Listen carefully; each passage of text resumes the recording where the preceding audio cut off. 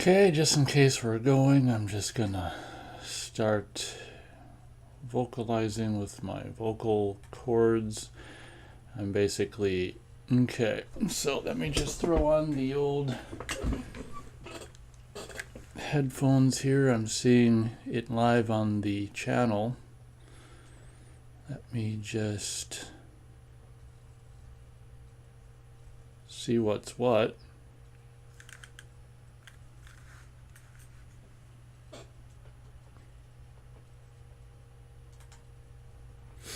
Okay, well, I can hear myself. I gotta open up this thingy,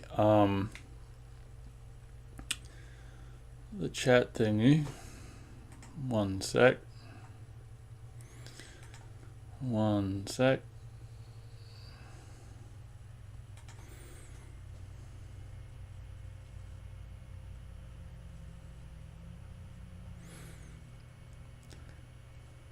Baba baba baba. Anyway, I think we're good. I think the show's good. I think we're going.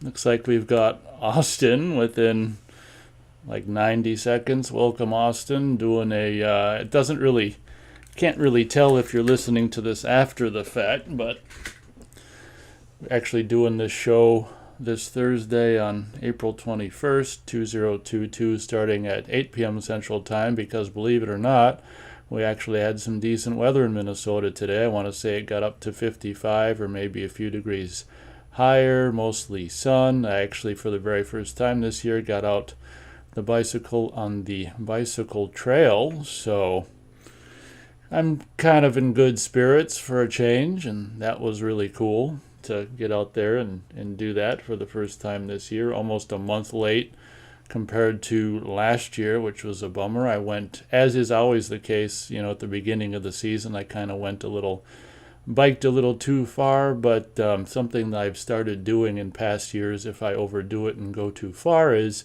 well, you can always rest your legs by just getting off the bike and walking for a while, and then getting back on and pedaling until your legs can't stand it anymore, and getting off and walking. So you do end up getting home one way or another, even if I do end up overdoing it. Austin says 78 degrees Fahrenheit in Broken Arrow, Oklahoma. Yeah, it's probably, well, here, let's get the official frickin' thing.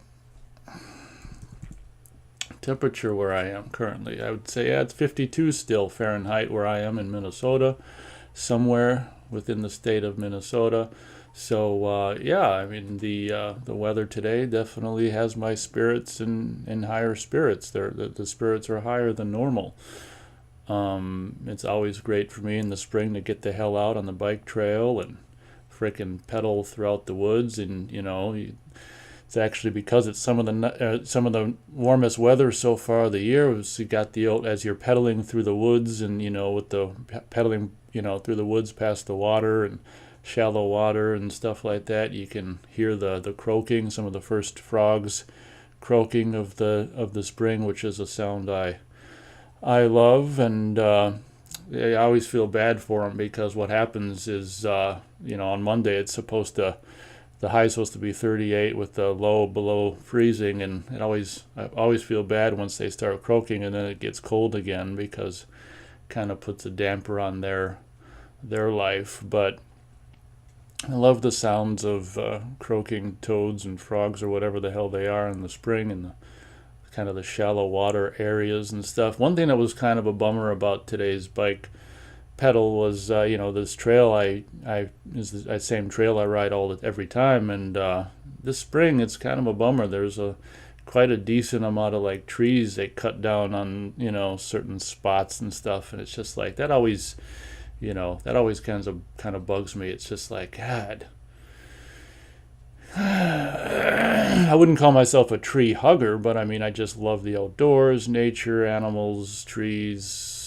I'm just a nature guy, And it's always a bummer when I see trees cut down, and I always wonder, I hope there was a good reason, but there probably wasn't. But what's on Austin's mind as the show is getting underway? It'll be interesting to see how long this show goes. I don't expect it going any more than 4 hours if we even get to that point, because it'll probably be, around midnight at that time, and I'll probably get tired or whatever. But some kind of cool news. I was dicking around and looking through boxes and stuff at my mom's the other day, and I came across a bunch of boxes of VHS tapes that I thought I must have sold. Things like the original VHS Leatherface, Texas Chainsaw 3, and the original VHS release of Roxanne with Steve Martin and Christine, Basket Case 2 and 3 original VHSs, and Rocketeer, and Halloween 4 and 5, and Bride of Reanimator, and what the hell's the other one? A Tourist Trap VHS from like the 90s with a kind of a full moonish looking artwork and cover. I found some really cool gems. Double Impact, the original VHS. So these VHSs that I thought were long gone, that I had sold or something like that, turns out they were in boxes at my mom's. So also the clamshell widescreen VHS releases of Broken Arrow and True Lies. So I'll be, possibly, within the coming days, weeks, whatever, be doing some showcasings of these VHSs, because it seems to me last year I did some showcasings of, like Texas Chainsaw 1 and 2 VHS and Basket Case, and, in a perfect world, I would have, if I would have known where these VHS tapes were, I would have done, these movies as well. But better late than never, I always say. Let me take a look, see how many people are listening. Looks like possibly just Austin.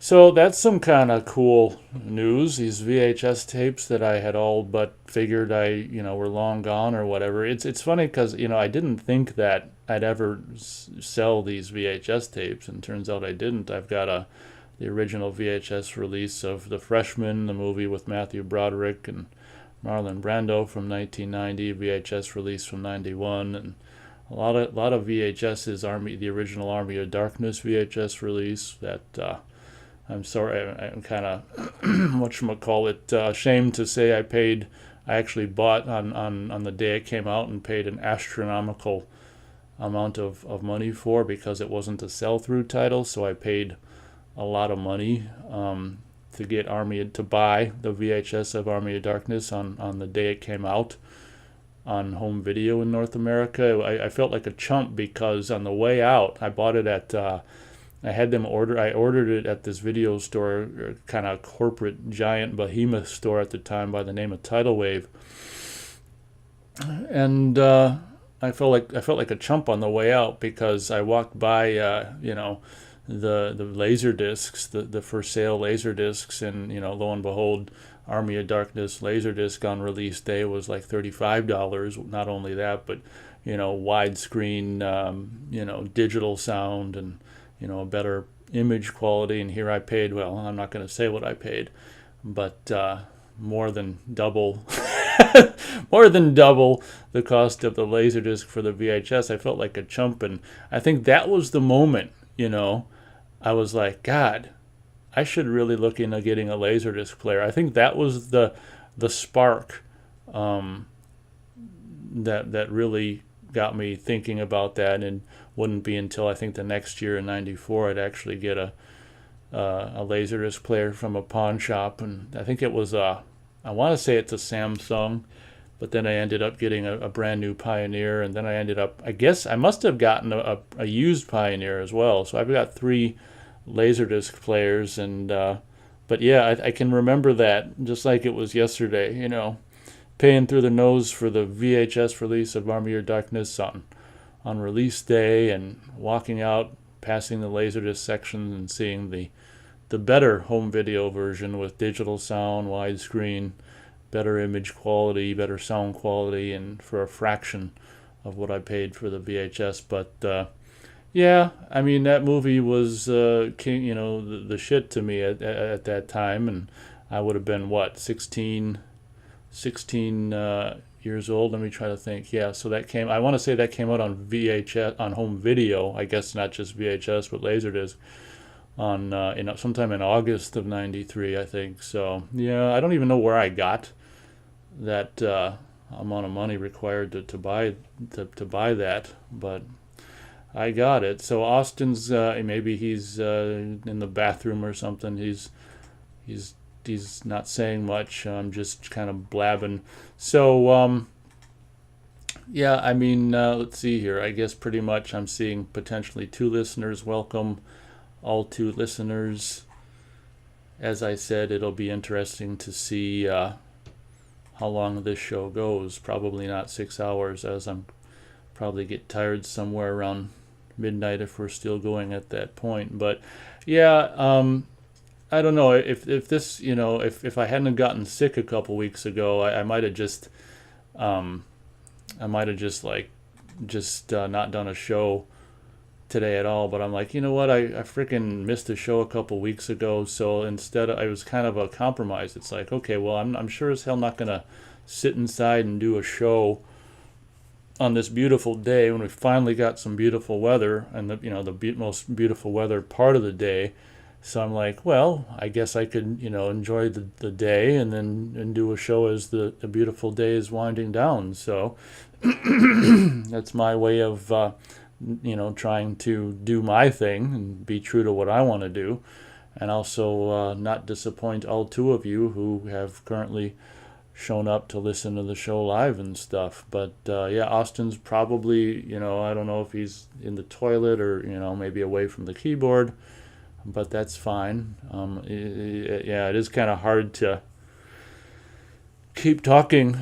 I'm just trying to think of what else is new. That's the kind of the coolest thing is the finding of those VHS tapes. And I was just like a kid in the candy store when I found those. I was just like, oh boy, golly gee whiz, when I saw all those tapes. So apparently for some reason, I don't know why they ended up at my mom's, but they ended up at my mom's.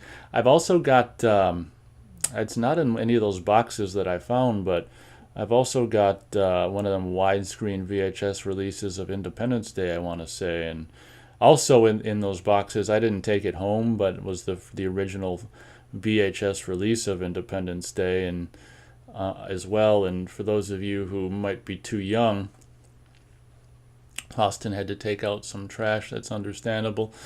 So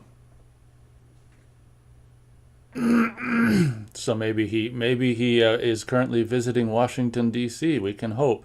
But what the hell was I saying? Oh yeah, the first VHS release in North America of Independence Day, just your standard kind of full screen version, actually had like a 3D lenticular cover where it showed if you turn the tape, it showed the animation. I don't know if it was 3D or not, but at any rate, it showed the animation if you turn the tape just right back and forth, the animation of the famous shot of the White House being blown up, exploded by the aliens. So so that was kind of a cool cover. Independence Day, I think, was the pretty much the biggest movie in '96. So they got a really cool VHS lenticular animation cover on that VHS was I want to say, I'm pretty sure it was it was a sell through title on release day, so it was affordable and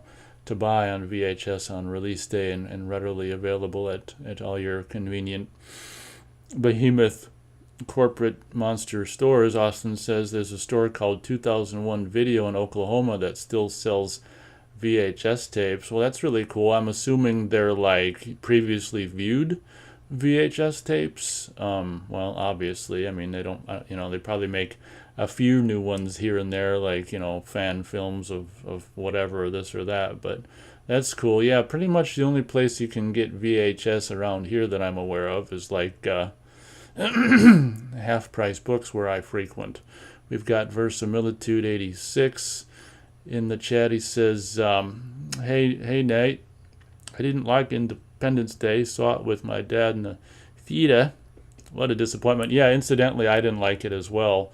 I saw it with my dad at the drive-in theater, and we were just making fun of the corny ass dialogue. And when the guy's like, "They're dropping like flies, get them out of there." I mean, my dad and I were just disgusted with like the hokiness of it. I don't really like it per se, but I mean, I guess it's one of those movies nowadays that's kind of have. It's so funny how you cannot like something when it comes out, but just just the passage of time kind of even makes it kind of sentimental. But even when I watch it these days, it's just like whatever. But yeah, my favorite movie of '96 was probably Mission Impossible. I saw that many times in the theater.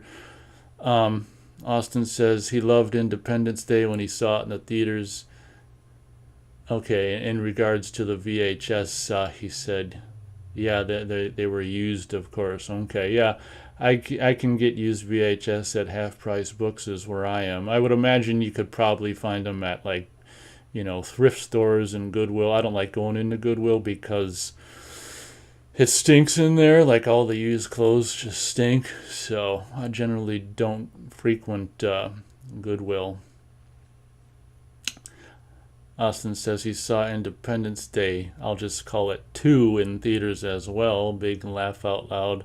Yeah, I saw it. Beth and I saw it at the drive-in, the same drive-in my dad and I saw the first one in, which was kind of fun. But Independence Day 2. If you thought the first one was bad, the second one really is bad. And I never reviewed Independence Day 2, but I guess I can briefly say that it feels like Independence Day 3.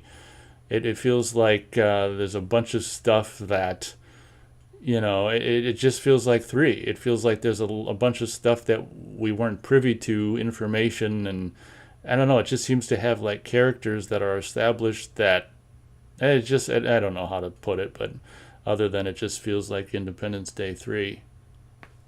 It's so funny how they like set up set up at the end of Independence Day 2, they set up the, to go right into the third film, and the movie, bombed. So they never did the third film. It's funny.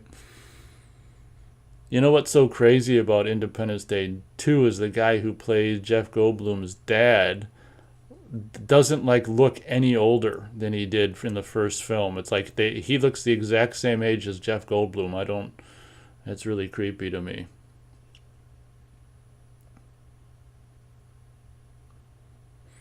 I wasn't sure if Verisimilitude wanted to connect on Skype or not, if he's got time or not. If you want to, feel free to let me know. And if not, that's cool. I understand that time isn't always of the essence, but it's an option if you'd like to. Austin says Independence Day had some corniness to it because it was an homage to 50s alien invasion movies, and those movies had the same type of hokey dialogue. I thought that made it fun. Can't take it too seriously. Yeah, that's something that I was thinking even when I was complaining about the hokey dialogue. So that's definitely a good point, and a fair point, that it's an homage to 50s sci-fi schlock movies. So it's kind of being schlock goofy in its own right. But I guess it still was never a movie that I loved, but it still was back in the day when it's kind of a lost art, this whole having a really really cool title. One thing that's cool about the first Independence Day is you gotta love, especially on a decent home theater surround sound situation, you gotta love the title and like the the credits and all the kind of counting down or counting up or whatever from July 1st, 2nd, and 3rd or 4th, or I don't know which date it starts on. But, there's a lot of cool aspects to Independence Day. But for some reason, just the hokiness and like the character of Randy Quaid's character and stuff is, it's never been a movie that, I'll watch every now and then. But it's never been a movie that I've ever really liked per se, but it still didn't stop me from buying the VHS when it came out, and the widescreen VHS, and I've got the laser disc. I don't even know if I still got the laser disc or not, but I did at one point. Laser disc. It's funny how, I don't do it so much anymore, but back in the day I used to buy movies even if I didn't necessarily like them per se, but even if I don't like Independence Day, there's still aspects to it that are fun. Austin says it's also an homage to disaster films as well, like Earthquake and Towering Inferno. Actually, they're saying they're gonna make Independence Day into a series and continue the story from part 2. Well, there you go. I guess series are potentially cheaper to make than movies these days, and so I guess there you go. I guess that'll be fun for people who want to see the story continue. Austin says, I seriously doubt we'll get an Independence Day 3, but who knows? I didn't think we'd get a Blade Runner 2 or Scream 5, but we did. Verisimilitude says, yeah, I'll get on soon. Are you going to be on for a while? I'd said I'd probably be on for at least a couple hours, so yeah, so just let me know in chat, because I have my Skype stuff turned off until someone wants to connect on it. So let me know in this regular chat, and I'll when you're ready, and I'll turn the Skype stuff on. So yeah, it's already freaking 21 minutes or so into the show. I'll probably be going for another 90 minutes, I'd say, at minimum. Austin says he's got the 5-star collection DVD of Independence Day 4. Is that the one with the double DVD set, like the gray? Yeah, I think I've got that as well. The gray box, and the discs are housed like the movies in one side, and the back side is like the special features disc. Yeah, it's so funny how many versions of that movie I've got as well. For not really liking it that much, I sure got a lot of versions of that movie. I'm surprised, honestly, back when Fox was putting out like 3D Blu-rays of movies like iRobot and Predator and stuff. I'm really surprised. I don't think they did, because if they did, I probably would have got it. But I'm surprised they didn't put out one of those corny-ass, half-ass 3D conversion Blu-rays of Independence Day.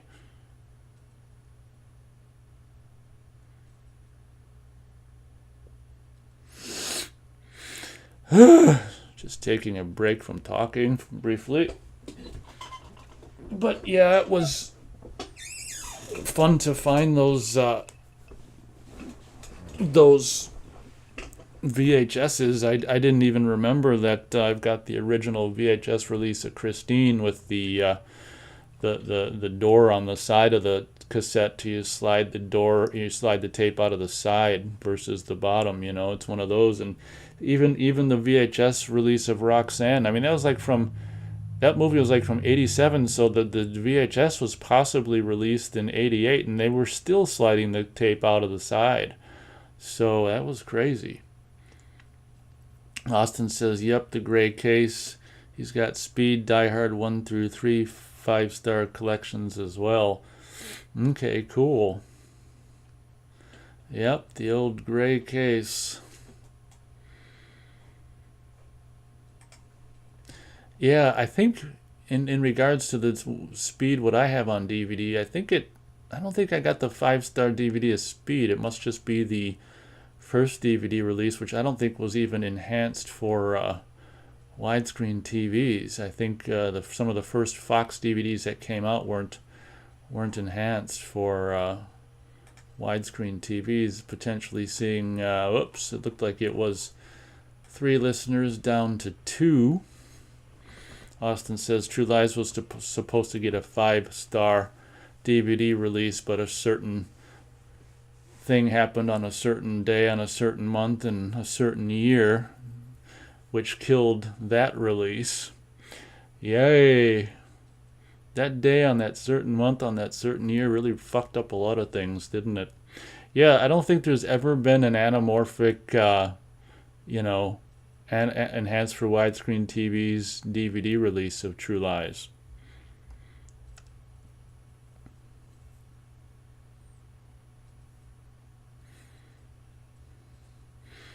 Austin says Independence Day had the 3D lenticular cover. I still have the lenticular card, but not the VHS. His VCR ate the tape. That's a bummer, but you've got, at least you pretty much got the best part of that release still. So,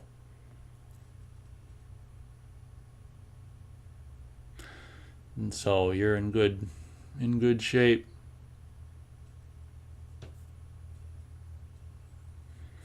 Austin says that's one thing I don't miss about VCRs, the tape eating. Yeah, you can say that again.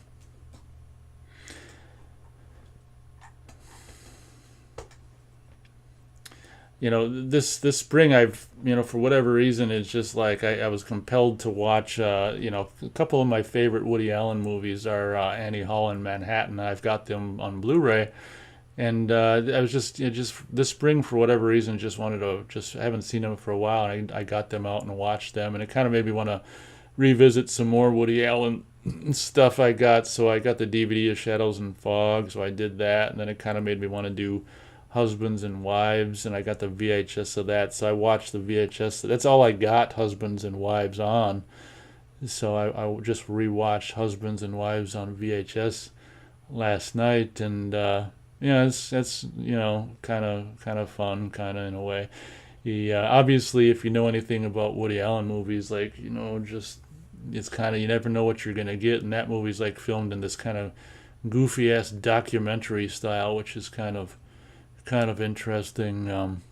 Then that made me want to watch Manhattan Murder Mystery, which I've got on Laserdisc. So maybe tomorrow night I'll rewatch that. But yeah, I like a handful of Woody Allen movies. I saw Husbands and Wives when it was really pretty new on home video, and same with whatchamacallit, Manhattan Murder Mystery and Bullets Over Broadway and stuff. And yeah, I definitely don't like every movie I've seen of his, but there's several of them I do like. He sure really puts out the movies. But I mean, if you look at like Husbands and Wives shot in that documentary style, and even a lot of his movies that aren't, they kind of, whole scenes sometimes are just shot in one shot, and it probably doesn't take very long to make one of his movies.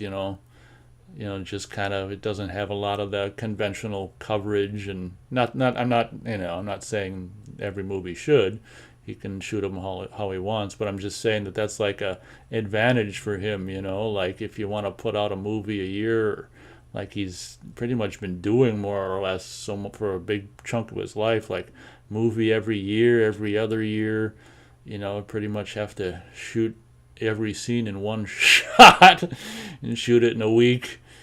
It's so funny. There's one part where what's her name, Juliette Lewis, like they're here, Woody Allen and her are walking out on the dirt, and it must have rained, and maybe it's muddy. She slips, and which is probably a real slip, and he just keeps on, he just continues the scene with the next line. Like, makes you wonder, like if they even do more than one take on stuff. But there was a scene. Oh, another movie I revisited of his was Summer, whatever the hell a Midsummer Sex Comedy or whatever the hell it's called. And there's a scene in that between Woody Allen and that one guy he calls Tubby or a Butterball, where there's like a screw up with the dialogue. Like the one guy says his line too late or early or whatever, and you can tell it was a screw up, and Woody Allen just kind of made it try to work. Like you can really tell that he just, screw ups. It's like he doesn't want to do another take if he doesn't have to. He just tries to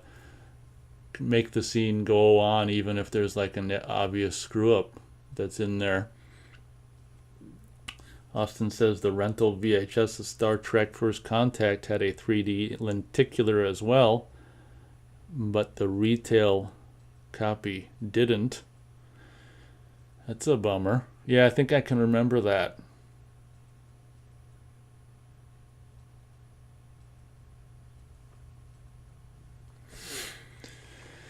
Yep, so about 30 minutes into the show already, just me blabbing and blabbing and blabbing.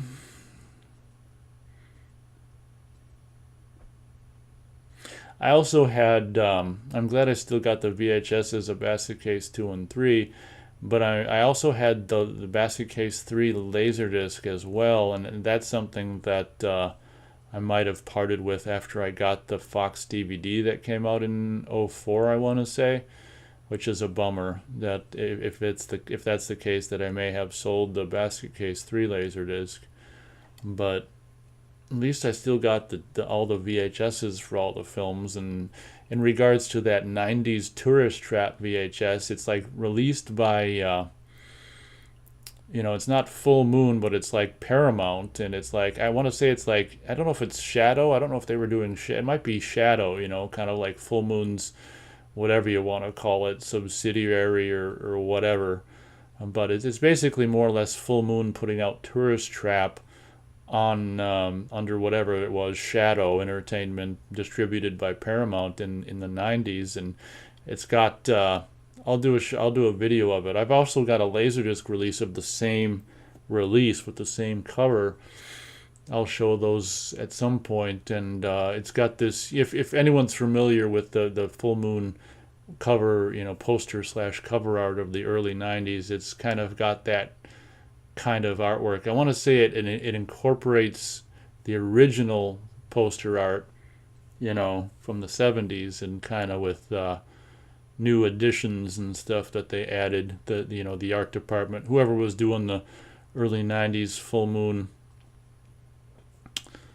poster artwork, whipped up something with scary looking mannequins and missing limbs or whatever.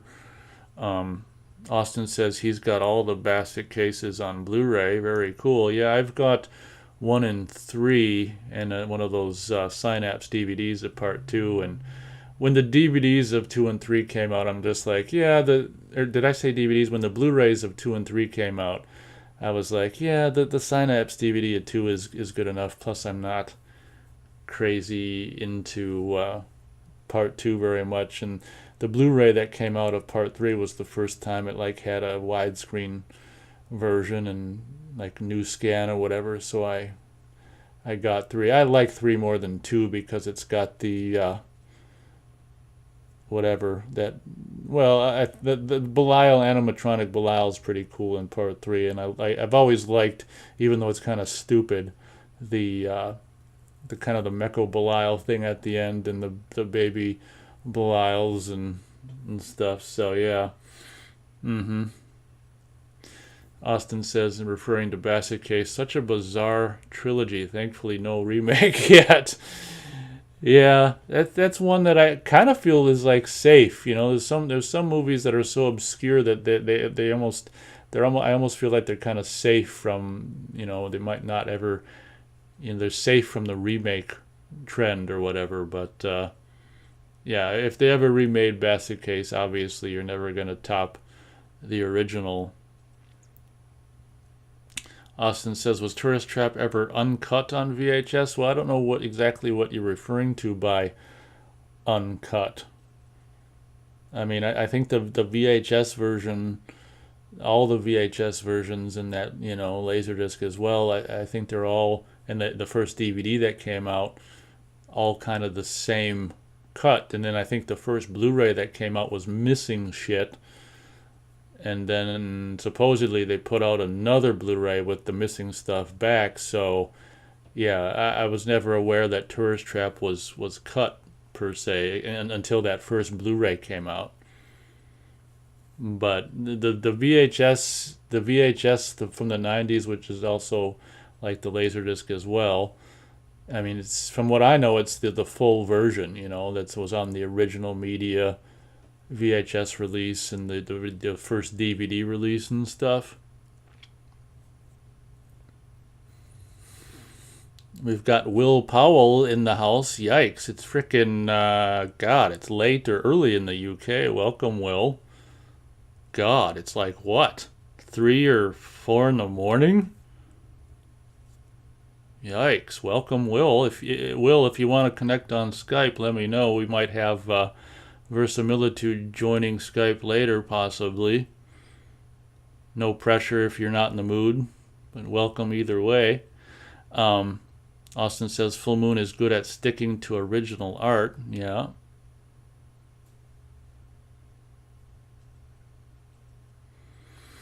They might update the art, but still mostly the same. Yeah, you guys are gonna get a kick out of these Paramount, more or less Full Moon VHS Laserdisc releases, a tourist trap that I'll show one of these days.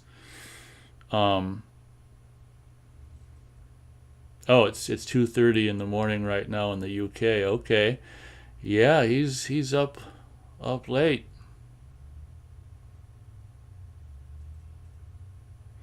Austin says, didn't Basket Case 3 have a DVD put out by Fox Video? Yeah, I think I mentioned that earlier. Yeah, it was probably the same, scan transfer that was on the original Universal VHS and Laser disc release. It's just the full frame, probably the same scan. So that came out, I want to say, in '04 on Fox Video, Basket Case 3, the first DVD that I'm aware of, and maybe the only DVD in North America until, well, I don't know if it ever came out on DVD after that. I don't frickin' know.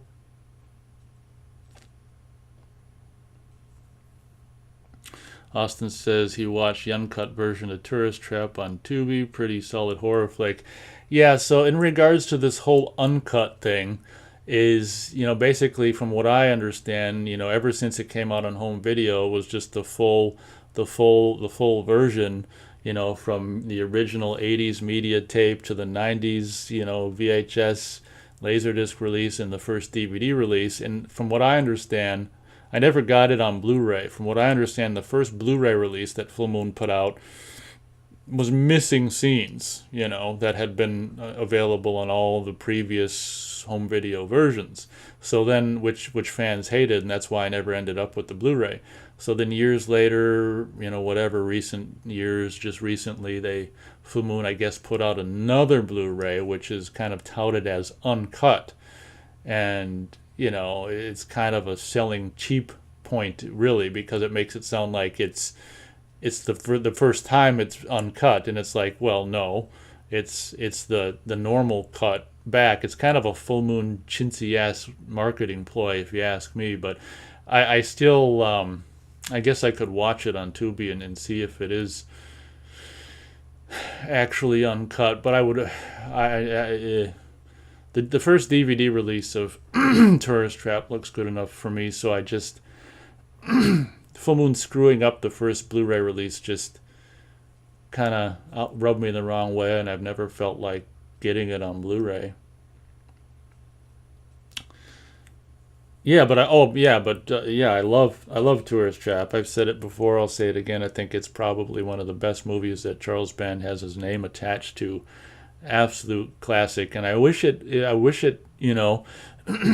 really a shame it didn't get more recognition, because I think it is really, really great.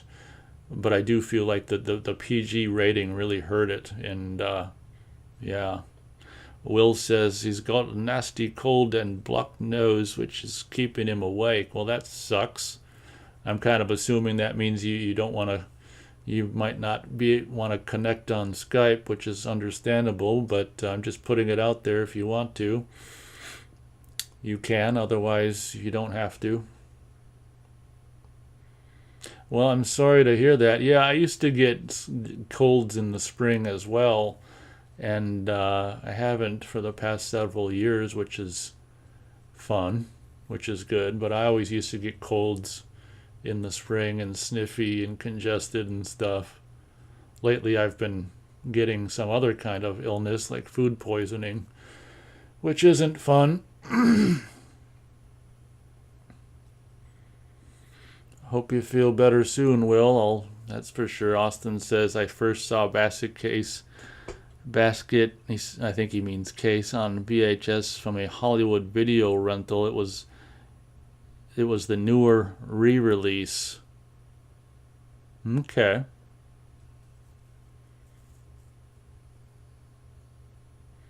Not exactly sure which re-release you're referring to, but I've got, the most recent version of oh, wait. Oh, you're, okay, Basket Case. I'm thinking of Tourist Trap. The newer re-release. Yeah, I still can't, was that VHS or DVD. Yeah, I think I've got every DVD release of Basket Case. I got the first one from I want to say it came out on Image DVD in '98 or something. I've got like all the DVDs of Basket Case. Austin says Media put out the first Basket Case VHS, and indeed they did. I showcased it on this channel last year, I think, possibly. I think. I'm pretty sure I did.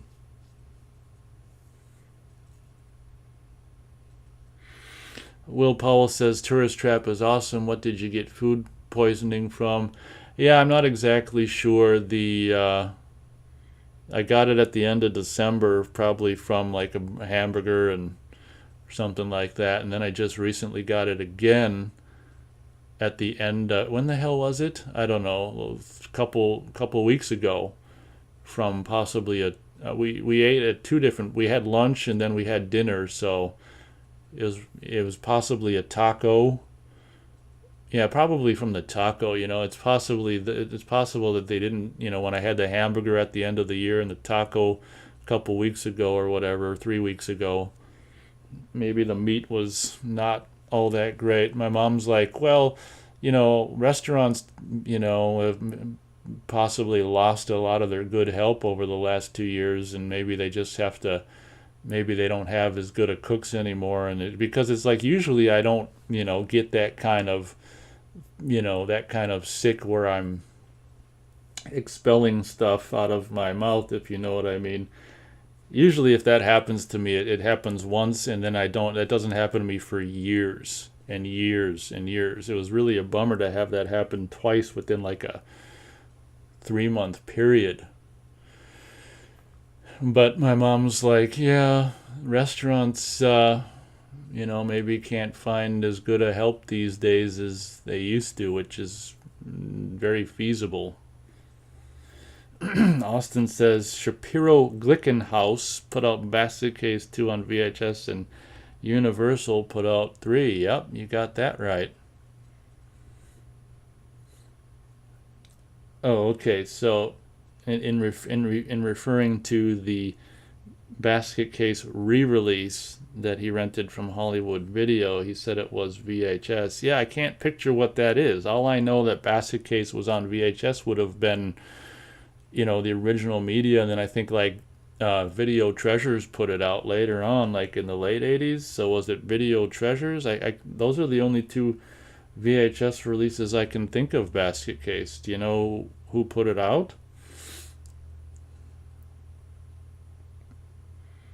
Austin says it was some kind of special edition for Basket Case. He can't remember much about it, but it wasn't the media tape. Weird. Okay. Will says chicken and fish is dangerous if you get food poisoning. Yeah, luckily I don't eat fish, and I don't eat a whole lot of chicken anymore. So, yeah, it's God, ugh, makes me afraid to eat out anymore. It's really a drag to get that.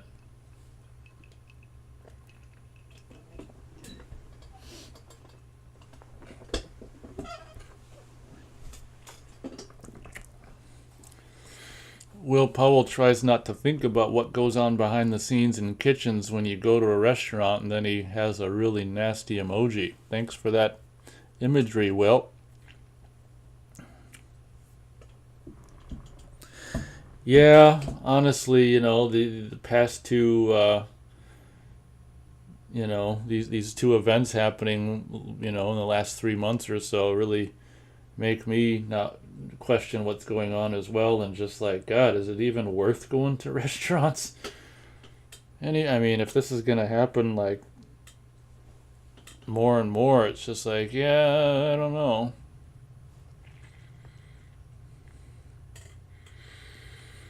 Austin says he remembers going to a state fair later and having something come out of his mouth, everything back up he ate at home. Well, I'm sure glad we're talking about this now.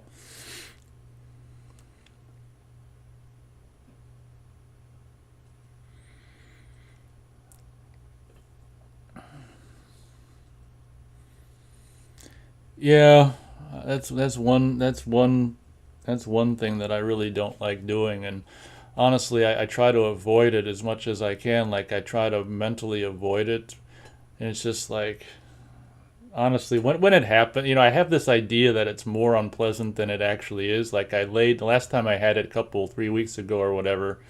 I was just laying in bed, just like you know your body wants to do it, but I try to lay there and just like think of whatever. Just you, I try to will myself from doing it because I don't enjoy it.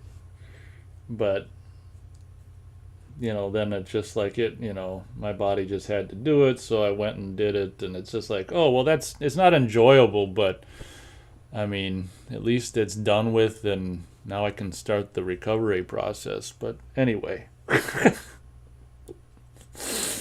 Austin says, okay.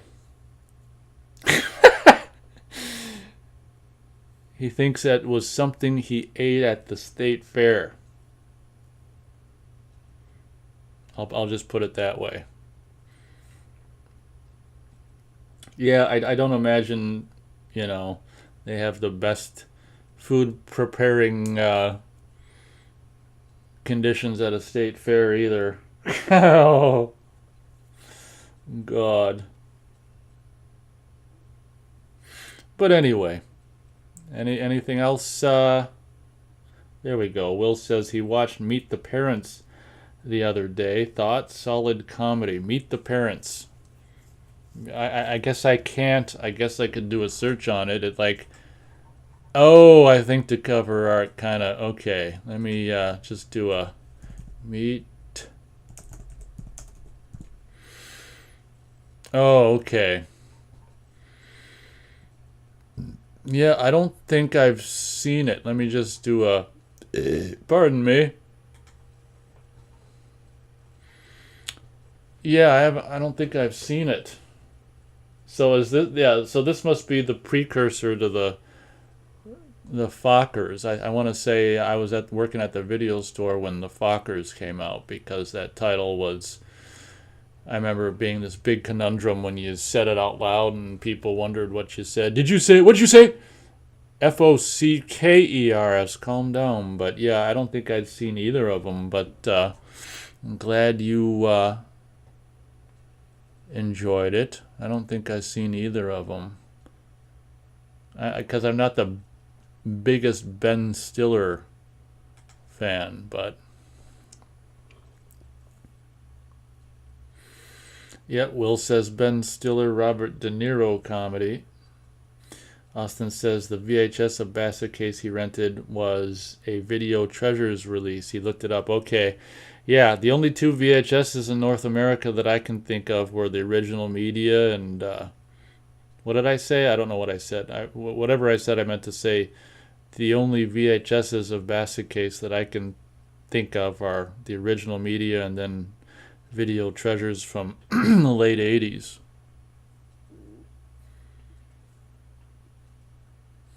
And Will Powell says, in regards to Meet the Parents, yeah, it's the first one. Austin says, Oh, yeah, okay, I think I know that. Star Maker put out Basket Case 2 later on, okay. Will Powell thinks the Meet the Parents is better than Fockers. He says sequels. Is there another one? Is there more than two? I thought it was just Meet the Parents and then Fockers, but I guess there could be another one. Oh, Austin says Little Fockers is the third one. That kind of sounds like, was that direct to video? That kind of sounds like direct to video.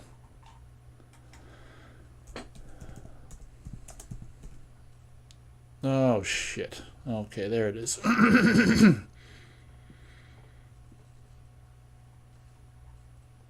Huh. I tell you.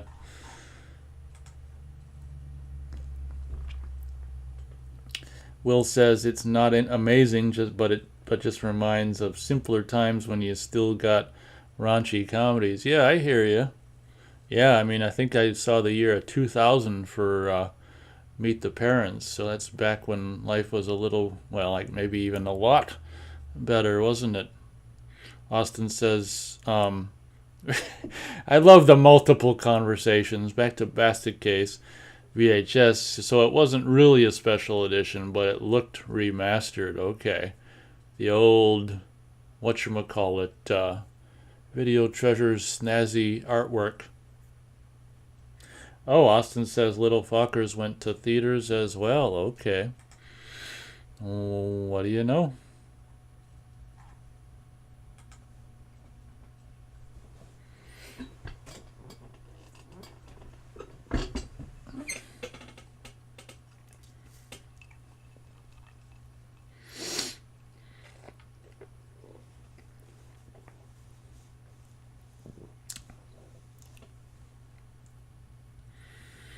Austin says Forever Fokker should be the title if they do a fourth laugh out loud. Yeah, there you go. FF. Forever. Yeah, or Fokker Forever, maybe. Either way, but yeah, good call.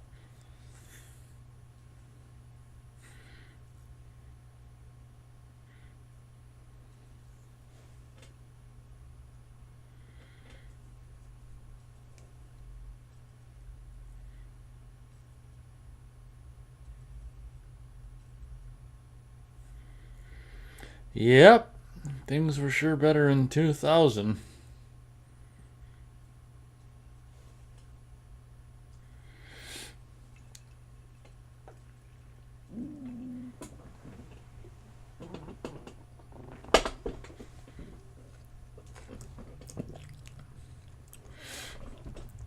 Austin says, no, it should be for forever a Fokker.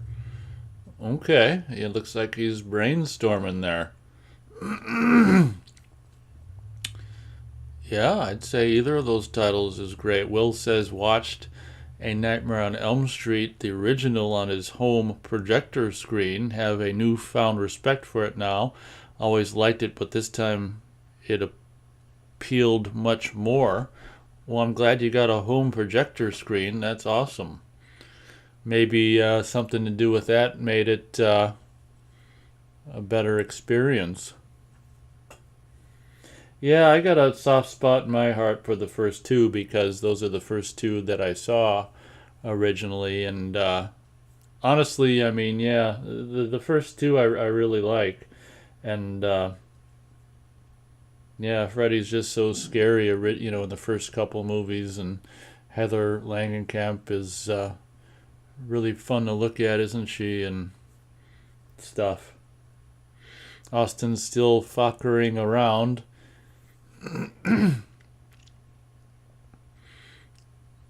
A Fokker forever. A Fokker forever. There you go.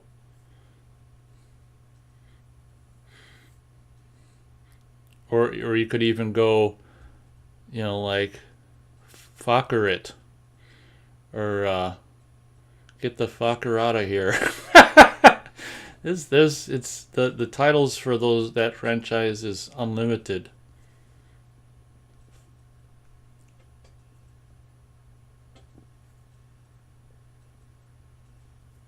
Will asks if I don't whether I like Dream Warriors or not. It's crazy, I don't dislike it, but I for whatever reason I've never been absolutely crazy about it, and I don't dislike it, but for me, once it gets into that whole like more gothic thing, like 3 and 5 are kind of have that gothic thing, and the nun and everything, and aspects of 3 that I'm not crazy about. But the thing that's really cool about 3 is just the notion of the kid inmates and stuff that all have their superpowers in their dreams and stuff. But and that cool scene where the guy's marionette becomes Freddy and comes to life. I mean, a lot of great scenes in Dream Warriors. But well, in my review, I don't know if I mentioned it in my review or not, but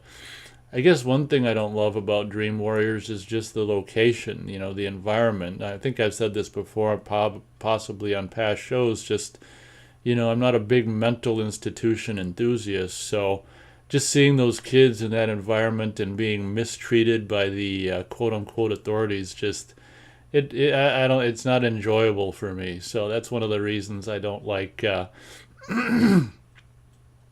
Dream Warriors as much as 1 and 2. 1 and 2 are sunny Californian suburbs, and it's just more agreeable to me, or for me to watch. Austin says Langenkamp looked the best in New Nightmare. Oh, you think so? Better than the first film, huh? Well, to each their own. I liked her younger makeup-less look in the first film, but that's okay. She's definitely, looks good in New Nightmare as well. Austin loves the Gothic Freddy sequels. Well, there you go. Looks like we got good old Jose Gomez here. He says, hello, what titles are you going to drop for us this evening, and with the year? Don't forget the year after the title. Let me take a look and see how many people we got with us right now. 3. Wow. Might possibly have Versimilitude join on Skype later. I think Will's possibly too congested or to talk, which is understandable. Will understands what I mean. He says, yeah, I see what you mean. I like the suburban look of the first two. Yep, I hear you. I do as well. And even though you got the male main character of the second film, it's so great to have Clu Gallagher as his dad. That's so funny. And obviously, the quote unquote whatever love interest is Lisa. She's pretty cute in part 2. It's kind of, for my money, maybe she's not in it quite as enough, as much as she could have been. But yeah, I like Lisa from part 2. And I mean, I even like the Jesse character. It's funny to see him dance around and pop the cork. Jose Gomez regales us with Scream 1996. Thank you very much. Will Powell says The Nightmare on Elm Street 2 and 3 probably he's talking about. Looks like it could have been shot around the corner from Halloween. Yeah, exactly. Who knows? Maybe it was. That's understandable, Will. He says, yeah, sorry you can't Skype sore throat as well. God, yeah. Luckily, I haven't had a cold like that for years. Well, hope you get better soon.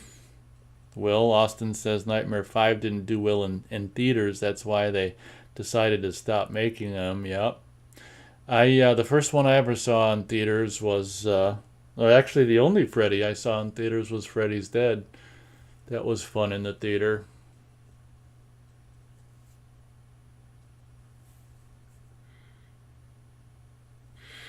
Austin says Clu Gallagher was awesome in Nightmare 2 and Return of the Living Dead.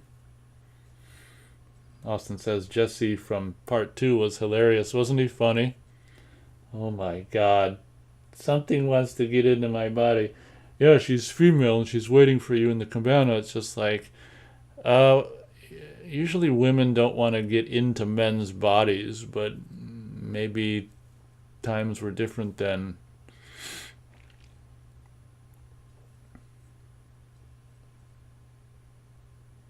Yeah, come to think of it, maybe there wasn't enough Clu Gallagher in the movie either. There's nothing, and I mean nothing wrong with that. Air conditioner just needs a shot of Freon. Will says colds really can knock you out for a few days. Oh God, tell me about it. And so can food poisoning. Oh my God. Do you ever get that? I had the same thing with the food poisoning both times. Like when you're when you're whatever your body's compromised by a whatever a cold or food poisoning or an illness or something. Do you ever have that thing where your mind just races and kind of just thinks about like whatever it wants to and like uncontrollably? Because that like happens to me like when I get immune system compromised or whatever. It's just like my mind just like without my permission goes off and just starts thinking about whatever the hell it wants to, and it's like really weird, like it's on autopilot think. I would imagine that's common, so I'm curious to see if that happens to anyone else here. Austin says he remembers hating Nightmare 2 when he saw it on DVD, warmed up to it over time. Yeah, in a lot of ways, it's kind of like the film of the it seems like franchises always from the 80s always had to have the bastard version, like as much as we all, well, I don't know about all of us, but I've grown to like Halloween 3 in years since. Like Halloween 3 would have been the bastard sequel from the 80s that people got pissed at. Nightmare on Elm Street 2 was kind of the bastardization of the franchise. Friday the 13th 5 was kind of the bastard sequel of that franchise. So a lot of you could almost say that about Chainsaw 2 as well, really. But a lot of the franchises in the 80s had like a version, one of the films was kind of like a what the fuck release. But yeah, I've never disliked the second film because I saw one and two, when I was like 12 years old, and yeah, I never disliked the second film, but I can see why someone would.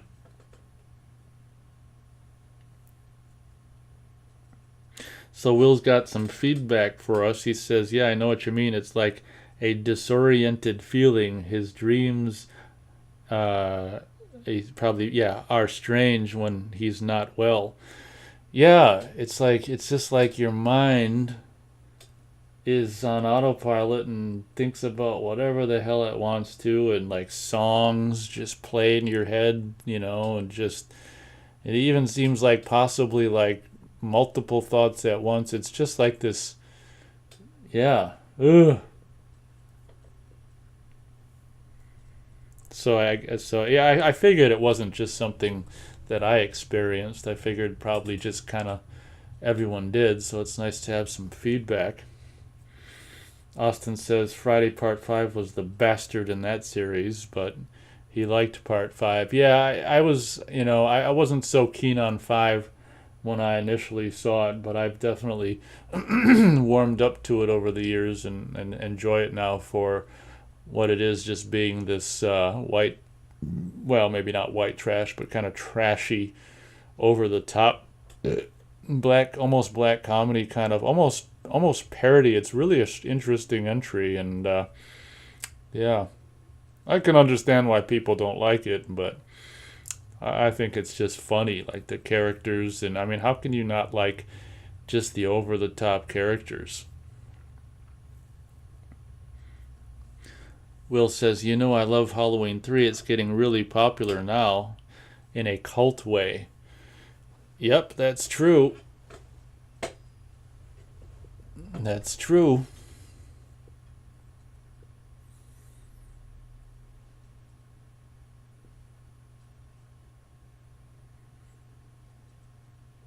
Interesting how a movie sometimes needs like 30 or 40 years to find its audience.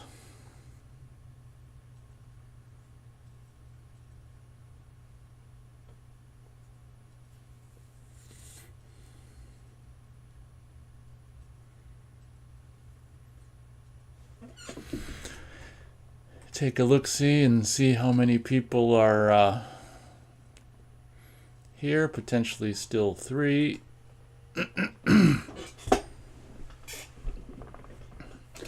We've got Will Powell from the UK, unable to sleep with the cold in the wee hours of the morning. Yeah, I didn't expect anyone from the UK to join us this evening, but Always glad to see everyone show up, that's for sure. Just wish it could be under more agreeable circumstances for Wilt.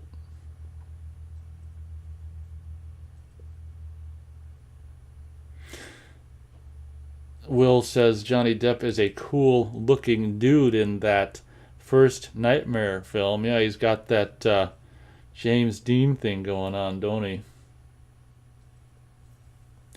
Yeah, God, when you talk about the first Nightmare film, and I just replaying the scenes in my head, and as you mentioned more about it, and yeah, I really might have to. I really love that first one. Might have to give it a rewatch one of these days soon. It's so great when you see a movie like that for the first time as a young kid, and like every time for me anyway, I would imagine it's not just me. I would imagine other people might experience the same thing, but it's like if you see something, a movie or something, when you're a kid and you watch it throughout your adult life, it doesn't matter how old you get. Like I still kind of see it through those kids' eyes, and I can remember what I thought about certain things, and and those thoughts just come back into the my mind when I watch it. It's a cool way to like time machine to kind of teleport back to a simpler time when you were a kid and stuff.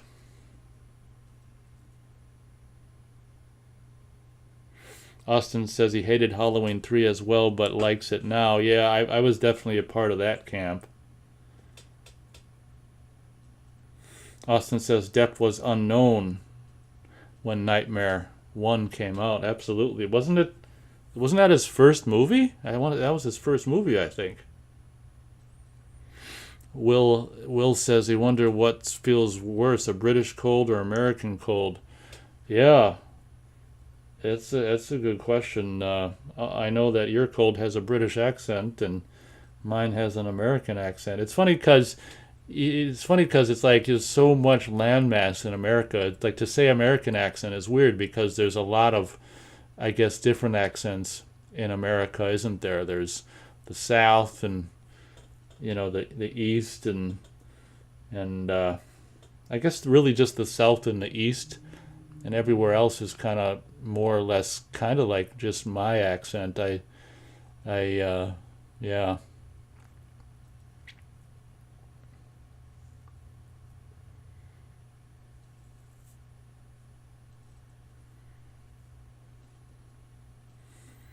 Oh, we've got Joseph. He keeps changing his name. Formerly Wade Wilson. We'll just call him Wilson. We've got Wilson in the house with a cowboy hat and a big smile, I guess. Welcome, Wilson. I think we'll just call you Wilson, like the old character from Castaway.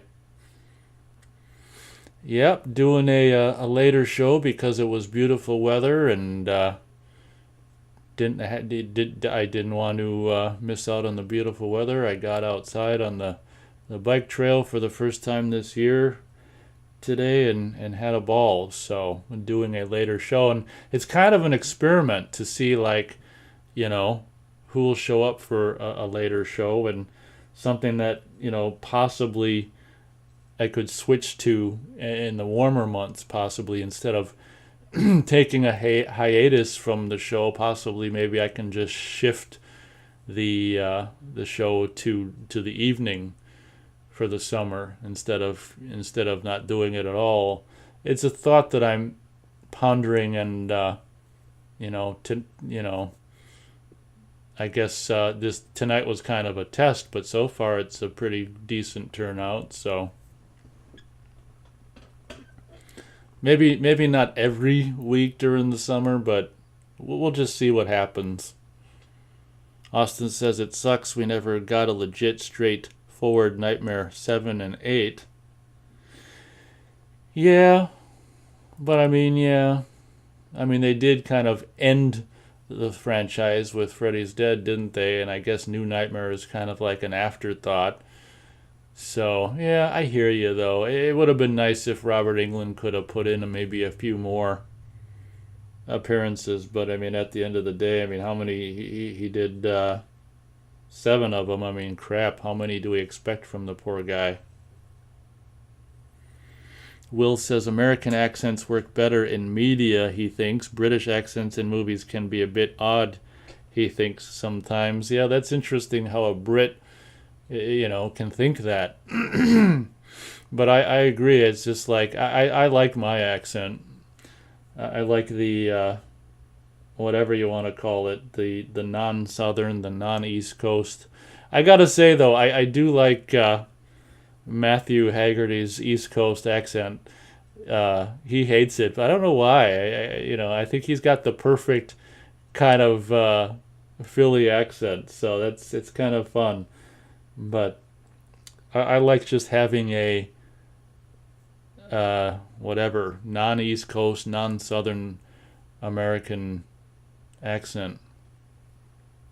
It's interesting that a Brit, thinks that way about his own accent. But I see what I see what you're saying. Like sometimes the British accent, depending on which one it is or whatever, is almost it almost gets in the way of dialogue sometimes. So I understand what you're saying.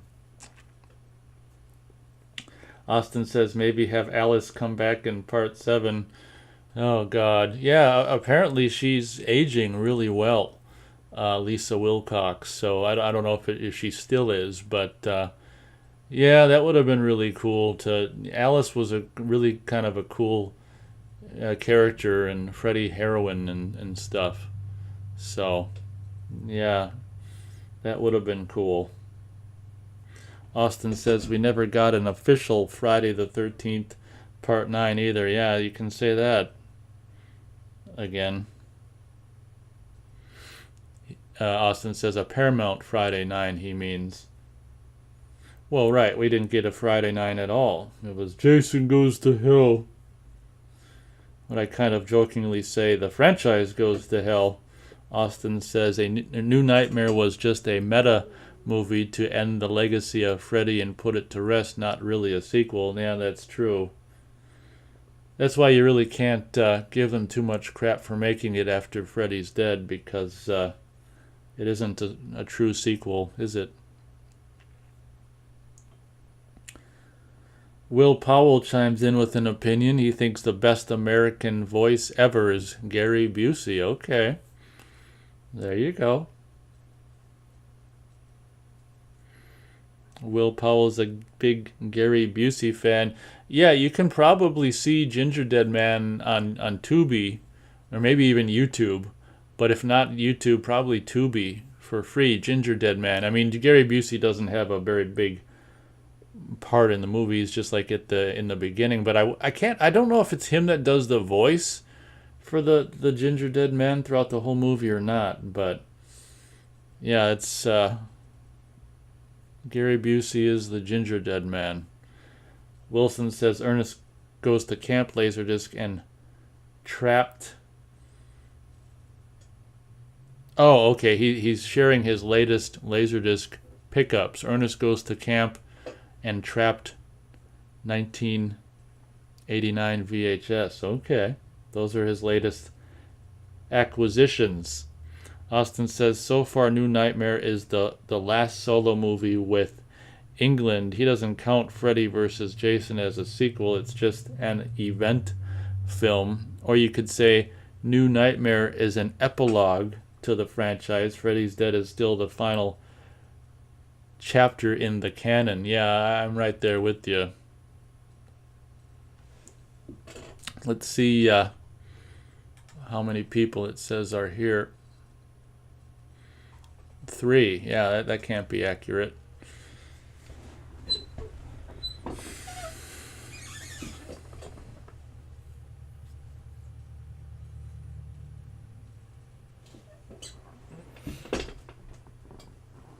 Well, my time things, which I don't think is accurate. I think the longer I go, the more inaccurate it gets. But my time thing says I've been going for like hour and 13 minutes.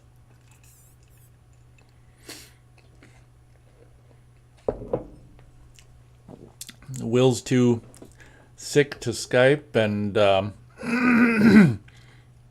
Verisimilitude might be back to Skype, might or may not. But I guess it's cool to do an old-fashioned just chat reading show, I guess.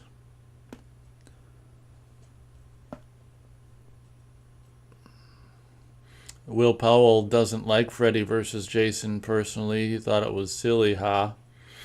Yeah, I don't like it either. And the movie's only saving grace is, I guess, just Robert Englund back as Freddy. Honestly, I don't like the portrayal of Jason. That's the first time Jason, had got what I consider the god awful frickin' jacket look and frickin' Frankenstein boots, and yeah, it's just like I can't stand the portrayal of Jason in that movie and just the annoying characters. The only thing I like is just Freddy in that movie. It was fun to see him back for the first time, and it was what, 9 years? So like 94 to '03, yeah, so 9 years.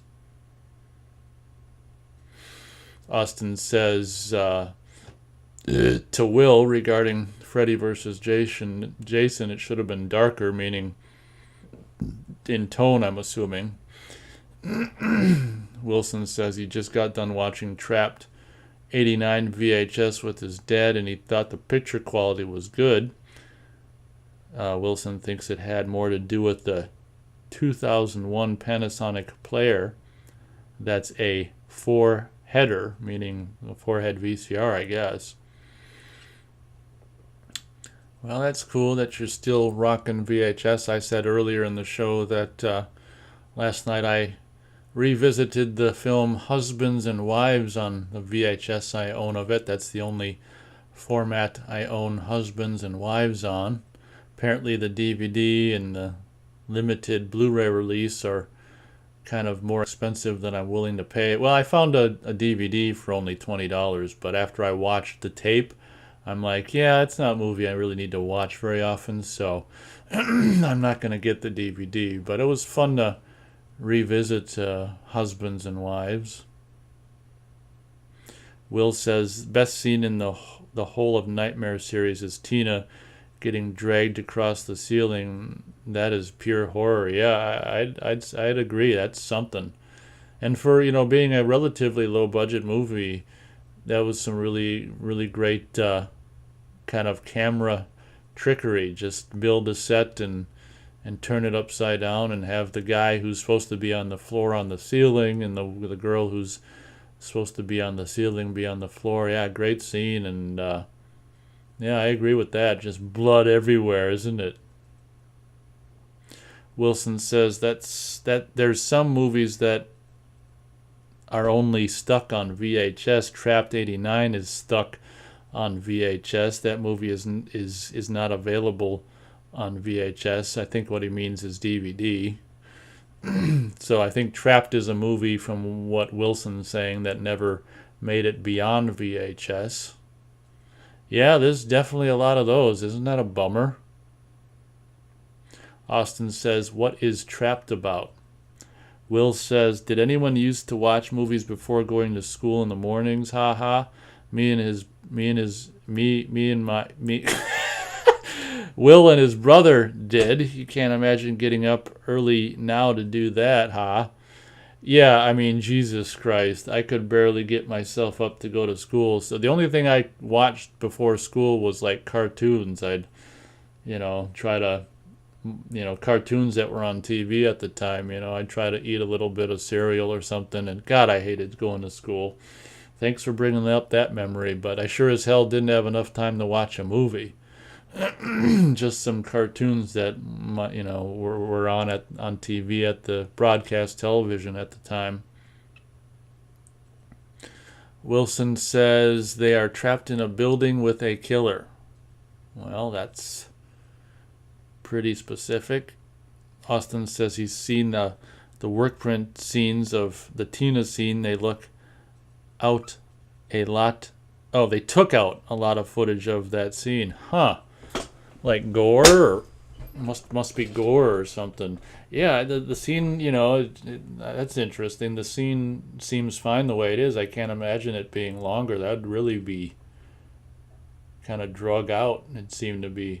There was the first the first like there was a couple versions of Nightmare One on Laserdisc in the mid '90s. It seems to me Elite Entertainment did two versions. One that I've got is just the movie only, and another's got a special or a bonus, second disc with scenes that might only like raw footage and stuff from the movie that I don't know if they're it might only be available on that Laserdisc. I don't think I've seen them on any other release since, but I don't quote me, but yeah, it was really interesting to see like raw footage or unused takes and some, different shots of like building the glove and stuff like that. So that reminds me of that.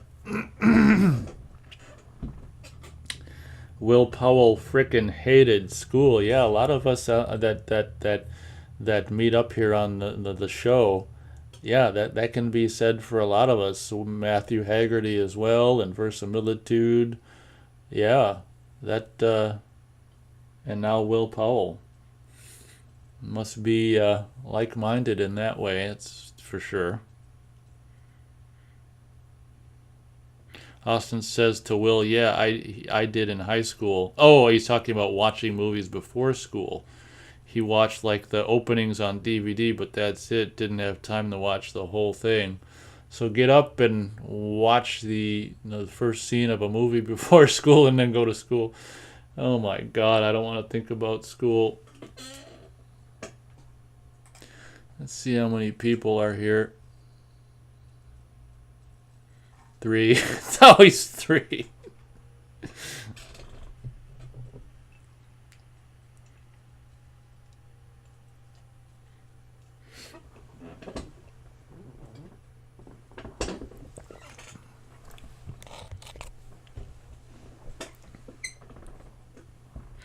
Austin remembers watching a little bit of Devil's Rejects before going to school one morning. Good old days.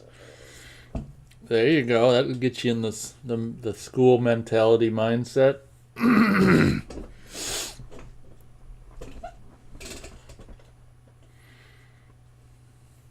Will says, "Yeah, we didn't watch the whole thing. Usually just the end of a movie we watched the night before." Let's see the end again. Yeah, I just turn on the TV and watch whatever cartoons they were playing on broadcast television.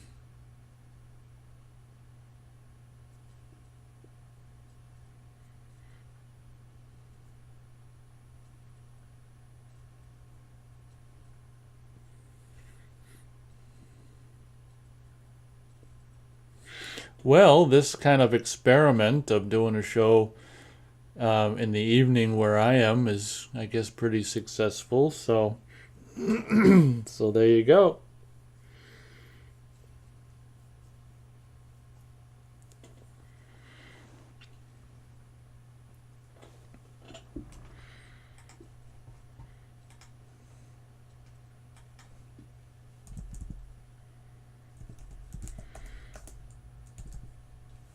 I'm sure everyone wants to know what the temperature currently is. Whoops. Yikes, it's already down to 48 Fahrenheit. Good thing I got out and enjoyed the weather today while it was in the mid 50s.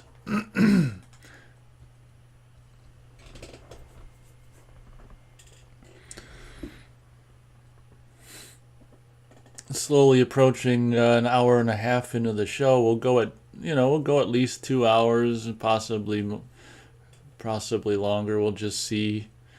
We'll just the shows are always a living thing with their own life. As chat dwindles or whatever, we can decide on whatever whatever time when whatever happens.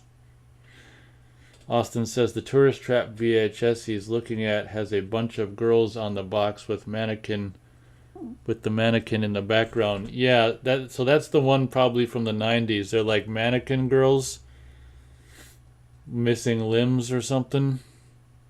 That's the one from the 90s that I've got the VHS and Laserdisc release of. I want to say it's like it's distributed by Paramount, but I think it's like Shadow Entertainment or some crap.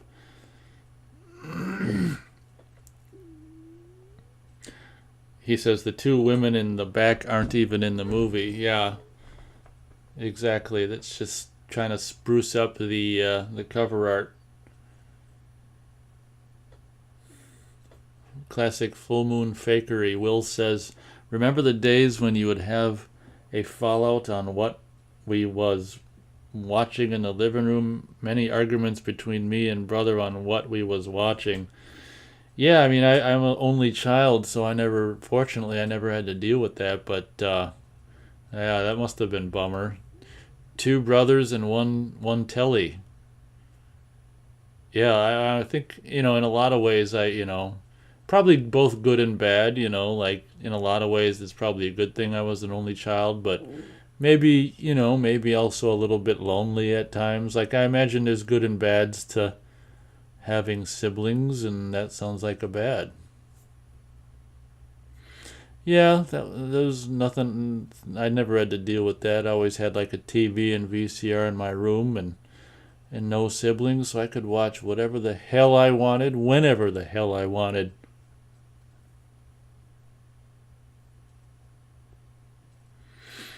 Austin says Tourist Trap doesn't feel like a PG movie to him. It doesn't have gore, but the tone is very dark. Yeah, isn't that something? I'd agree, and it's just a bummer that they did release it PG. I've always said that they should have put some cuss words in there, maybe a little bit of gore, but definitely some tatas, and I think it would have done a lot better had it been rated R. But I agree, it does feel like a rated R film, um, but it isn't, is it? Will says nowadays you could just watch whatever on your phone or laptop with no arguments. That's true. So maybe that kind of fighting over the TV era that you grew up in is probably not a thing even in households with multiple kids. They all have their own frickin' screen, don't they? Uh, oh, okay, yeah. There you go. Austin says it says Phantom Video on the tape he's looking at. Yeah, okay. Yeah, that sounds like the one. I think they'd also end up using the name Shadow Video at some point or whatever. But yeah. Mm-hmm. Austin says, "Yep, no siblings either. I watched whatever I felt like. It was good. It was good."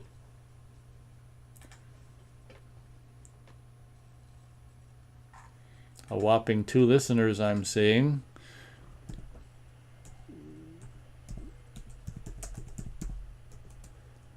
I'm just gonna search Tourist Trap VHS. Yeah, okay, so it's got okay, yeah.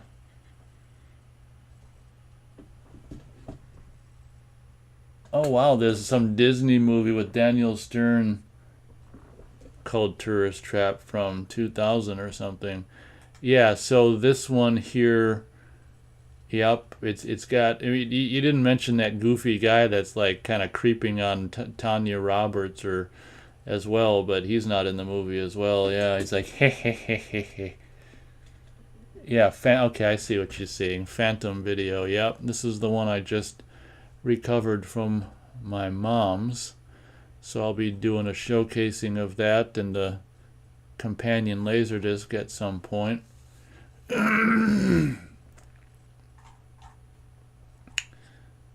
Yeah, just creepy looking women in scantily clad underwear.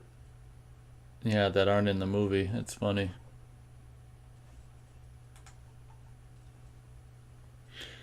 Will says Tourist Trap is the closest movie ever to capture the feel of Texas Chainsaw Massacre from '74.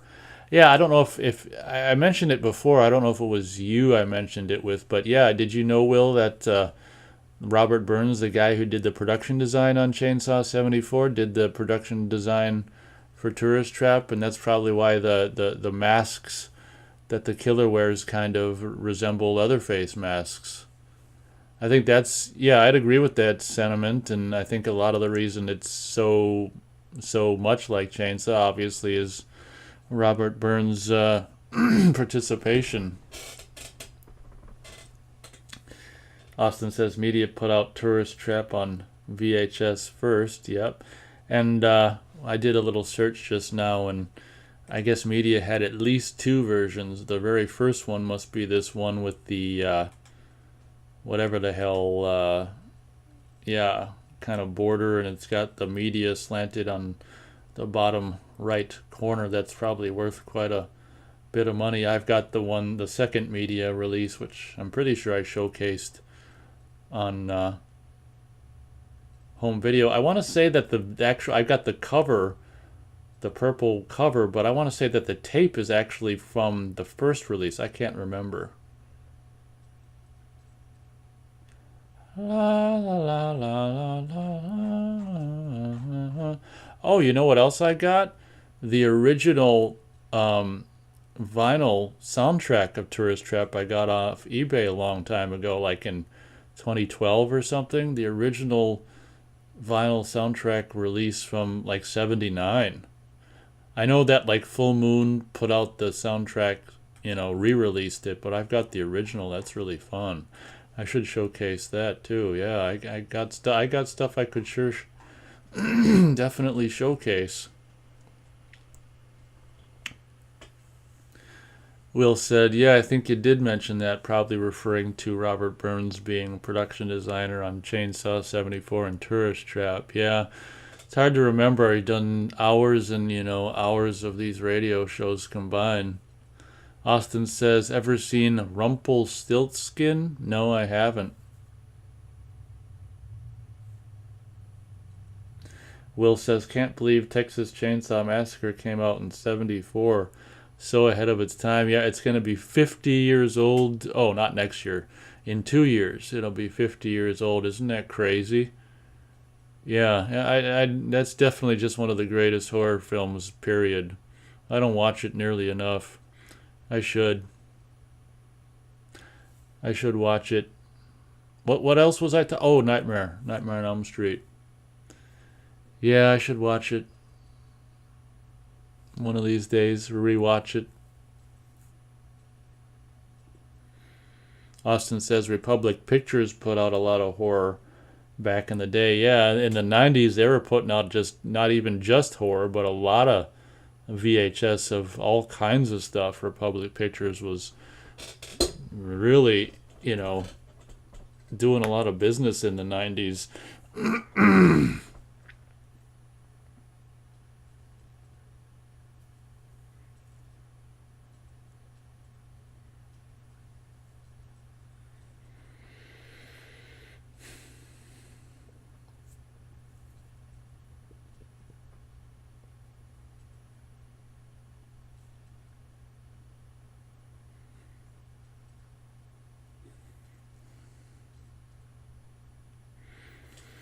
Austin says, have you seen the first two films that came after Suspiria, Inferno, and Mother of Tears? The third Mother are the others in the trilogy.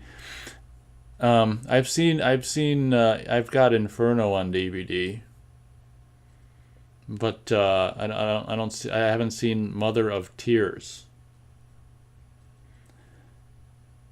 Will says, he's talking about Chainsaw, to think it came out the same year as Towering Inferno. Don't get me wrong, I love that movie, but it's so dated compared to something like Chainsaw. Yeah, isn't it? Yeah, there's some true magic and good magic. Some true, magic happened when they were filming Chainsaw, that's for sure.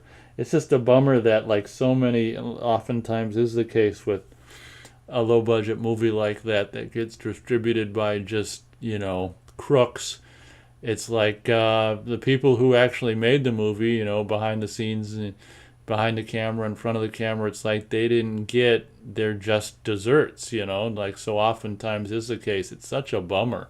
All of the talent that went into making that thing probably didn't see nearly as much money as they deserved. I mean, yeah, I mean they probably got paid dick, and here that movie went on to make who the hell knows how much. Austin says Republic put out a lot of John Wayne stuff. Yeah, I've never been a John Wayne fan, but that's just me.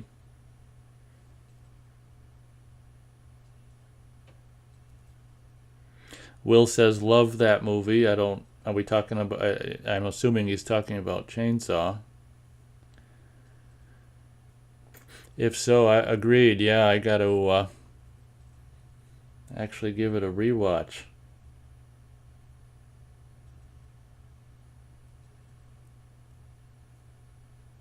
Austin says Towering Inferno is intense.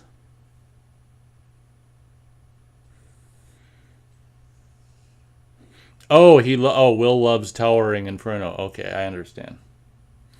He corrected a typo.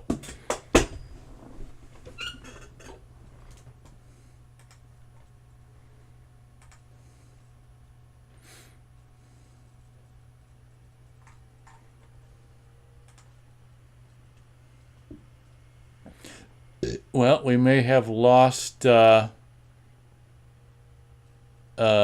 Wilson. Might just be Will and Austin currently.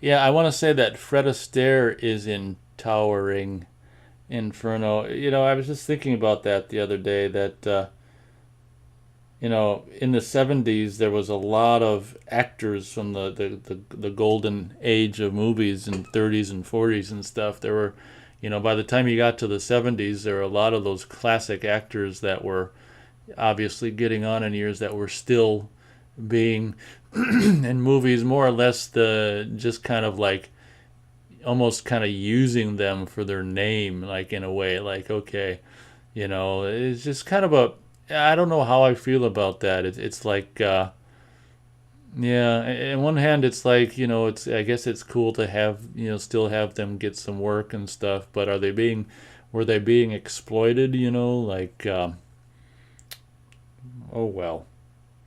I guess they were just, even in their, golden years or whatever, I guess they were still getting to work, so I guess that's a win. But part of me is like, I don't know. I kind of respect an actor when they just, like retire and stuff. I don't think Cary Grant really, was still in movies in the 70s and stuff. And yeah, I don't know. It's just, I have mixed feelings about like actors and actresses from the classic era of films, 30s and 40s and stuff.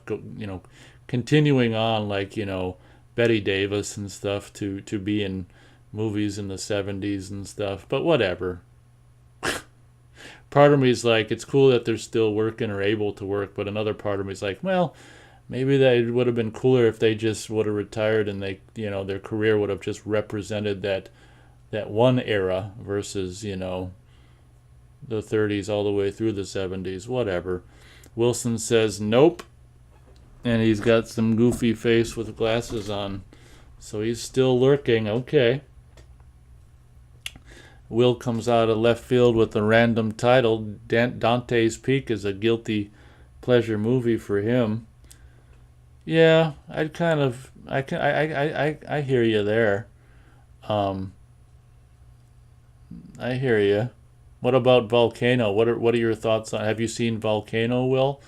Those both came out in the same damn year. Dante's Peak and Volcano. Well, they probably both sound good, but Volcano sounds good as well.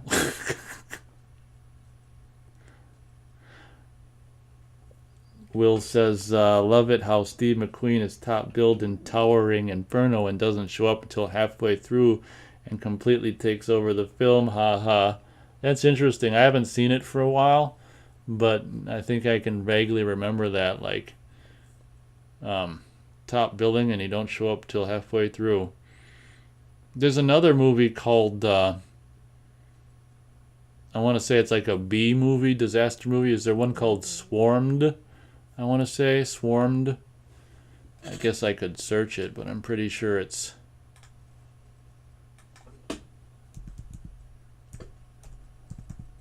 Swarmed. I want to say it's from the 70s. Swarmed. Is it Swarmed?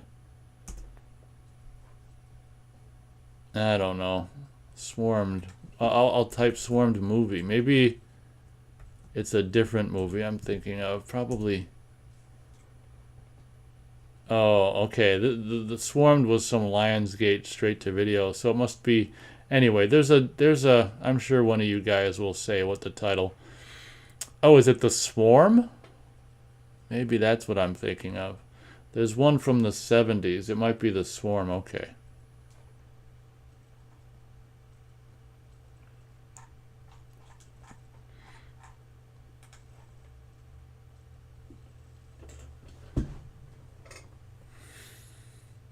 Austin saw both Dante's Peak and Volcano in theaters. Yeah, I want to say that I saw both of them at the drive-in. I'm trying to sit here and remember if they were at this, if there was a double billing. I can't remember. No, I don't think it was a double billing.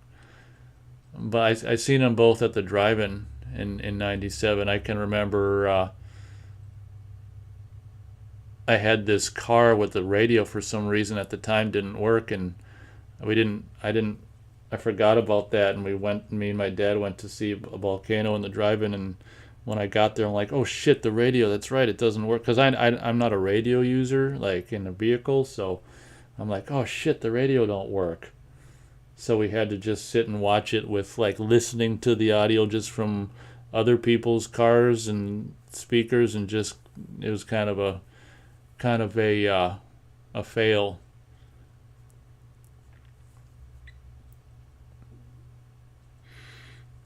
Will says he's seen Volcano. It's not bad but cheesy 90s. Yeah. One thing I can say about Volcano, and as I said, this would probably apply to Dante's Peak as well, but if anyone's got a good, like, home theater system, Volcano sounds pretty good, like in 5.1 sound. Austin said The Swarm had Michael Caine. Yeah, that's probably what I'm thinking of. Austin said he saw Eraser and Twister at the drive-in double billing. Well, that's fun. Yeah, it'd be goofy seeing Twister at the drive-in, because there's a scene in the movie where they're watching The Shining at a drive-in and the tornado attacks the drive-in. That's funny. Yeah, I wonder if that scared Austin, seeing Twister in the drive-in when there's this scene of people watching a movie at the drive-in and the tornado attacking. Yeah, that scene was scary because it was like you can't really see a tornado coming as so well at night, can you? Twister's another one that I should revisit as well. Another one that has pretty good sound if you've got 5.1 surround. Yeah, I saw Twister in the theater. I didn't see Eraser until it came out on home video. I guess by then I was kind of like over a little bit of. To me, the last true, like, the last Schwarzenegger film from the glory years is True Lies. I feel like anything after that is kind of like, is beyond the glory years for me.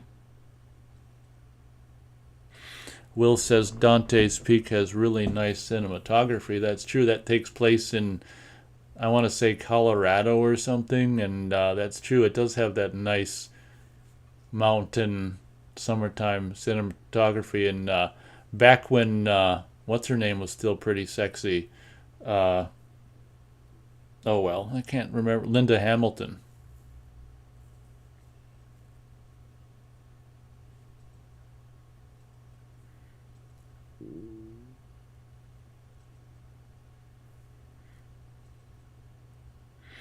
Austin says, don't drive-ins have the outdoor speakers next to the car?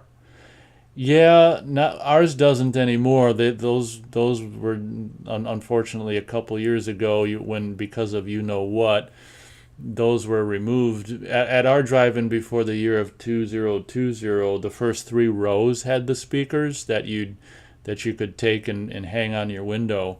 Um, I can't remember what it was like in 97, but it might have been the same in 97, like the first three rows. But when I saw a volcano in the drive-in with my dad, we weren't in the first three rows. So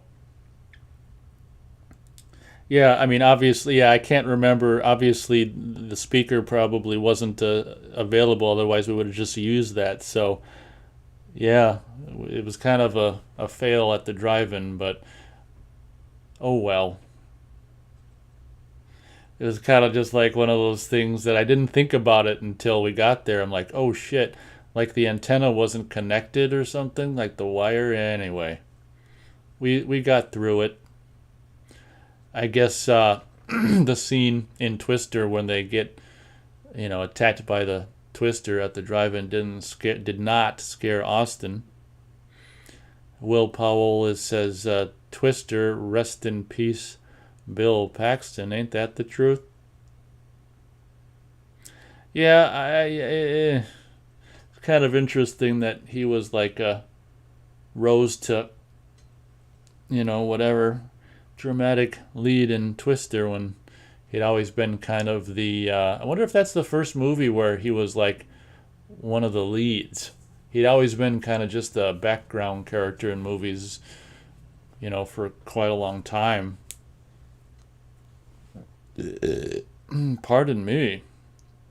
Austin says Twister is more realistic than people realize. I guess he would know living in Oklahoma. That's scary. Do you have a lot of experience with tornadoes, Austin? Ugh. Tornadoes used to scare me when I was a kid. Like, whenever there's like a tornado siren, I'd just be like, oh my God. Yeah, the whole idea of just weather being a killer kind of really freaked me out as a kid. I try not to worry about it these days. Will says, he always liked Bill Paxton. Yeah, I can remember, a buddy of mine. You can see us actually. It's the the Will. It's Willie. You can see some video of me and him. It's the first video I ever recorded in my life, reviewing movies, and that's on this channel. Maybe some of you guys had already seen it, but it's called Unknown Critics, and that guy Willie, he really liked the character Bill Paxton played in Aliens, and I think we reviewed Aliens, and in his review he said, I think Hudson should have made it to the end. It would have made a very good show, or whatever the hell he said. But yeah, you can see a video on this channel from when we were 12, my very first movie review video ever, where me and Willie, among other movies, we talk about Aliens. And as kids, we all thought that Hudson was a badass character until he turned into a pussy anyway.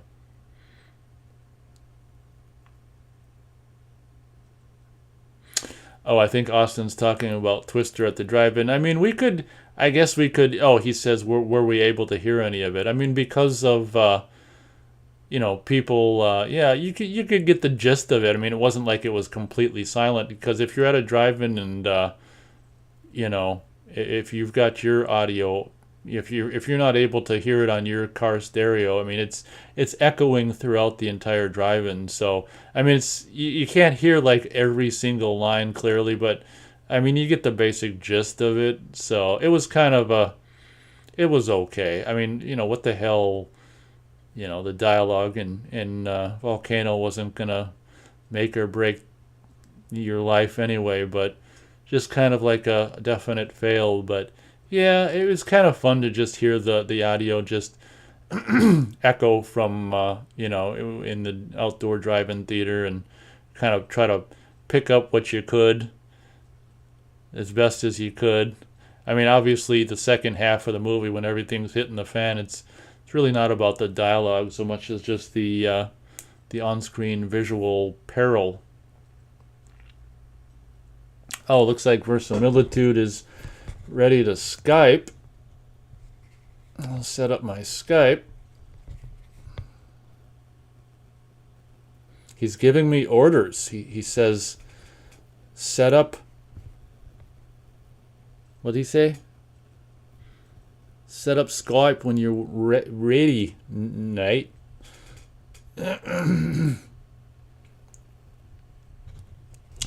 Yeah, if you wanted to, Verisimilitude, if you wanted to connect using the, did you want me to contact you, or are you going to contact me? If you contact me, maybe try do the group one, connect on a call through the group thing in case, okay, hold on.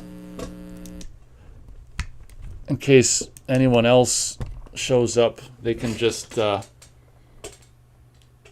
connect on the group if anyone else shows up. Where am I? So if you'd like to call the group thing on Skype, I'm ready whenever you are, or if you want me to contact you, let me know and I can do that. Will says, can't imagine hearing sirens for tornadoes. Oh, I take it you don't have them in the UK then. Do you even have tornadoes? You might not even have tornadoes in the UK because the weather is so cold and crappy.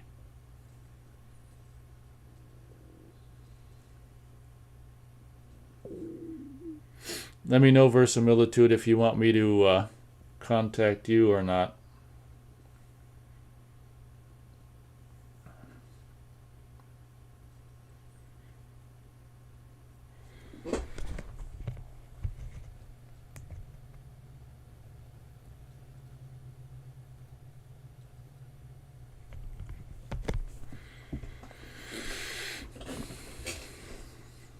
I suppose I can just pick. Let me try to start a call with them.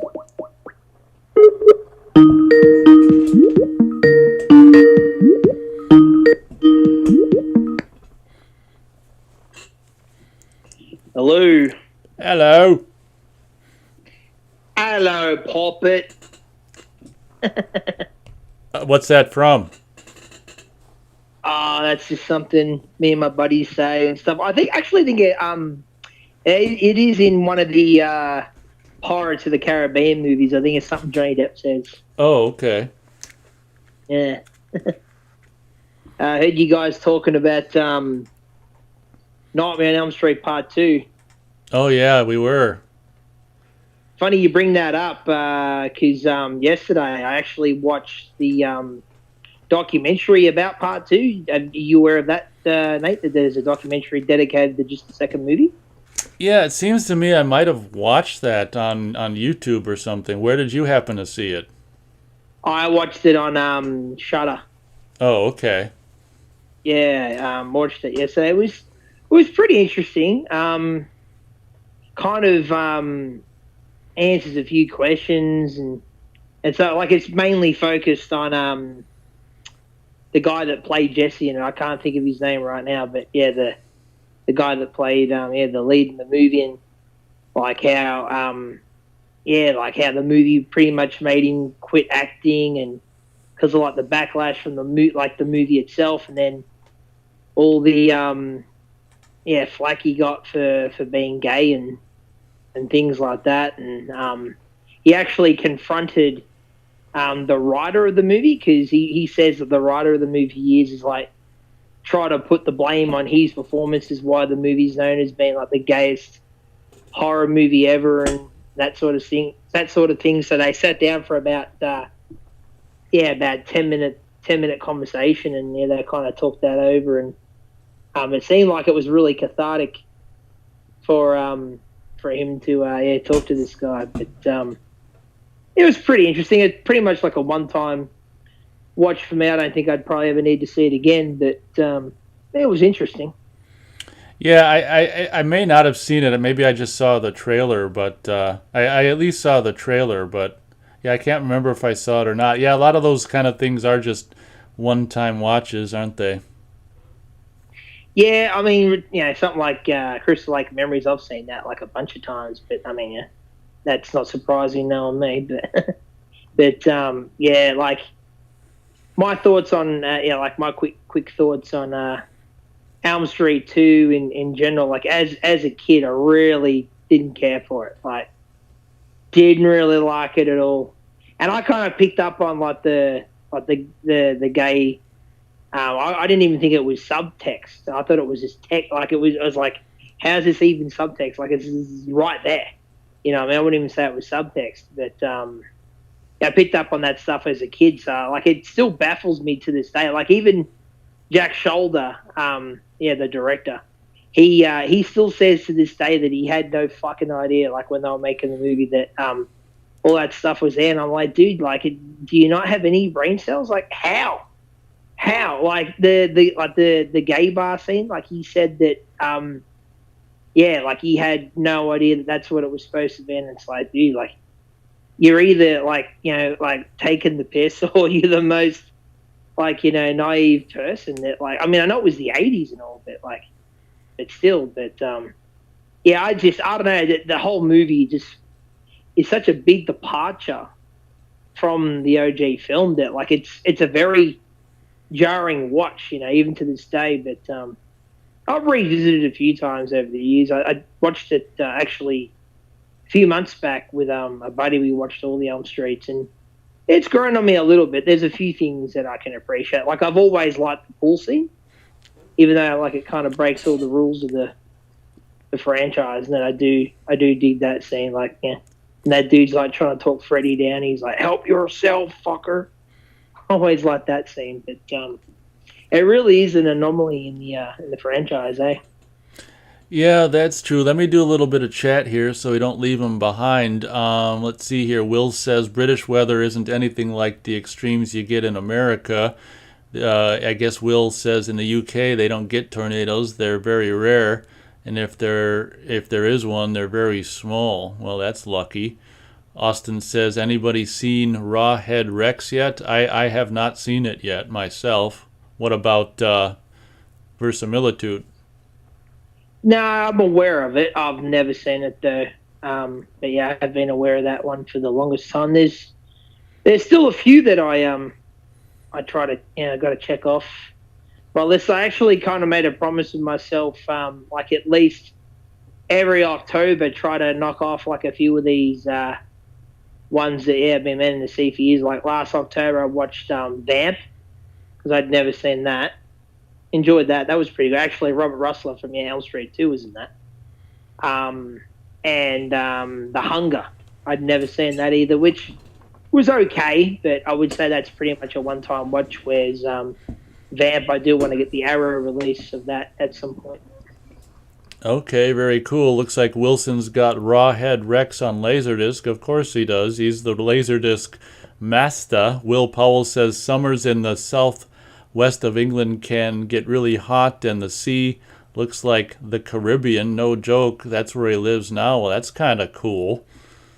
Looks like he's in a good spot of the UK. Austin says there is a very early Clive Barker movie called Transmutations, a.k.a. Underworld, but it's only on VHS Laserdisc.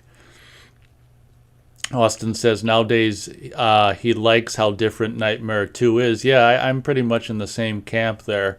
Austin does the line, "You are all my children now." And Austin's... My children now. Austin has Rawhead Rex on Blu-ray, so yeah, a buddy of mine was a fan of Rawhead Rex, and for some, you know, it never really interested me, so I'd never seen it yet. Yeah, I'm a fan like of things like Cujo and things like that. I've seen Cujo, and there's another one, Man's Best Friend. You ever heard of that one with Lance Hendrickson? Yeah, absolutely, and Ali Sheedy. Yep. Yeah, it's a kind of goofball, fun kind of. I'd say like it's like a dog monster movie almost kind of thing, because he's a genetic mutation sort of thing. So or genetic experiment. Yeah, always had fun with that one. Oh my God, that reminds me of the god-awful movie that Brian Usna did. I reviewed it on this channel way back when Matt was a part of the channel. He was just sitting there watching me review it. What the hell is it called? Oh hell, it's gonna escape me. Oh, Rottweiler. Yeah, just a horrible, like straight to. Yeah, I've never seen it either. Oh, yeah, well, don't bother. But it's just like a horrible straight to video, like Terminator dog movie. Just horrible. Yeah, some of these movies that like people bring up in the chat and stuff, and like ones that haven't like ever had like even a DVD release, like it makes you think, like are they going to become lost movies one of these days? Like once the VHSs are like completely done or whatever, like except for like a bootleg, like you won't be able to watch half of them anymore. I know that's truly a shame. I think there's a lot of stuff actually, on streaming that may have only been on VHS as well. So I guess that's one good thing. There's some stuff like there's this movie that I love, a real piece of crap called Bog from the late '70s that has never. Well, I guess it's on DVD, but I guess it got kind of a new HD scan, which is only available currently on streaming, but.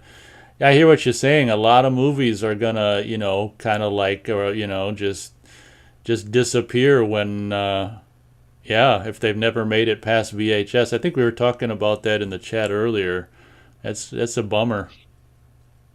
Yeah, it like some of it. I know some of it is like rights related and stuff. Like I know there are some people who own like rights to certain movies and stuff, and like they never get a release because like they can't get the deal that they think they deserve. Like for the movie, like they won't sell the rights off to the movie. So I know that can play a part, or even just like music rights and stuff. Like I remember that was a big thing with the movie Rad. Like I don't know if you ever seen Rad, but I'm a fan of that movie. It's like a goofball like '80s like BMX kind of film, and like the rights with the songs and stuff for that movie stopped it from coming out for like a fair while. Yeah, I've never seen it, but I know which one you're talking about. It's got that '80s kind of cover colors to it. Yeah, goofball kind of film. Yeah, it's I only discovered it maybe like a decade ago. I found a bootleg of it, but it's like fun goofball fun. Can't beat that '80s cheese. But the funny thing is about going back for a second to the Nightmare franchise is it used to be part 2 and part 7, which is New Nightmare. That they used to be the two that like I really couldn't stand like growing up and stuff. And I actually saw New Nightmare in the theater as a kid as well as Freddy's Dead. But like I couldn't stand New Nightmare either as a child. But about the last maybe 15 years or so, that movie's like really grown on me. Like I actually really kind of enjoy that movie for what it is now. Like if you don't watch it like as like a traditional Elm Street movie, like if you don't go into it with that mindset, you can actually have a decent time with that movie. I reckon it's a fun flick because it's basically not even really Freddy. It's like a demon pretending to be Freddy. That's true. Yeah, yeah, yeah. You can't really lump it in with the rest of the films, otherwise it's kind of disappointing or whatever. Yeah, you a fan of it at all, mate? Or Yeah, I mean, I kind of have a love-hate with it. Like when I think about it, I just kind of, I'm not crazy about it, but when I watch it from time to time, I'm like, God, this is, yeah. So admittedly, it's good, but I'm still, it's, I guess it's just kind of because it is like Freddy and not and all this and that. It kind of does rub me the wrong way, but it's, admittedly, it's a pretty good idea. yeah, that's kind of how I like. I'm not still in like I don't love the film, but I do usually throw it on if I am watching all the films. Like I do have a good time with it. But as a child, like in watching it in the theater, I was like, what the fuck is this? Like I remember going to see it with my dad, and like even my dad was like, "This is bizarre. Like, what is this even really supposed to be?" You know what I mean? Because it was so meta, and it was before Scream, and there really wasn't anything else around really like it at the time. So you didn't really even know how to take the film like as a premise. Even it was like it wasn't until years later that I actually, actually figured out what the movie was actually, trying to say and all those sort of things. But yeah, it's not a bad film. Like I enjoyed over five, and yeah, I like it more than two. But I can even have fun with Freddy's Dead. Like I guess a bit of nostalgia for that. But that's a really goofy movie, and it's the one that like jumped the shark the most with Freddy. It's basically Looney Tunes, but yeah, I can even have fun with that one. Yeah, I've got a soft spot in my heart for Freddy's Dead because I guess probably big in part because it's like the only Freddy I saw in the theater. So Yeah, apart from New Nightmare, yeah, it's the only one I ever saw. let me just, if I may, let me just go through some chat here. Austin says he also has the Books of Blood book with Rawhead Rex story. Will says he really likes Cujo, the movie as well. Austin says Mind Ripper is another lesser known Lance Henriksen movie. Will Powell says talking about Cujo. D. Wallace is awesome. Wilson says Junior, the movie from the 80s, is stuck on VHS still. Austin says, anyone ever seen the shorter version of Salem's Lot? I haven't. What about you? I don't really care for Salem's Lot. I think I've only ever seen it maybe once when I was a kid, and to be honest, it kind of bored me. I don't know. Like I know it kind of has its following and stuff, but yeah, I don't know. I never really got what the big deal was really about it. Like actually, people are probably going to hate me for this because I know no one really likes it, but I remember seeing, like I haven't seen it for years, so I don't know how I'd feel about it now, but I remember seeing the sequel and liking the sequel more than the first movie. But I like the idea, but I'm just not a big fan of the execution, and I'm a pretty big King fan. But they're actually, I think, working on a remake for that. But yeah, I don't know how that's going to be. You know how remakes can be. But and Cujo, going back to Cujo for a second, that's a film I like it, but I think there's a much better movie there. Like you could really do something better with that. I think if you remade it, if you did it properly, like they probably wouldn't. Nowadays, they'd probably make a lesser film, but I think like I don't know much about the book because I'm not like a big reader, but I think you could make a better movie out of that though than there even is in the original. Absolutely, and they're talking about Junior. They're getting the 80s movie Junior confused with the Schwarzenegger one, and so Wilson is correct. Yeah, the one he's talking about is the one from the 80s, kind of the exploitative TNA movie Junior, A Cut Above, and he's right. I have reviewed it on this channel, and Vinegar Syndrome I can see being the perfect label to release Junior because it's sleazy and right up their alley. Austin says, ever seen Return to Salem's Lot? I haven't seen any of them, and I'm pretty sure Verisimilitude already said he liked that more than the first one, right? Yeah, that's what it's called in the Return. Yeah, is David Soul in that one, or is he in the first one? I think he's in the first one, isn't he? Yeah. See, I don't know anything about those two movies. Oh, okay. You're not. I thought you might be a fan of Salem's Lot, to be honest. I haven't seen it. Oh, okay. Not even as a kid. Not at all. Or if I have, I don't remember it. Are you a King fan at all? Like, I can't remember. I've seen you review any of his movies, but Well, I'm not a huge Stephen King fan. I mean, I love Christine. You know. Christine's a classic, yeah. Yeah, I mean, I guess I wouldn't call myself a huge Stephen King fan.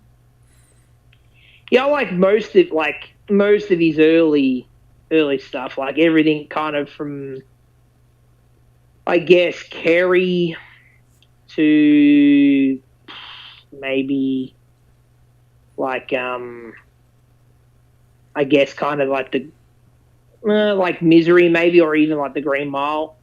Like there's a whole bunch of stuff he did in the 90s that I don't care for, like a lot of the straight to video stuff like Tommy Knockers, and like I saw all that stuff when I was a kid, but I didn't care for most of it. But I'm a pretty big fan of a lot of like his more well known stuff. Like Christine, I love. Funny enough, another YouTuber that I watch quite a bit. About a week ago, he interviewed Keith Gordon.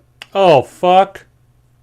Yeah, for like 2 hours, man. That was the person. Man, I think a few weeks ago on the channel, man. When I said that, like, we should try to maybe get some like horror icons on the show and stuff. That was the one I was thinking of. Yeah, he got Keith Gordon on his show. Yeah, it was like a 2 hour conversation. He's a really Ugh. chill, laid back dude. That guy. I fucking love Keith Gordon. Like every interview I see with him, I love Keith Gordon. And I not only love him as a performer in Jaws 2 and Christine, but yeah, every interview I've seen with him, he's just so great. That would be so freaking amazing to talk to him. Oh my God, now I'm all jealous. Yeah, I could have asked him some questions and stuff, but I was actually busy at the time, so I wasn't able to. But I watched the show after the fact. And, yeah, it was a really good conversation. I really like him in Dress to Kill too. Brian De Palma's Dress to Kill. You ever seen that one, Nate? Yeah, I've seen that in the '90s and haven't seen it in a while. So, but yeah, he's in that as well. That's true. Yeah, really dig that film, and I'm a De Palma fan in general. Are you De Palma fan in general, or? Oh yeah, classic De Palma. Yeah. Yeah, I love De Palma. He's one of my favorite directors. Like easily one of the best directors who was working in there in the 70s and 80s and even his 90s stuff. Like he hasn't really got a lot of duds. I don't reckon. There's not too many films in his oeuvre that I don't care for. I like most of them. I've never seen that one. I mean, I think I was kind of put off because I never really heard that many good things about it. There's one called Raising Cain that he did with John Lithgow, and I've never seen that. I've heard pretty bad things about it, and I know the twist. So I wouldn't get as much out of it if I watched it anyway. But like Carrie I love, and obviously, like I just said, Dress to Kill. The Fury. You a fan of The Fury? I don't think that's one I've seen. Oh, I recommend that. If you enjoy, it's sort of like the easiest way to describe it. It's sort of like if Carrie was sort of like if you take Carrie and a spy drama, and you kind of meld those two worlds together. That's kind of like what it is. It's a lot of fun, man. It's it's a really well put together film. I think it's late 70s. I think it's like either late 70s or very early 80s. Kirk Douglas is kind of the star of it. And Amy Irvin, who was in Carrie, who's the one that tried to help Carrie, she's got a part in it too. She's like the female lead in the film. It's a decent flick. All right, very cool. Looks like Will Powell, he's probably not with us anymore, but he says he's off to sleep. All the best, everyone.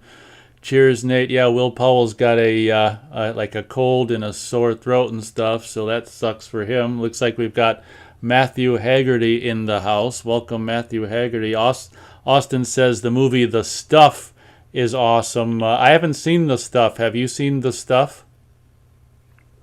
Yeah, I caught that maybe a handful of years ago for the first time. Yeah, I dug it for what it was. I mean, it's not a film I love or anything, but it's a one-time watch. I enjoyed it. Kind of a weird kind of film, eh? Yeah, I wouldn't know. I mean, I saw the trailer and stuff like that, and I've seen the trailer and stuff. Ha ha ha. Yeah, it's fun. I liked it. You've got to see Night of the Creeps, though, I reckon, mate. You're kind of really missing out with that one. It'd be cool to do a show on that, yeah. That'd be fun. Well, that's something I can definitely, hopefully, try for or something like that. Do you know of anywhere to see it for free, or how do I see it? I'd have to look into that. I don't know if it's on YouTube for free or not. Maybe, could be. Do you have streaming services at your disposal, or...? Well, I don't. All I pretty much have is because my mom has it, so I just leech off of her. She's got Amazon Prime. That's pretty much it. Yeah, I'm really big on doing that. Hey, like I leech on about like 3 people I know, like all their accounts. Like I have Netflix. One we call here Stan. It's called Stan. That's pretty good. Actually, I think that's better than Netflix. Amazon, yeah, and a buddy of mine just got like Amazon Prime and Paramount Plus, and the only one I pay for is like Disney Plus. So like I've got like about 5 or 6 different streaming channels for like free. And I actually just got Shutter. So I got Shutter on my friend's account, and I've just got to pay him for that each month, which is like like $10 or less. So I don't know. It could be on Shutter, but you don't have Shutter, so I'm not sure, man. I'd have to look into it. I don't know where you'd see it for free other than possibly YouTube, though. I don't think it would be on. Don't think it's on Amazon Prime, as far as I know. Maybe if I can remember, I'll check YouTube. Austin says Q the Winged Serpent is fun as well. I know Summerhill Cinema on YouTube is a big fan of that one as well. Have you seen Q the Winged Serpent? I haven't. No, I've been curious about it for a long, long time, but I think I had a bootleg of it at one point, but I never got around to watching it.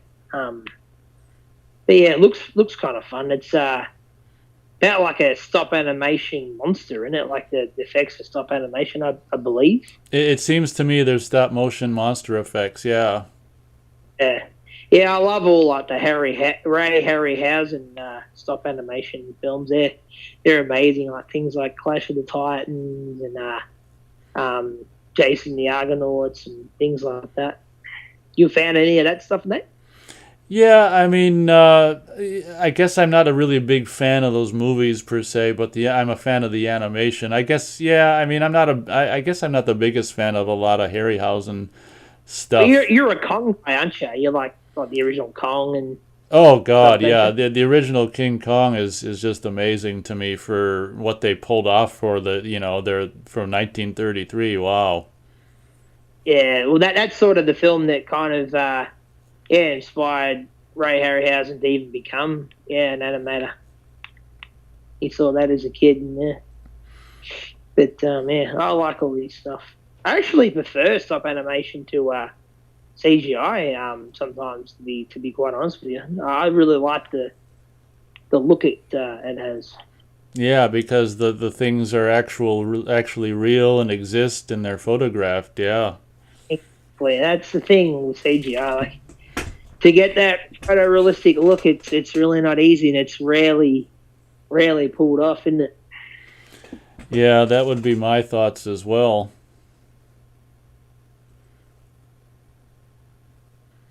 Is there any chat there you can get to, or?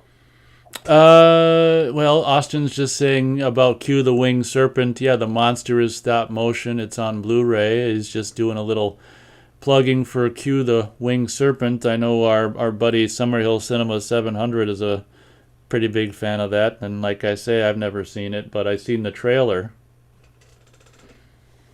Yeah, there's so many like cult films like that.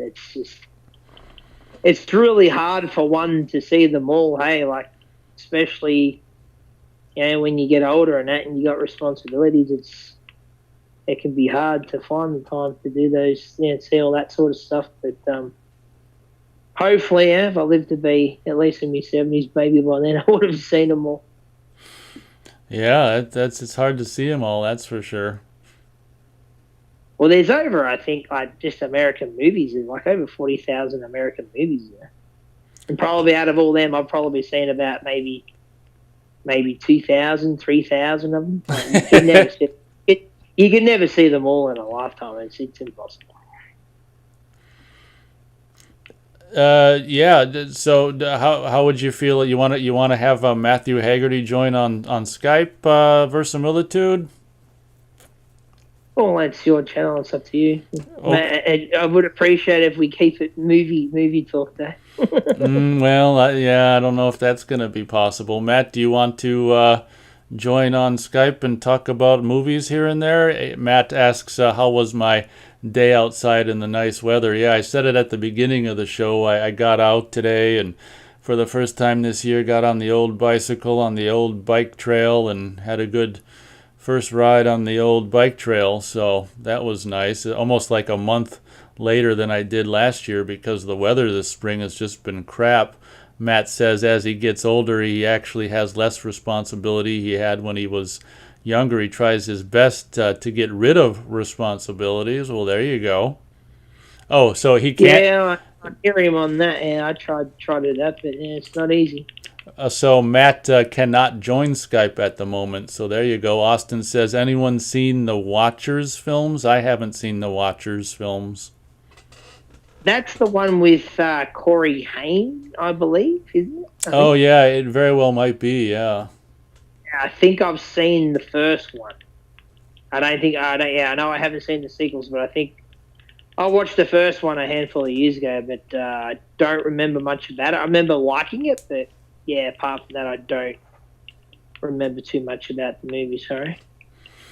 Looks like Matt says it's all right. Laugh out loud. He's not going to be able to talk much about movies these days. Yeah, I hear you. Yeah, Matt's not the biggest movie fan. He's more of a fan of complaining about current life situations in the world. I kind of find that interesting. Like since he's not a big movie fan, like I know I posed this question once in the chat, but he wouldn't. He kind of sidestepped the question. But I'm like, well, if you're not a movie guy and like you're not even really a slasher guy or whatever, which is like heavily what your channel's sort of centered around, like, yeah, how did he even like come across your channel? Like, it's kind of strange. Yeah, it's a mystery. I think he likes, he possibly just likes, my take on things beyond movies. So maybe he can connect. I think we, Matt and I connect in things beyond movies. I'm pretty sure that even interwoven into a lot of my movie reviews, sometimes I share my thoughts about other things. If there's a religious kind of a movie or something like that, like I interject a little bit of my worldview or stuff like that. So maybe me and Matt kind of connect more on worldview ideas, maybe more so than movie, I don't know, fandom. I guess that's how me and Matt kind of connect, I guess. Yeah, yeah, fair enough. Yeah, so Austin says, yeah, Corey Haim is in The Watchers. He says Mark Hamill is in Watchers 4. Okay, I didn't know. God, how many damn Watchers movies are there?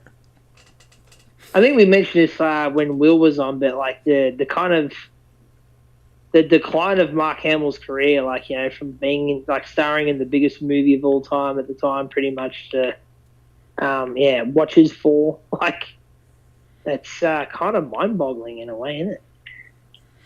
And it's funny because like as far as I know, like the guy has never had like substance like problems or anything like that. I think it's just the sheer fact that he's Luke Skywalker and he got completely typecasted. Yeah, that's true. Matt says no, he hates life situations in the world. He'd rather be doing his music videos and other hobbies, but current life situations are trying to destroy everything. So it's like ignoring a serial killer coming for you.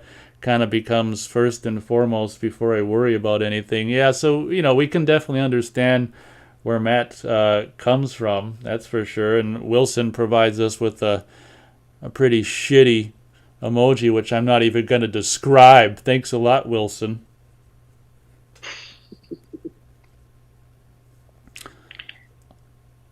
Austin says Mark Singer is in Watchers 2 and Wings Hauser in Part 3. So are there only four of them? Sounds like there might only be four of them. Wings Only Hauser. for Yeah, only four. I only knew there was two. I never knew there was more than two of them. Wings Hauser's a character. He's in this movie. Have you heard of this movie called The Carpenter with Wings Hauser Verisimilitude? Um, is it a horror movie?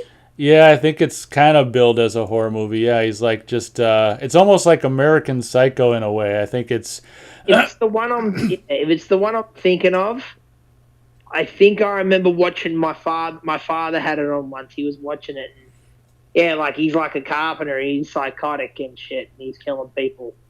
Like, yeah, I think I've seen bits of it. I don't think I've seen the whole movie, but I think I walked in like my dad's room one day, and he was watching. He's like, yeah, check this out. It's called The Carpenter. It's pretty cheesy, but I think yeah, that's yeah, my extent of the knowledge of that one. Yeah, if you don't see it, you're not missing a whole hell of a lot. It's got interesting aspects, but overall, you're really not missing anything if you haven't seen it. Austin says Mark Hamill got typecast. That's for sure. Um, if I remember correctly, I think I brought it up on one of the other streams. If I remember correctly, yeah, you haven't seen The Stepfather, have you, Nate? No, I haven't seen any of those. Yeah, I recommend you see at least the first one. That's I'd say it's kind of like a horror classic, dude. I've loved that film since I was a kid. Yeah, my dad was a pretty big fan of that. And Terry O'Quinn, you familiar with Terry O'Quinn as an actor? The name actually sounds familiar. I can't place a face to the name though. He was in stuff later on, like he was in like that TV show Lost and stuff like that. He's in You're a fan of Silver Bullet, aren't you? Oh yeah, who is he? Yeah, he's the cop, the main sheriff cop guy, the one that goes to investigate, and yeah, the wolf gets him. That's weird. I can't place a cop character from Silver Bullet. That's weird. Yeah, he's the guy that plays the stepfather, and he puts in a really good performance. I'd go as far as to say it's like, I know horror isn't exactly known for like its good performances, but like I would say that's one of the best performances like from someone in a horror movie. Like he's actually pretty good in that movie. Interesting. Yeah, good performance in a horror movie. That is kind of rare. Yeah, there's three of them, and then there's the remake. I actually enjoy all of them to various degrees. Second one's like he comes back in the second one. It's a different. Like they explain it in the third one. They explain that like it's no longer him anymore because he's had plastic surgery. But the guy they get in the third one, like he's actually decent too. I reckon. Like he's kind of channeling Terry Quinn pretty well, and a lot of people really shitted on the remake. But even that, I can have fun with. But that first movie, I think, is required. I'd go as far as say it's required viewing for any horror fan or any horror fan. I'd say, yeah. Wow, there you go. Required viewing.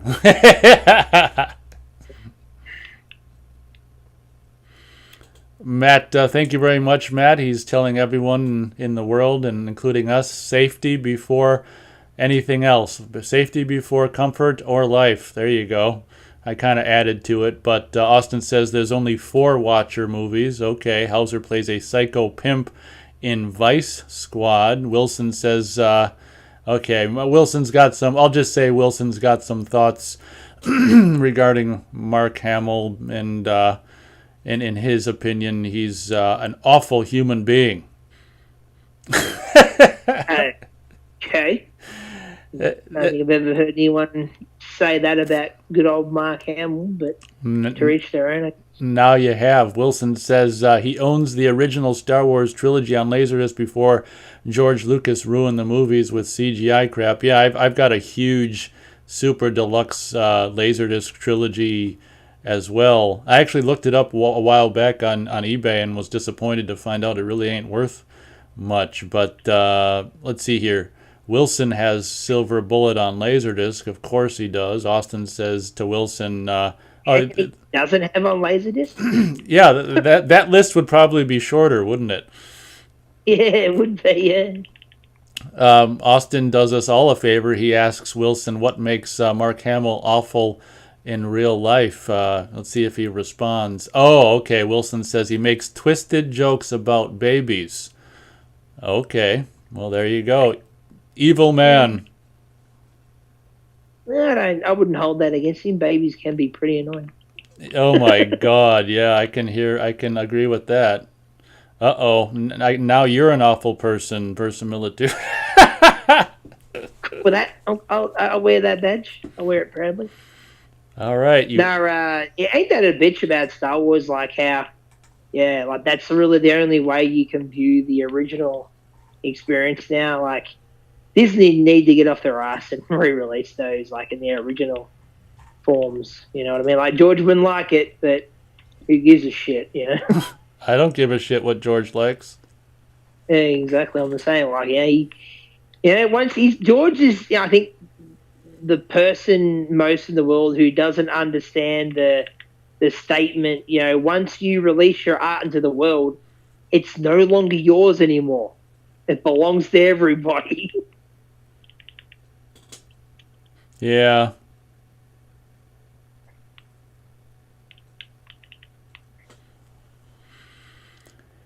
Yeah, they're just. I'm not gonna read this stuff. They're just talking about Mark Hamill. Yeah, I've never really heard anyone like. I mean, if you're not a Star Wars fan, maybe, but like just Mark Hamill in general, I've never heard like yet hate. That's pretty bizarre in a way to me. Yeah, some people. Some people are more. I don't know, interested in. I don't. Anyway, yeah.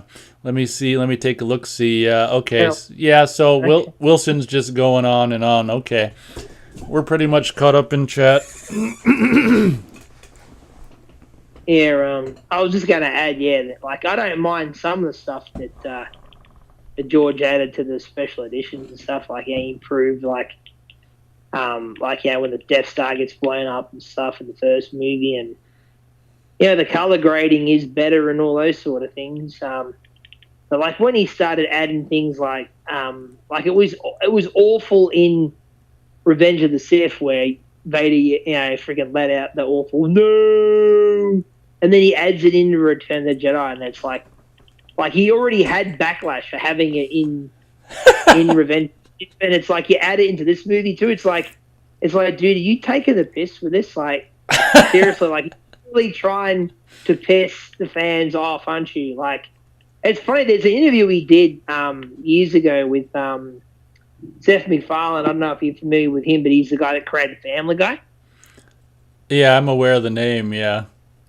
Yeah, he interviewed George Lucas at one point, and he was kind of giving George a bit of a ribbing about like changing the movies and stuff, and George pretty much said, "Oh, I could do more things to them, like all these other changes and that, and you'd still buy them. You'd still go out and buy them again." And that, Ooh. and yeah. I mean, I stopped at Blu-ray. I brought them all on Blu-ray, and that was enough for me. I don't own them on 4K. I probably never will. Oh, so do you have anything on 4K? You've got just a few things on. Do you have a 4K player? No, I do own some 4K discs. Like most like new movies that come out and stuff, I will buy like the 4K Blu-ray combo. But no, I don't even have a 4K player yet. My first 4K player will probably be a PlayStation 5 whenever I get around to getting one of them, because that's usually what's my first player of any kind to do with like this format. Like my first DVD player was the PlayStation 2, and my first Blu-ray player was the PlayStation 3. So that's kind of like where I'm at with that sort of thing. But yeah, I'm not in a hurry to get a 4K player, and I'm not going to rebuy everything on 4K, man. Like I didn't even rebuy everything on Blu-ray. Only things that like had a pretty passe release on DVD, or like the Blu-ray's got like a really good documentary on the film. They're really the only reasons why I upgrade things. I don't just upgrade them just for the sake of it. Like if the pitch is like 10% better, it's like really, like if you get a really good release of a movie on DVD, like it looks pretty good, man. I think people forget that, mate. Like if you got a really clean release, like it looks pretty good. It's pretty sharp. Absolutely. There's a lot of or DVDs that if they were done right, they upscale really good. And I'm in the same boat. Like if I've got a DVD that looks good enough with something, I don't need the Blu-ray. Let me. Like I swear they started doing that. Like when they brought Blu-ray out, they started dumbing down the picture quality on DVD deliberately, I just so think people could, it's not as good. there could be, yeah, I can definitely see some truth being to that because a lot of and I was gonna say, and I didn't, but a lot of the older DVDs are the ones that upscale the best. So you probably have some. You probably have a point there. Yeah, like if you've got like good clean print and it's 720p, like 720p, it's a decent picture, man. Like, I mean, yeah, 1080p is even better if it's a really good print, but 720 is still pretty good. Yeah, I know Matthew Haggerty agrees with that. He thinks 720 is good enough. And Matt's asking if we saw his comment. I did. Thank you very much, Matt, for future proofing it by retracting them. Let's see here. Okay, yeah, Wilson's going on and on. Let's see. Austin says George added Hayden's Force Ghost in Jedi. Laugh out loud. Yep, he sure did. What are your thoughts on that verisimilitude? Was that a ruin? Oh, I hated him turning up at Return of the Jedi. You don't That like? was Do you like it or not like it? uh, um, uh, kind of indifferent on it. I don't know. Like, it doesn't really piss me off. Like, there are things that piss me off a lot more than that. Yeah, I mean, I don't know. I don't hate Hayden like a lot of people do, to be quite honest with you. Like, is he great? No. But I blame a lot of his performance on George. Like, George's Oh yeah, you said his that is dialogue. just bad. It's just like, I don't care how great an actor you are. Like, there's only so much you can do when you got crappy dialogue, and not only that, but like it's no secret either that George is a shitty actor's director. You know what I mean? He doesn't really give a lot of direction. Like his idea of giving an actor direction or motivation is faster, do it faster, more intense. That's it. That's it. So unless you're like a Harrison Ford, who's just like a very, in my opinion, pretty good actor, then you're not going to get like the greatest performance anyway. But I don't think Hayden's ruinous in those films. I really don't. He's not great, like I said, but it could have been a lot worse. Even I think, like at least we didn't get Jake Lloyd for three movies. You know what I mean? Like I don't know if I mentioned this last time or not, or on one of the other shows, but there's a documentary just focused on Revenge of the Sith. Like, it's about like the casting and so not Revenge of the Sith, Phantom Menace. Sorry, yeah, when they were first doing Phantom Menace, like they showed like the casting and stuff, and George is watching like I think it's like the three top contenders for the role of Anakin, young Anakin. And there's this one boy who's like not too bad. He's okay. And then there's this other boy who's like really good. Like, he's pretty good for a child actor. And then there's Jake Lloyd. And you see him watch these last two. This boy who's pretty good and Jake Lloyd. And yeah, like George is like, oh, I think I'm gonna go with Jake. And you can see like the dude is like his right hand man's like sitting there and he's like, George, are you taking the piss here? But it's clear that the clear choice is the other kid. Like, the thing is with George, like, he's a good idea guy, but he shouldn't really be allowed behind the camera. Like, that's where his talent kind of, in a lot of ways, stops. He's just really, really kind of good with coming up with concepts and that. There, like when it comes to like the finished product, he meddles with things too much, and he just makes some really bad choices, in my opinion, at least anyway. Yeah, I hear you with that. Wilson says Harrison Ford is the only one from the original trilogy that was able to have a successful career after Star Wars. That's true, and verisimilitude would probably attribute to that to possibly him being the best performer out of all of them, or.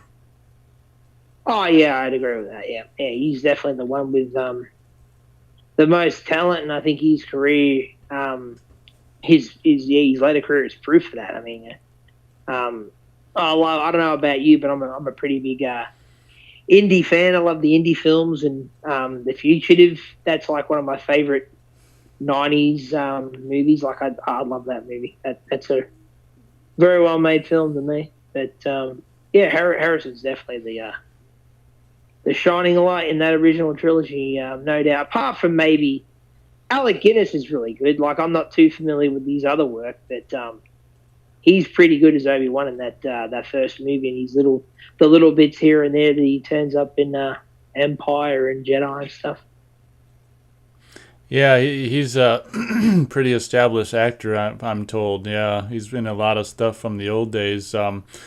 Matt asks if I've seen the new Batman movie now since it's on HBO Max. No, I haven't. I don't have a way to watch HBO Max for I don't have it, or no one I know has it. So I'll probably, I don't know. Like I say, I'll probably see the new Batman movie when it's a decent price on Blu-ray, either on sale or previously viewed. So no Batman yet for me, or Matrix 4 either. Yeah, Matrix 4. If you're gonna watch that, I suggest you watch it like as a comedy. You'll enjoy it a lot more. I'm telling you. It's really kind of, I don't know if it's intentional or not. Probably not, but it kind of does poke fun at the rest of the movies and stuff. But Matrix to me is, it really kind of should have stopped that first movie. Like it's kind of that first movie, and then it kind of really falls off after that, in my opinion. Yeah, I remember thinking when I saw the second one in the theater, how just bloated is it with way too much action, and holy shit, I just got action overload when I saw it originally, the second one. Yeah, I didn't mind the second one. Like it's got some decent action moments and stuff, but the story's convoluted and not great. And then the third movie's like a very, very little about it that I can enjoy personally.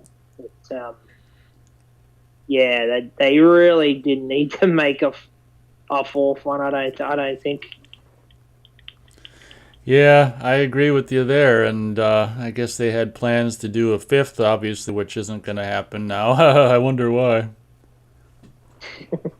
That movie was almost universally friggin' hated too. Like I think out of everyone I know, I think I enjoyed it the most. But even then, like I kind of had a suspicion of what I was going to get going into the theater, so I think that helped a lot. But yeah. Regarding the Batman, I've already given my thoughts on that movie. I Yeah, enjoyed that movie, but like I will agree to an extent with Matt, like his original thoughts on it, where this movie's getting too much attention, or it's getting too much love and stuff, and there's a lot of people that are saying it's their favorite Batman movie, and I can't agree. Each to their own, but I can't agree with that, and I just think the film doesn't have a lot of rewatchability. Like the sort of way it's structured and stuff, it is kind of a one and done kind of thing. I mean, I ended up going to see it a second time, but and I kind of maybe enjoyed it a little bit more the second time. But even after the second time, it's like I'm probably good now for like at least several. Like I probably won't watch that movie for several years now. Yeah? Like I might buy it, but I'll probably buy it just to own it because I own all the other Batman movies. So I guess I might as well get it when I can get it cheap. But like yourself, get it cheaper. But it probably won't get watched for a fair while. oh no. Austin says he saw Matrix Reloaded and Revolutions in theaters. Yeah, so did I. Yeah, I mean that first movie, like when that's all we had, like I really dug the hell out of that movie. Hey, like I watched that a lot on VHS when it was new and stuff. But yeah, the sequels just really kind of screwed the pooch. I think it's like I think after the first movie, they just didn't have any more friggin' story to tell. You know what I mean? It's just, I don't know. No, I hear you there. Yeah, it was just sort of like they kind of made the sequels because the first one was just such a big hit, and and people wanted it. You know what I mean? Like I remember being excited for the sequel and thinking like, how they going to advance the story, and I was kind of excited to see what they did with it. But it's just ultimately a disappointment, and I know a lot of people feel that way too. Yeah, I remember before the second one came out thinking the title was kind of cool, Matrix Reloaded. Yeah, like I like the fight that he has in the, like whatever that is, like that courtyard or whatever with the Agent Smith. That's pretty cool. Like the CGI didn't even look good like when the movie came out, really. But I think it's kind of amusing. It's kind of fun, that scene. But yeah, it's not a great movie, that's for sure. Yeah, Austin says HBO played Matrix every day back then. I'm assuming he means back in the day.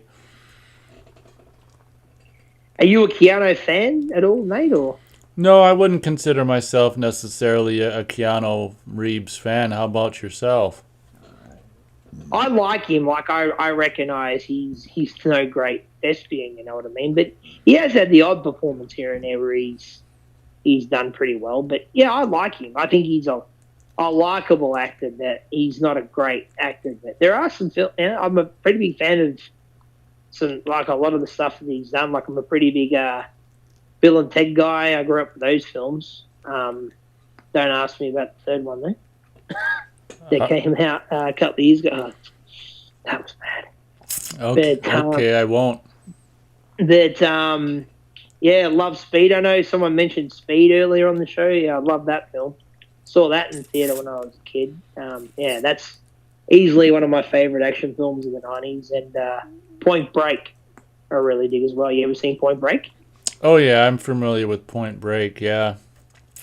Yeah, that's a fun one. The John Wick films, I enjoy them quite a bit. And yeah, the first Matrix film's good, but yeah, I like him. I think he's more entertaining than a lot of the like new up and coming actors that are around nowadays. But he's definitely not the most talented actor. That's for sure. And I think he'd probably even say that himself. But, yeah. Austin says Warner wanted more Matrix money. That's for darn sure. And Wilson says Bill and Ted. Yeah, love me some Bill and Ted. Those first two films, yeah, like almost as good as each other. I reckon. Like it's kind of hard for me. Like I'd probably just give it to the first one, but the second one's a very fun sequel.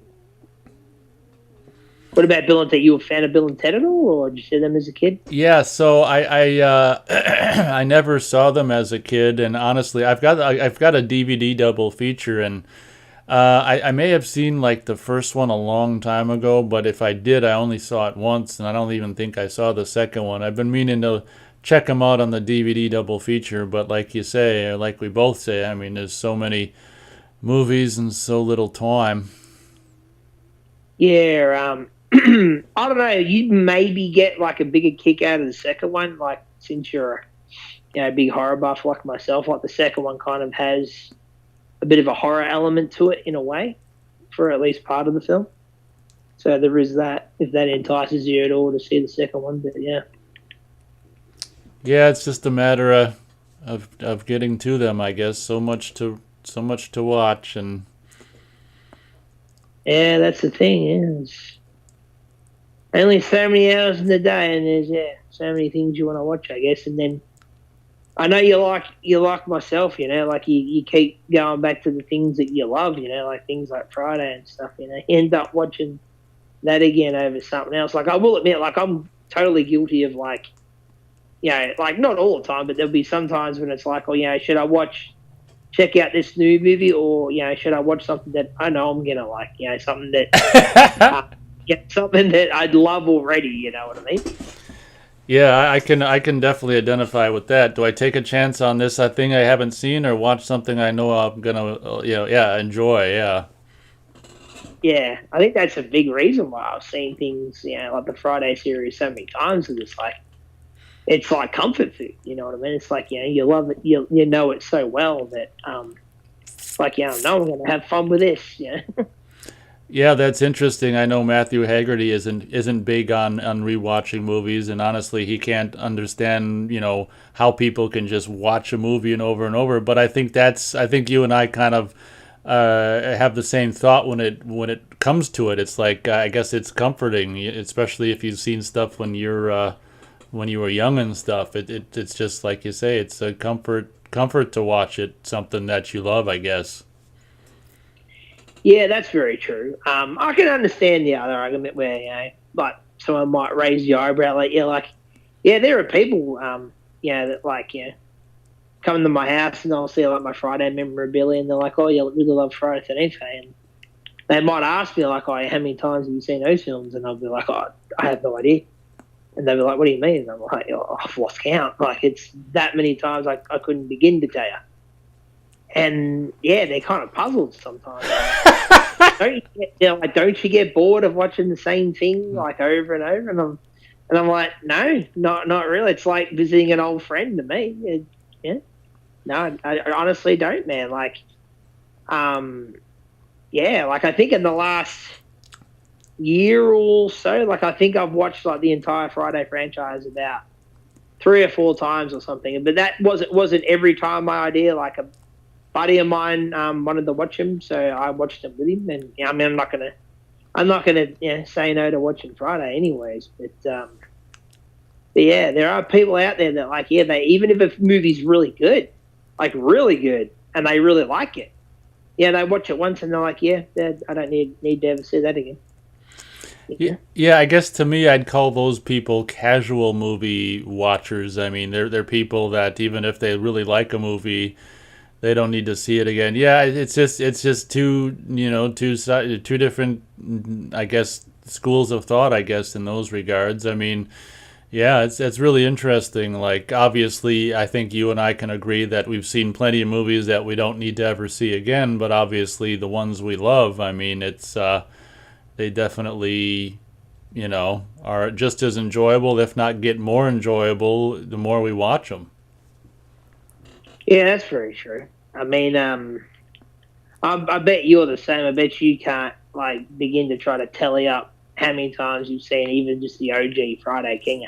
Oh, absolutely not. No way. Yeah, I mean, if I had to take a rough guess,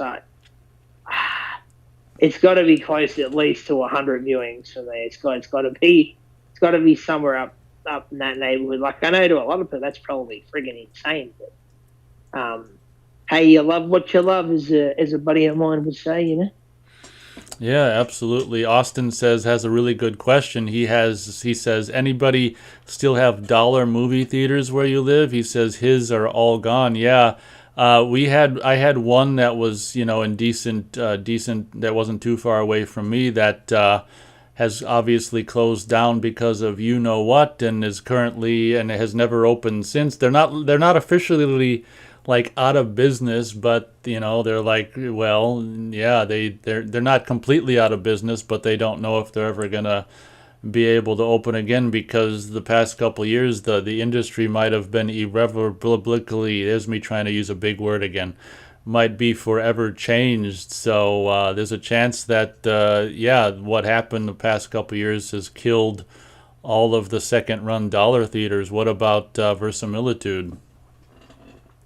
Um, when you say second run, that's like you mean like cheaper theaters that are like got movies that are like been out at like the multiplexes like months before, and like they're now at these smaller cheaper theaters. Is that what you mean by that, or? Yeah, exactly.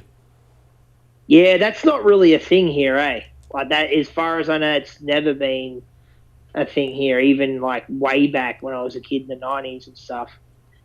We have cheaper movie theaters. Like there's one franchise. It's actually a franchise. It's called Readings. You can go there and see a movie cheaper. Like you can get a ticket for like probably $9 or $10 or something like that. So that's pretty much the closest thing to that sort of thing we have here. Although, I'm gonna, because I mean, can't really be tracked down too well on YouTube. So I'll out myself a little bit here. I actually see movies for free quite a bit. I got like a bit of a trick I know at the theater and stuff. So I get to see like either movies for free or at least at a discount. Yeah, I think we all know what you mean, don't we, everyone? Yes.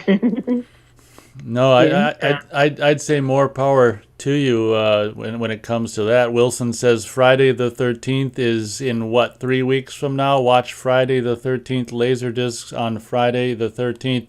Yeah, I'm not as a big of a Laserdisc watcher as Wilson is, so I'm actually, it's interesting. I don't know if I ever picked your brain about this, but I'm actually I don't really feel necessarily compelled to watch any of the movies when Friday the 13th rolls around. I guess it's just my personality where I'm not really a holiday kind of a guy. I don't really care, if it says Easter or Thanksgiving or Christmas or anything on the calendar. It doesn't make me feel compelled to partake in that crap. So yeah, honestly, I don't even necessarily have to watch a Friday film on Friday the 13th. Have I asked what you generally do on Friday the 13th before? I think I have.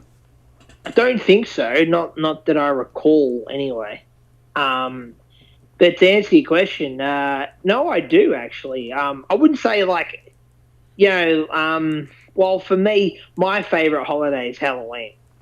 Like I actually really love Halloween. I always have, ever since I was a kid. Like when I was a little kid, I got a big kick out of trick or treating, and I can't lie. Like obviously, I watch, because I'm a big horror guy anyway.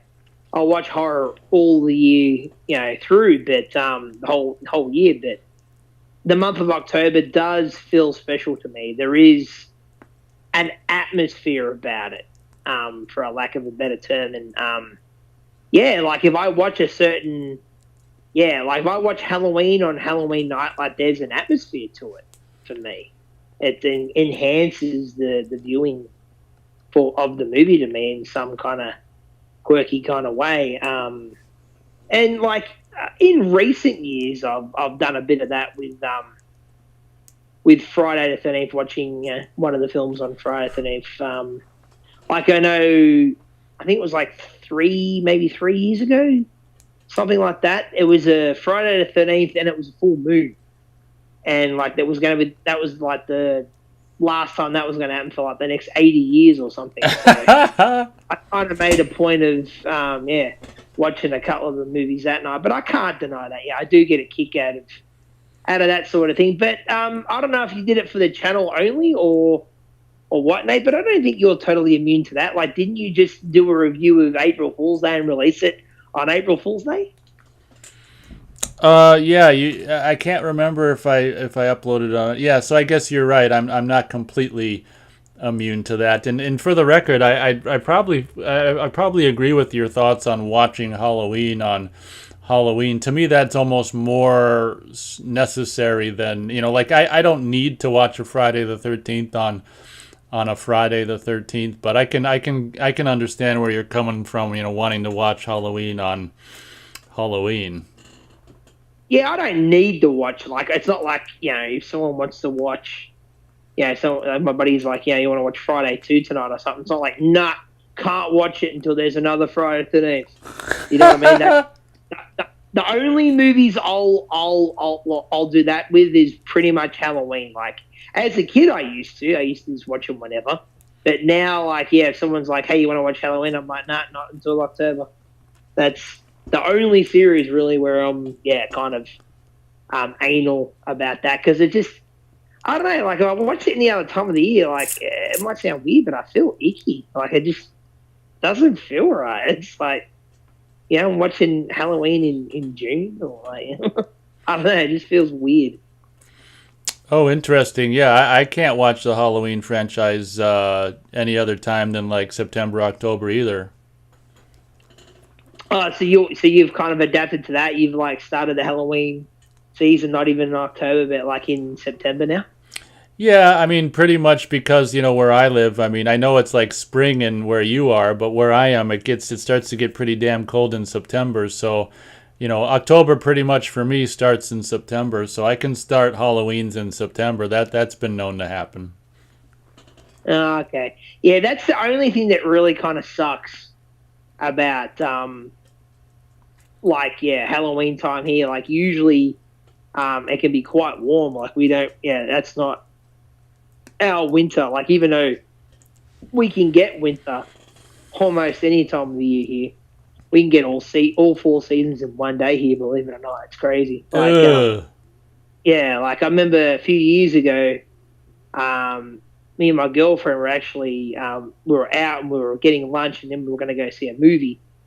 And we were dressed in like full on like a summer's day outfit, and it was like something like 33 or 34 degrees, which in our measurement that's pretty warm, right?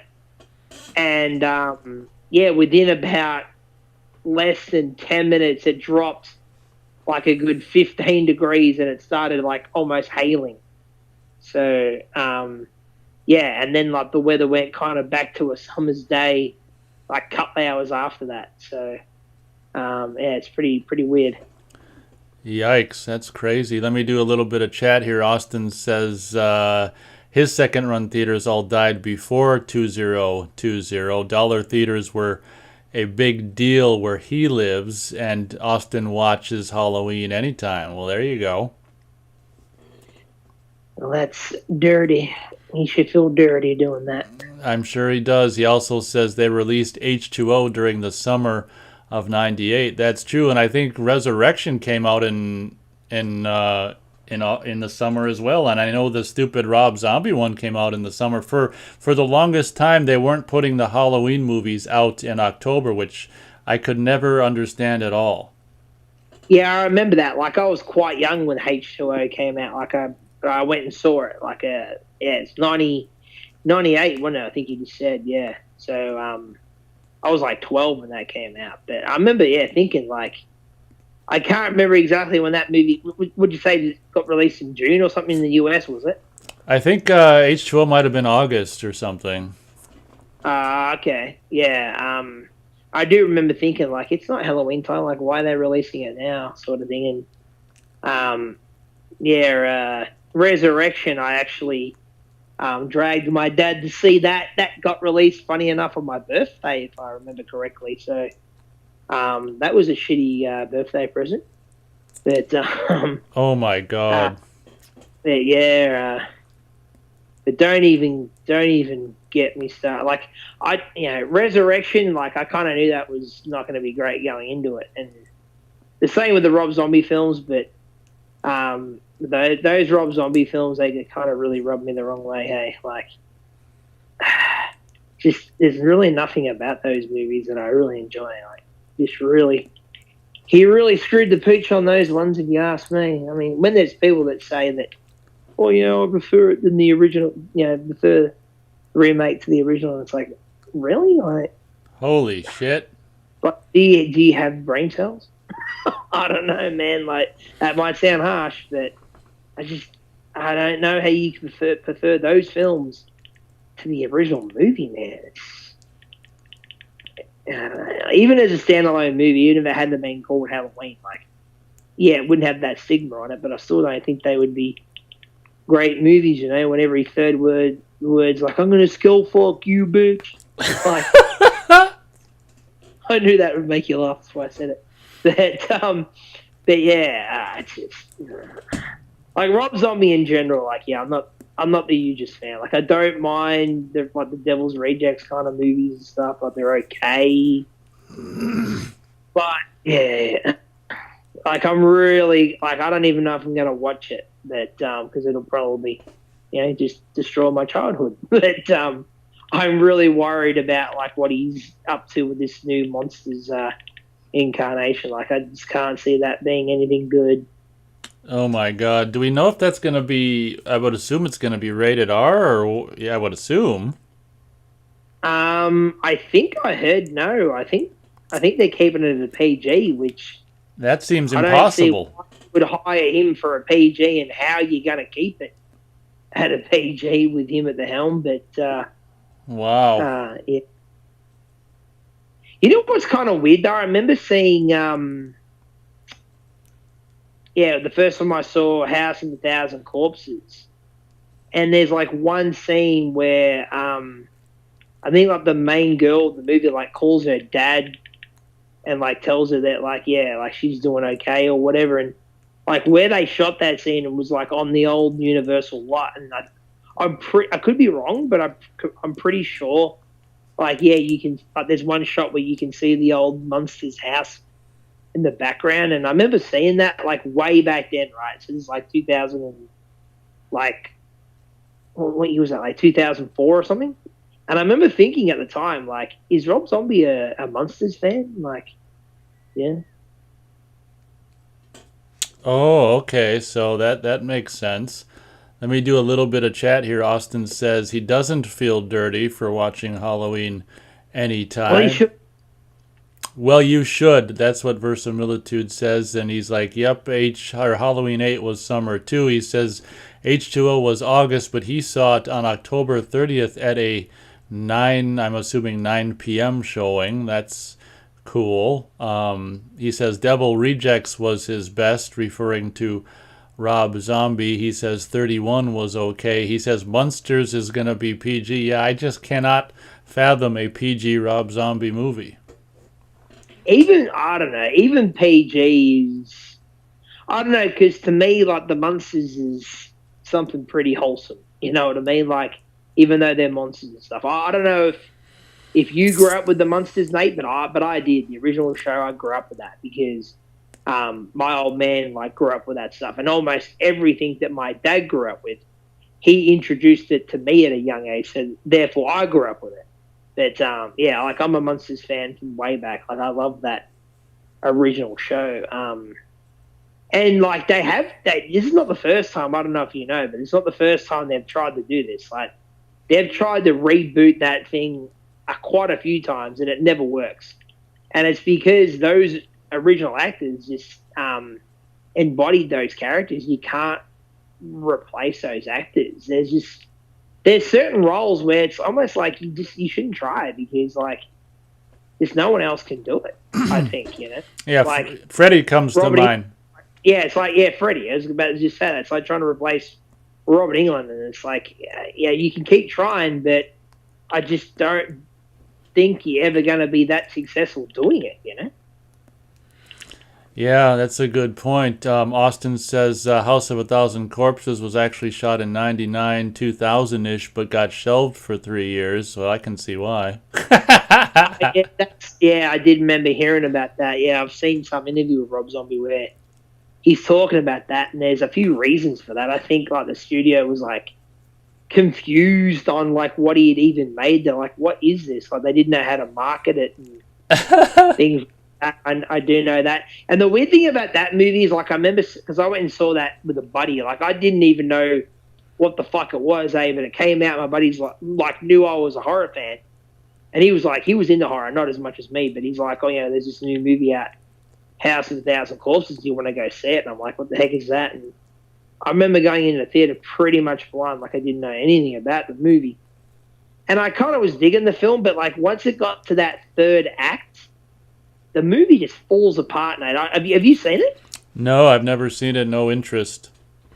The third act, like it just devolves completely. Like it just becomes something else almost, and it's like you're watching it, and you're like, what the fuck is this? Like, it's not even like what the movie started out to be. You know what I mean? Whereas a movie like say, From Dusk Till Dawn that kind of does that. It starts off as like a road like crime movie and becomes a vampire flick. They pulled that off quite nicely in my opinion. But this film the third act just doesn't work. But I will agree though with who said it, like Austin or whatever in the chat, that The Devil's Rejects is easily his best film. And I've seen 31. I don't remember much about it, but I remember thinking it was okay. what's that other one he did? Something Salem or whatever it's called. That witch one or whatever it was. I know I've seen that once, and I thought that was okay. But he should really stick to the old music, Robbo, mate. I reckon. Yeah, I think I can't remember if you said that or if Matt said that in the past, but someone said that on the show. Yeah, stick to the music. I think it's something that a fair few people say. You know, like I've heard it before. Yeah, it's just I don't know. You know, like I mean, I know of some like OG Halloween fans, like people who grew up with the original movie, mate, and they still say that Rob Zombie's movie's better. Jesus. They say his Halloween's better, and I'm just like, how? Like, and then they can't even explain it. They don't even really give like a detailed explanation. Like, why? I mean, I'm not saying everyone has to explain fucking everything, but I don't know. I need to know that shit. I need to know like why you think that, because I mean, yeah, there are films that I don't enjoy that much, or that I just think are okay, but other people love them, and I'm like, well, you know, it's not really for me, but I can at least understand why. I'm like, yeah, I can understand why someone would be a big fan of that movie. But with that movie, it's not even just that it's a Halloween movie. I just don't get what the appeal even is of that movie. You know, yeah. I guess those people must be white trash enthusiasts. Well, that's the thing. Yeah, he's always got to have that frigging goddamn element to nearly everything he does. Yeah, and yeah, like I don't know. I'm really kind of debating on whether or not I'll ever watch this version of the Munsters he's done, because I just don't need to see white trash shit in the universe of the Munsters. It's just stupid. And like why he's got to have it. Like I remember everybody called it way before the movie even went into production, way before any kind of casting was announced. We all said, everyone like in the community said, oh, he'll get his wife to play Lily Monster. It'll happen. And he did. He did without failure. You know, and it's like, okay, dude, I know it's your wife, but like what, you think she's going to leave you if you don't put her in the fucking movie? Like, dude, you know? Like, dude, grow some balls. Like, is he under the thumb or what? You know? Like, come on, Robert. Yeah, that's a good good question. Is she threatened him with leaving if she doesn't get every role in or a role in every one of his movies? Let me just do a little bit of chat. Austin says Universal was the first distributor for A House of a Thousand Corpses, and Austin used to watch Monsters on Nick at Night. That's like a cable, I think, channel in North America. Austin says Corpses was cut down from NC-17 as well. Austin says the third act basically feels like Texas Chainsaw Massacre 2, except darker. Well, that's the one thing, like, and I know I'm not the first person to say this either, but, like, I would have much rather probably seen, Rob Zombie tackle Chainsaw than Halloween. I think he's much more suited to that, even though it probably wouldn't have been the best thing ever either, that his style lends itself much more to that than Halloween. Yeah, I'd agree with that. And I mean, Devil's Rejects is almost has similar aspects to Chainsaw in some ways. Oh yeah, definitely. I would agree with that. Have you seen that movie or? Yeah, I think I saw that back when it came out just once. I got the DVD, cheap, a long time ago, and never rewatched it. But I saw, I think, once when it came out on DVD. That's sort of interesting. You've seen that, but yeah, you haven't seen the first one. Oh, you mean it's a sequel? Oh, that's right. It is the same characters, isn't it? Yeah. It's technically a sequel. Yeah. I guess I wasn't even aware of that. Oh well. Okay, that's interesting. Let's see here. Austin says 31 is Rob Zombie's take on the movie The Running Man. Okay, I didn't really pick up on that when I watched it, but yeah, I only saw it once. Austin says there was supposed to be a third zombie Halloween without zombie involved. How can there be a third zombie Halloween without zombie involved? Well, did you know I think I meant to bring this up in one of the shows a while ago, but I think I forgot to. Like everyone was talking about the Blob, Oh yeah. and Rob Zombie was supposed to remake the Blob, and he wanted to do it without the Blob being in the movie. I mean, like, come on, this has to be a piss take, Nate. Like I seriously do think sometimes, I really do. Like, and I know another friend of mine has said this too. Like, I really do think sometimes the filmmakers do things in movies just to piss people off. Oh yeah. I really do believe that. I'm, like, I really do think like they think, oh, this will really piss off people if we do this. Well, it's kind of like him not using the Halloween theme in his Halloween, right? Until like the end credits or something. Oh yeah, he did that. I don't even remember. I think I've seen that movie twice. I think I saw it. Yeah, I saw it once in theaters, and then I think I watched it again, like when it was like a new release on home video. And I think I only watched it just to like see like if my memory like held true, like if it really was as bad as it really was in the theater. And yeah, the movie didn't disappoint a second time. Oh, I think I'm incorrect. I think his second Halloween was the didn't have the theme until the end credits. The first Rob Zombie one did. Okay, I misspoke. I was just replaying, unfortunately, the movie in my head, and I think it was the second one that didn't have the theme during it. But yeah, whatever. Let's see here. Oh, I think what Austin meant was a third movie in the Rob Zombie, like world with possibly the characters without him involved. That would have been interesting. Austin says Patrick Lussier was going to direct Halloween 3 with Taylor with Taylor. Oh, the Scout Taylor Compton's Laurie in the Institution. Yeah, for a long time there was going to be Halloween 3D. And it sounds like the My Bloody Valentine 3D director was going to do it. Austin says he says I used the theme at the beginning of Halloween. I don't know what he said I for. Yeah, that's what I was replaying. Yeah, exactly. In the Halloween remake, when Michael goes out of the house to go kill the bully, he's playing the theme. Yeah.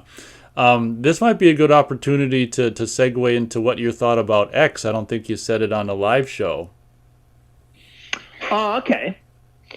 Yeah, yeah, I saw it. A couple of weeks ago. Yeah, we talked about it. I think when we did the pre-show the other day. But yeah, I enjoyed it. It was certainly different from a lot of things. Yeah, it's kind of got that Texas Chainsaw vibe about it a little bit. Little bit of like the I Spit on Your Grave kind of vibe. I thought like a little bit, not a lot, but it kind of reminded me of it in some ways. Yeah, it was fun. It had some good kills and stuff in it. Ty West has made another good film. Yeah, he's a good filmmaker. That guy. He should get more chances.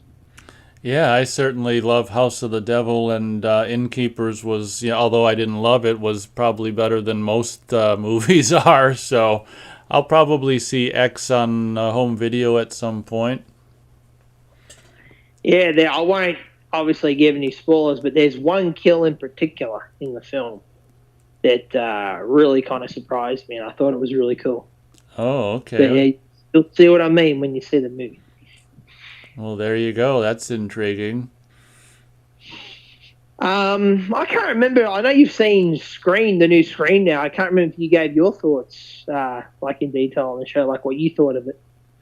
I'd say for me, I think I liked it more than 4. I want to see it again before I actually do a review. But for me, the recent Scream is kind of what I felt the 4th should have been, but wasn't. I felt like they they missed the mark with the fourth one, and I was relatively more or less impressed with the fifth one. Have you seen it? I can't remember. Yeah, I saw it way back. I saw it like yeah, I probably saw it like probably like nearly a couple of months ago now. I think it was. Oh, okay. Yeah, I mean, I thought it was it was decent. I mean, it was like it was another Scream movie. You know what I mean? Like I kind of have like a love hate relationship with that franchise.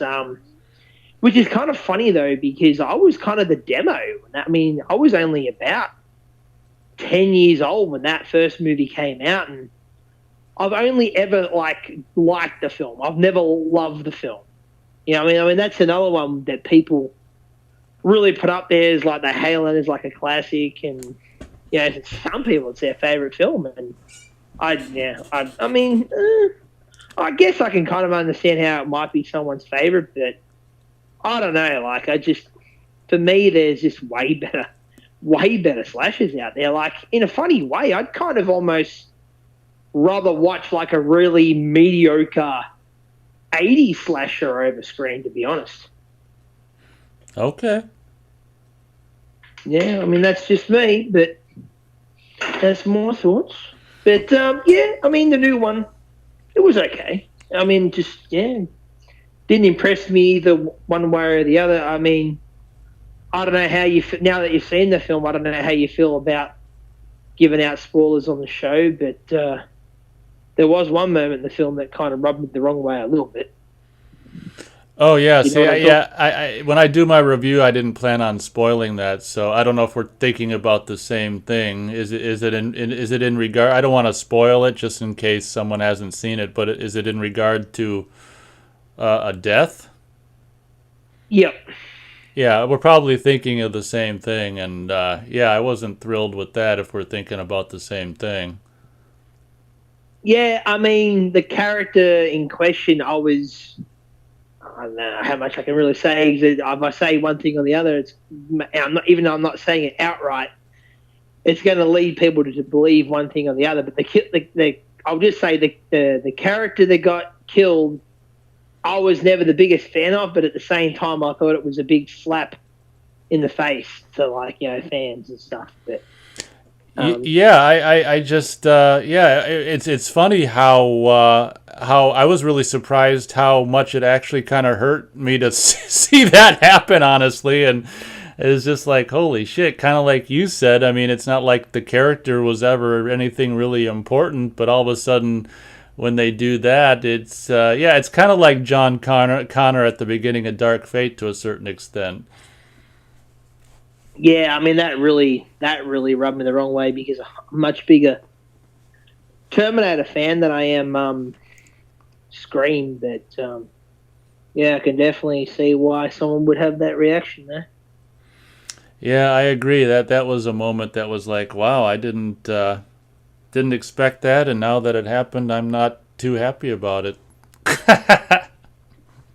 I mean, I think see, I kind of want to talk about it now, but Yeah, I mean, I can say this without really giving anything away, but I thought way before this movie even came out, mate, that somebody had to go. Like it was getting goddamn ridiculous. Like somebody, some of the original alumni had to die, and for me, I think it should have been Sydney, dude. Like they should have done what they did with Drew in the first movie. They should have had her be probably the opening kill, or like they kill her like maybe halfway through the film, like Janet Leigh style, or at the very least like kill her off, fighting the killer off at the very end. Like I know it's a slasher and stuff, and like this is coming from a guy that loves watching an undead guy walk around with a machete killing people that keeps coming back to life. But we're talking about like how many of these killers have tried to kill Sydney, and all of them have failed. You know what I mean? It's like, come on, man. Like she can't have more than 9 lives. You know what I mean? It's more than a cat. Like it's ridiculous. yeah, I hear you. Are you a big Screen guy or?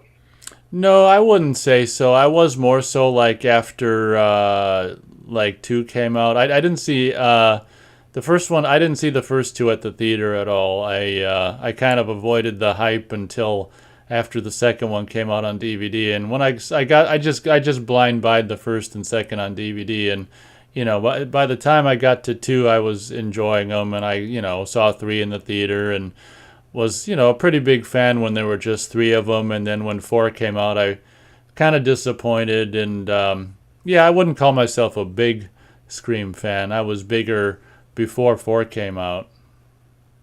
Yeah, I've seen every one of them in the theater, but I don't know. Like, I kind of saw this one. It kind of felt like kind of just out of like obligation almost. Like, I wasn't really excited to see it, and I went really. I think saw it in the theater because I was there to see other things, and then I was like, well, I'm already here. I might as well see it. You might as well wink, wink, pay the extra money and see something else while you're here. Yeah, exactly. And wink, wink. Wink, wink, wink. That's what I did. Wink, wink. Well, good. Yeah. So, but yeah, I don't know. Like I said, I was the demo when that movie came out. Like, I was about 10, and like that was like really around the peak of when I was really, really into horror. And yeah, I only ever thought that movie was just decent. Like, I never loved it. But I would say as a kid, though, I was probably into them a little bit more than I am now. Like, as a kid, like, I did end up watching Scream quite a bit, like, on home video and stuff. But a lot of it was because, like, other people that I was hanging out with, like, wanted to watch it and stuff. So, yeah. Yeah, Austin reminds us that Scream 6 is coming. Of course it is. And he says something which I kind of agree with. He says they should have stopped at 3. And it's kind of funny because I don't know if you can still see it, but I remember before 3 came out, there was this little video online, and Wes Craven saying, there's not going to be any more Screams after the third one, which is kind of funny because he made the fourth one. But yeah, I'd agree with that. It should have been a nice little trilogy. And Austin says, I'm more of a Scream fan, but haven't seen part 5. Okay, good thing we kept our mouths zipped shut about certain details. Austin saw 3 and 4 in the theaters. Yep, the same with me. He wasn't disappointed in 4, much better than he expected it to be. Interesting. Okay.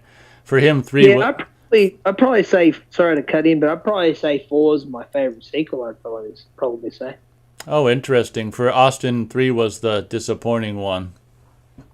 Yeah, 3 is definitely the runner that lit it to me. I don't really care for 3, and like 3 has some stupid shit in it, like the whole retcon thing with their brother in it. I'm like, this is stupid. Like, why do you need to do this? It's just stupid. Yeah, I hear you. Yeah, I don't know what they were thinking with that one. Have you seen that video of Wes Craven saying there's not going to be any more Screams after 3? I probably have, but I can't remember. But I mean, how many freaking times do they say things like that? Like, look at Friday, you know what I mean? Like, the final chapter. You know how many after that? And then, like, I know it's been taken off, like, future releases, but Jason Goes to Hell, like, used to be called the Final Friday. Yeah. You know? Like, that's just... More or less, a lot of the time, it's a marketing ploy. And like, I mean, no producer or anything should really say that sort of thing now, because like, even if they don't intend to make another one, like the studio are going to freaking do it. If there's money to be made, that's what's going to happen. You know what I mean? I mean, the only reason why they haven't remade like Back to the Future is because Bob Zemeckis and that won't let them. Like, they're still alive and they still have the lion's share of the rights. But I mean, I'm sure, Nate, that like long after me and you were gone, dude, there's going to be more Friday the 13th movies. They'll still be making them, 60 years from now. I'd be very surprised if they're not. I mean, they might be straight to streaming or whatever the technology is then, but I still think they'll be made. Yeah, that'd be well the straight to implanted AI chip in your brain. Yeah. Yeah, I the thought of another Friday the 13th is kind of terrifying to me. We could maybe we could probably mention something about that some at some point maybe towards the end of our little series or something what how each of us feels about any more and do we feel any more should even be attempted and this and that but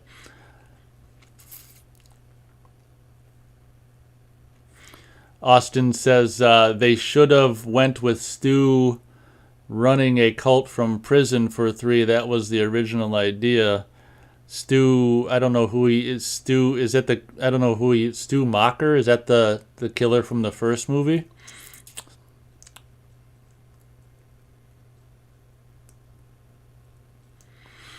Is Verisimilitude still with us? Oh, we might have lost Verisimilitude. Matt's back. He says late night radio show. Let's go. Oh, you can hear that? Yeah, I'm chewing my fingernails. Yeah, it's a good mic. I'm sorry if the answer wasn't what you hoped, but just my fingernails. Yeah, I don't know why I'm chewing on my fingernails. I guess they're gotten kind of long. Austin says Scream Factory put back the final Friday title for the box set. Yeah, that's very true. And like I say, Verisimilitude, maybe his mic on his headset went to shit. It's very possible. We can't hear you, Verisimilitude. Yeah, just sucking on my. Hello. Yeah, I dropped my phone. You there? Oh yeah, you stopped talking for a while. I figured something happened. Yeah. You were saying we could talk about like the future of Friday at the end of our discussions, eh?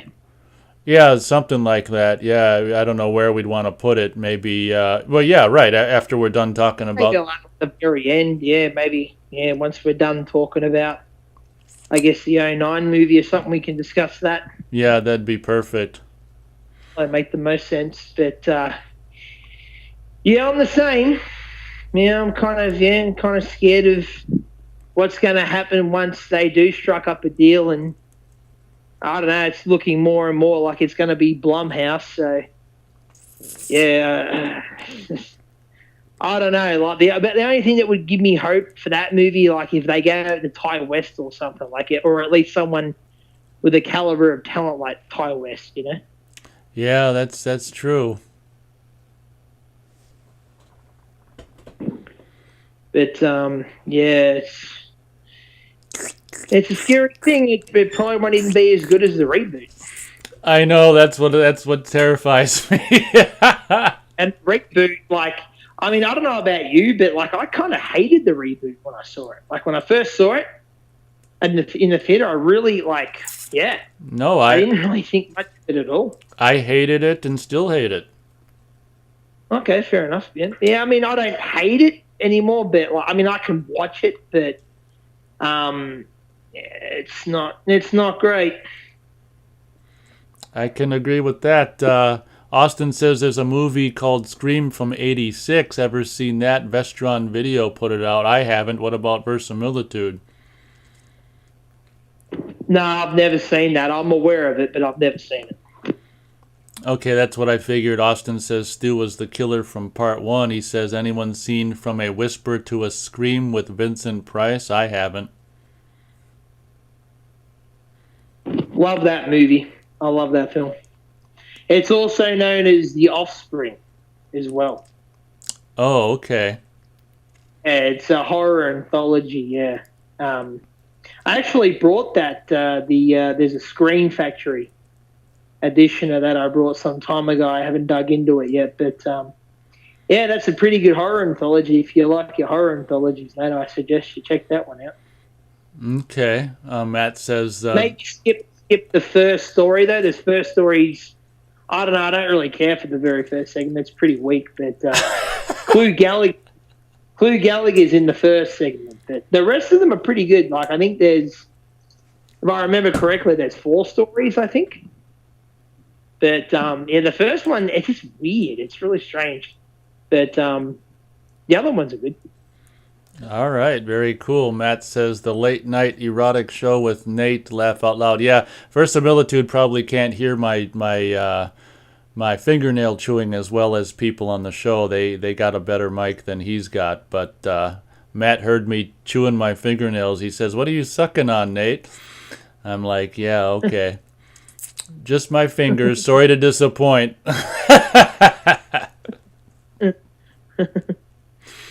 Now, are you a fan of horror anthologies at all, Nate, or like do you seek them out? Or Yeah, honestly, I guess I if I had to pick a yes or a no, I can't say Australian knows yet. No, I can't say Australian knows, but I'd say I'm not a big fan of horror anthologies. In general, it's just kind of, I wouldn't say I hate them, but I generally am not, I guess. But I guess that's my answer to that. Like I think you might gonna kick my ass because I think you hold Creep Show in pretty high regard. Like I don't really even like Creep Show.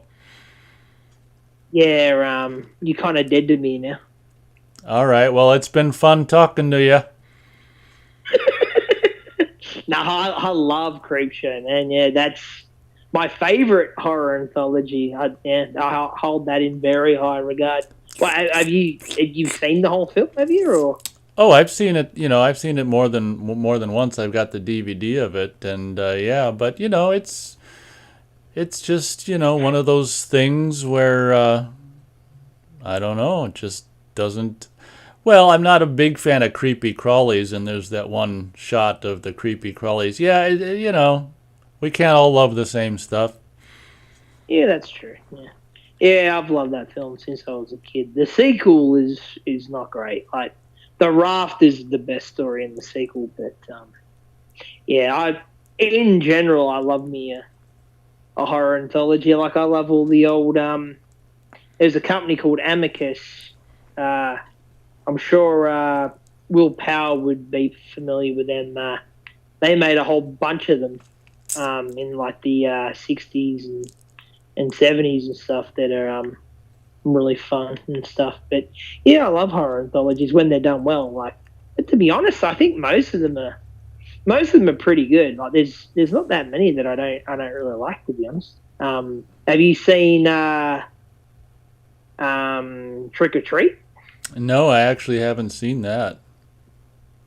Yeah, it's decent. Like, I think it's a little bit overrated. Like, people really put it over, but it's fun. It's one I watch every once in a while during like Halloween and stuff because it's all centered around Halloween. So every few years, sort of thing, I throw that on. Yeah, very cool. Austin, very briefly, Austin says Exorcist is getting a new sequel. What's verisimilitude think about that? Any hope or just a bunch of bullshit? Well, to be honest, I really don't have a dog in that fight. To use an expression you may not be familiar with. I don't know. You ever heard that expression? Yeah, I don't think we. Oh, yeah, yeah, yeah. I'm sure I have. Yeah. So you don't Okay, you don't yeah. Sorry, here you go. you don't care about the franchise. I take it, or the films. Well, I only first saw The Exorcist about 6 months ago. Oh, that's Um, right. I think we heard about this before. Yeah. yeah. I mean, I'd seen like most of the iconic like exorcism moments and stuff, like from just watching like so many clip horror shows and stuff. So in a weird kind of way, it felt like I'd already seen the movie. But I mean, I thought it was okay. I mean, I respect it for its moment in it's like time in horror, and it's got its place in horror, no doubt. It's a lot of people's favorite horror movie, and that one I can't. Even though I'm not like the biggest fan of it, I can understand why it would be someone's favorite because that movie scared the big jeebus out of a lot of people when it came out. But I'm actually more familiar with the third movie. I saw that years and years ago, where a buddy showed that to me because he was a pretty big fan of it. And I really liked the third one.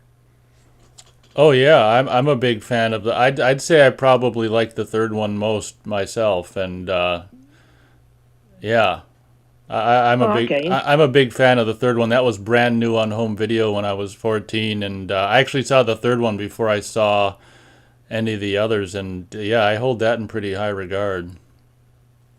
Yeah, I think I saw them in the order of like two, three, one, to be honest, because I remember being really young and I can't remember where I was, but I was at like a buddy's house or something like that. And I think it was playing on cable, the second one. And I remember thinking it was a terrible, terrible movie. And I'm like, this is bad. Like, is this like what the first movie's like, you know? Yeah, But yeah, I really dig the third movie. Third movie's good. absolutely. Austin says, anybody seen Death Spa? Yeah, I've got the Blu-ray. I don't think I've done a review of it yet. I've been meaning to, but like so many things, I haven't gotten to it yet. Has Verisimilitude seen Death Spa?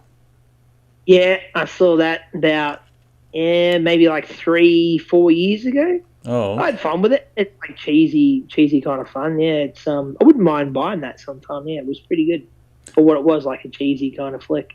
yeah, I remember the trailer of Death Spa was before on the Henry Portrait of a Serial Killer VHS, and I saw the trailer for years and years and years and years and didn't see the movie until I just blind bought the Blu-ray that came out years ago. But yeah, I'd agree. It's fun for what it is.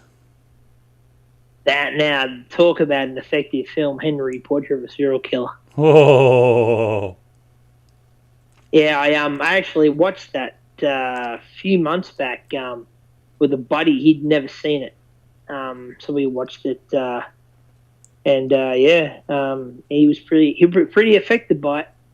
Good movie. That's one of his best performances. Michael Rooker. I'm a pretty big Michael Rooker fan. I really like that guy. He's a good actor. Jesus, yeah, it's like it's like a role that he was just the role that he was born for. Like I can't look at him and not just think of Henry. Ah, yeah, yeah. Love him in Cliffhanger as well. I don't know if you're familiar with Cliffhanger from the '90s with him and Stallone, but he's pretty good in that movie too. But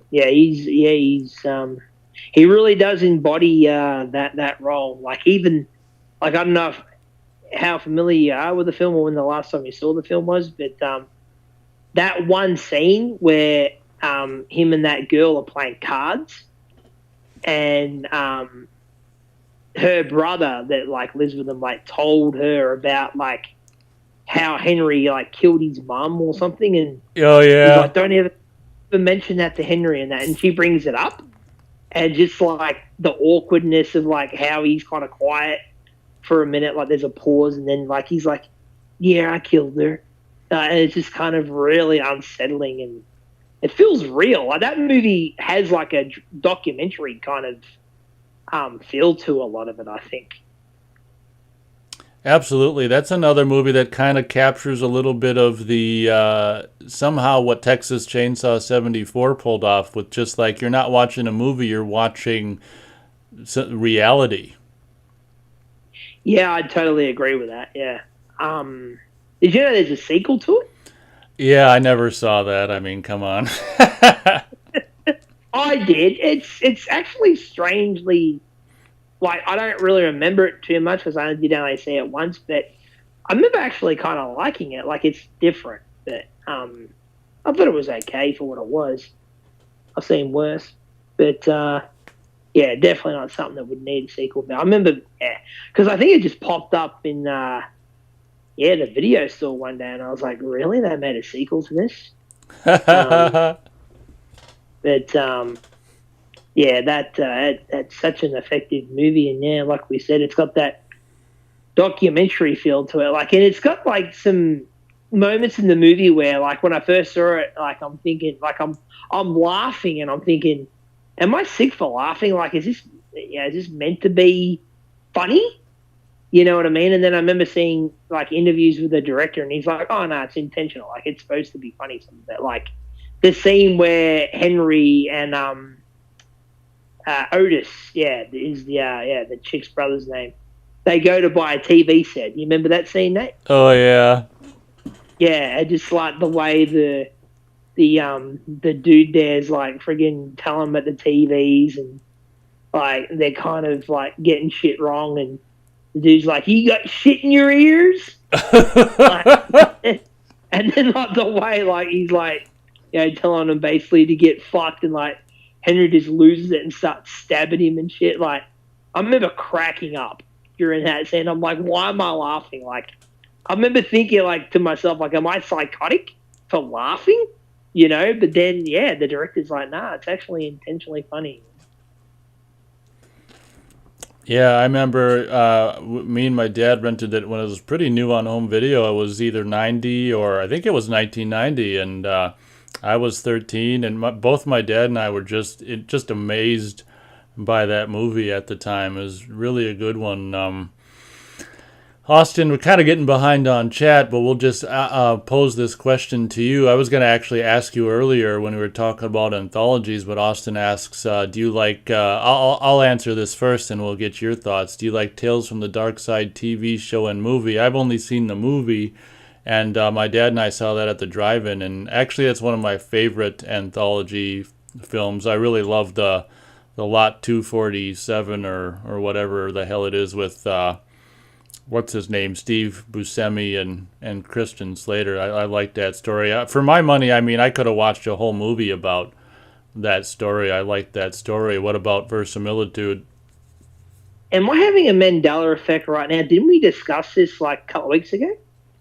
Oh, we may have. I mean, I do so many of these shows that are getting longer and longer. It's possible.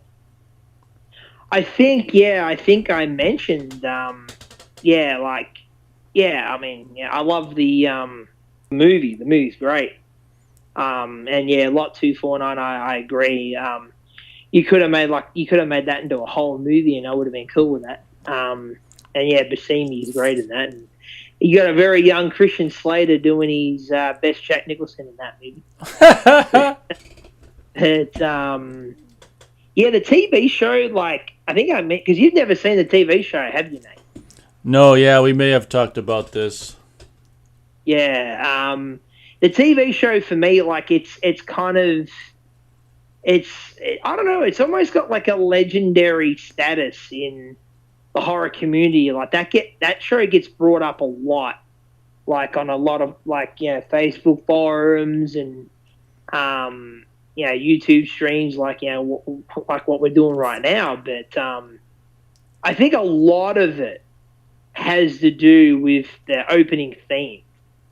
Like I think we definitely have talked about this, because I remember telling you that you should look up like the opening theme and watch the opening theme, because the opening theme is creepy as hell. Like it's one of the creepiest things I've ever seen. Like as a kid, like I couldn't even watch the show sometimes, because that like I'd watch that opening and I'd just run screaming from the bed, from the room or whatever, because it just freaked the hell out of me. I mean, like this guy comes on like, there's a dark side, unseen by most, an underworld, a place that is just as real, but not as brightly lit, a dark side. Like, it just scared the crap out of me, like, as a kid. Like, about, maybe like 7 or 8 years ago, I got a bootleg of, like, the entire show. And I was like, let me sit down and watch all of these, because me and my old man had, like, a handful of the episodes and so on tape over the years. And most of the ones we had were good, like, ones about, like, I know you're not like a big vampire guy, but, like, there were some good ones about vampires and shit like that. And then, I sat down and watched the entire run, which is, like, 4 seasons. And to be honest, like, I don't even know if there's 24 good episodes. Like, a lot of them I just remember, like, very forgettable and just boring, So, like, I think if people are honest, taste, everyone has different tastes, but I do think a lot of people's love does just come from the opening theme of the show. Okay, yeah, I remember you talking about that. Yeah. But the movie's kick-ass. I love the movie. Oh yeah, I love the movie. Austin Wilcott loves anthologies. He says Creepshow 2 was awesome too, not as good as the first one. It's a lower budget sequel with lesser talent. We're supposed to get an 80s Creepshow 3 from Laurel Entertainment, but it was canceled. Austin's I thought that Tales from the Dark The Side. Dark Side, yeah, was supposed to be Creepshow 3. Yeah. That's what Mero always said. Yeah. Okay. Austin's seen Trick or Treat. Matt says, "You streaming all night, Nate? You're pulling an all-nighter." Yeah, Matt's an hour ahead, so it's later to Matt than it is to me. Austin says, "Anybody have Society on Blu-ray? I've got just the DVD. Have you seen Society, for similitude?" Never seen it. I'm pretty aware of it. I kind of know what the twist is and stuff with the family, and that. I don't know. Like, I don't know. Just not something that really I'm that interested in seeing. To be honest, I don't know. It doesn't really grab me, but I don't know. I might watch it at some point. But yeah, no, I've never seen it. Okay, yeah, I kind of grew up with that. I saw it when I was a teenager, and it's not something that I watch very often, or something that really needs to be watched very often. But I like what it has to say, and yeah, pretty creepy movie basically. There's some social commentary in that film.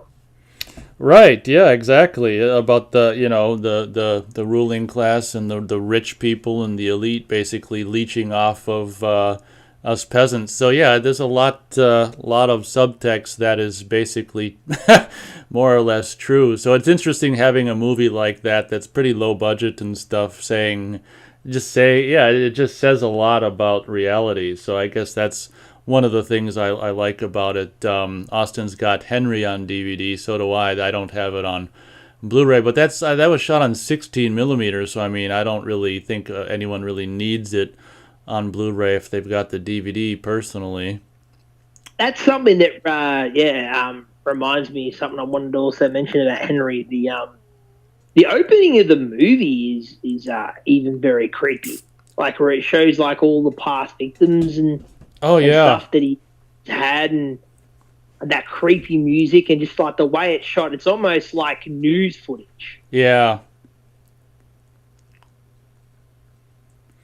Yeah, I know the way it opens. I mean, I can't. I mean, I could just feel that. I knew obviously how I felt because I'm me, but I could just feel my dad was pretty like we were both just like hooked right at the beginning when it was just showing those shots of the victims. Then it'd cut to Henry driving or doing something. Then it'd show another victim, Henry driving, doing something, and then another victim, and they'd have that sound with like the echoey sound of what happened, like die bitch, you know. Yeah.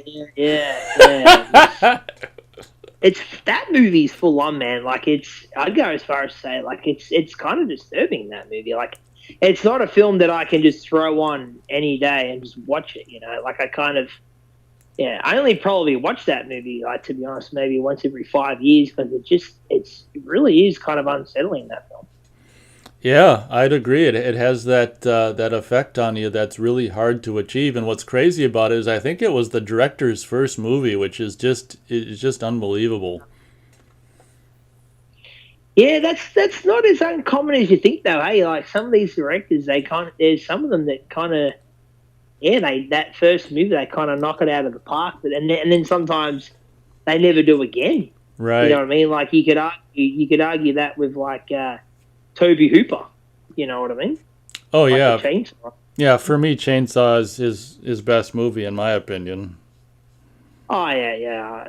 I think most people would agree with that. I mean, yeah, I enjoy things like Invaders from Mars as well. But yeah, it's really kind of all about that first movie. Austin brings an interesting observation about Henry. It was made in '86, but shelved until 1990 because no distributor would touch it. Absolutely, you can understand why. But I feel kind of cool. I'm a pretty cool dude that I actually saw Henry the year it was released on home video in 1990. Pretty cool dude. I remember being 13 and having an idea for a sequel before the sequel ever came out, and it kind of makes no sense because I think Henry might be kind of not, either impotent or not interested in sex, but my idea for a sequel title was Henry Jr., Portrait of a Serial Killer's Son. Interesting. Yeah, I didn't see the film until only about maybe 10, 12 years ago, sort of thing. I was just sort of browsing around the horror DVD section, and just happened to be sitting there, and I don't think I'd even heard of the movie. And I remember, on the poster, it says something to the tag for it, something to the effect of like, he's not Jason, he's not Freddy, he's real. That was enough to get me to hire the movie. I was like, okay, I'll watch this. And man, I watched it on my own, and it really affected me. What a great tagline too. Oh, geez, another knock on my door. Wait a second. Yep. All right, everyone. In the meantime, I'll catch up on chat. Austin says he's got Tales from the Dark Side complete series on DVD. I think you might have been here when Verisimilitude was talking about it in a past show, because I think you may have said that as well. Austin says The Hitchhiker was a good series too. Yeah, I still haven't seen that movie. I don't know if the series is based on the movie or whatever, but Austin says Creepshow 3 was on the Laurel production list. You can see it on the Monkey Shines Blu-ray documentary. That's interesting. Austin says Henry feels like America's Most Wanted. Made it with creepy music. Yeah, what great music.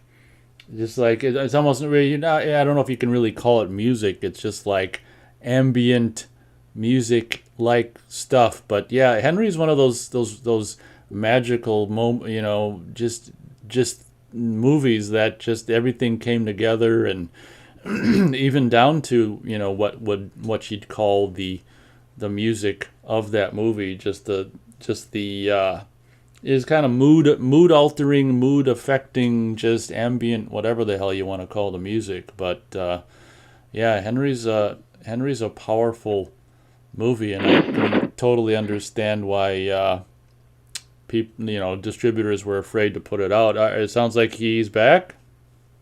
Yeah, I'm back. Yeah. Well, Henry, it's not. I don't know. I wouldn't think it would be a terribly easy film to market. You know what I mean? I don't know. If you release a film like that nowadays to streaming, it would probably do a lot better, because, like, I don't know. It seems like people are a little bit more desensitized to that sort of stuff now, and like with all the true crime stuff that's out there anyway, it would do better nowadays, I reckon. Yeah, it's really hard to say. It's really hard to say. I guess we'll never know. Are you like a true crime like movie fan, like in general, or? Oh no, you mean movies that are based on supposed truth? No, I'm not interested in that. Oh, okay. Yeah, I don't mind like the odd true crime movie like So what's a I like kind of. Sorry. What's a true crime movie like? Like a title, or can you name some titles, or? Oh, things like that are based on like the Ted Bundy case. Like, I find that kind of morbidly kind of interesting in a way, just because he seemed like a normal dude. You know what I mean? And like when you find out like, certain like aspects of his life and things like people that he knew and stuff, like people who were like involved in, law enforcement and stuff, and they never caught on to what this guy was doing. I just kind of find that sort of stuff interesting and stuff. But like, I'm not like huge into it to the point where like I just watch everything that they make on that sort of stuff. But there are a few that I do like. Yeah.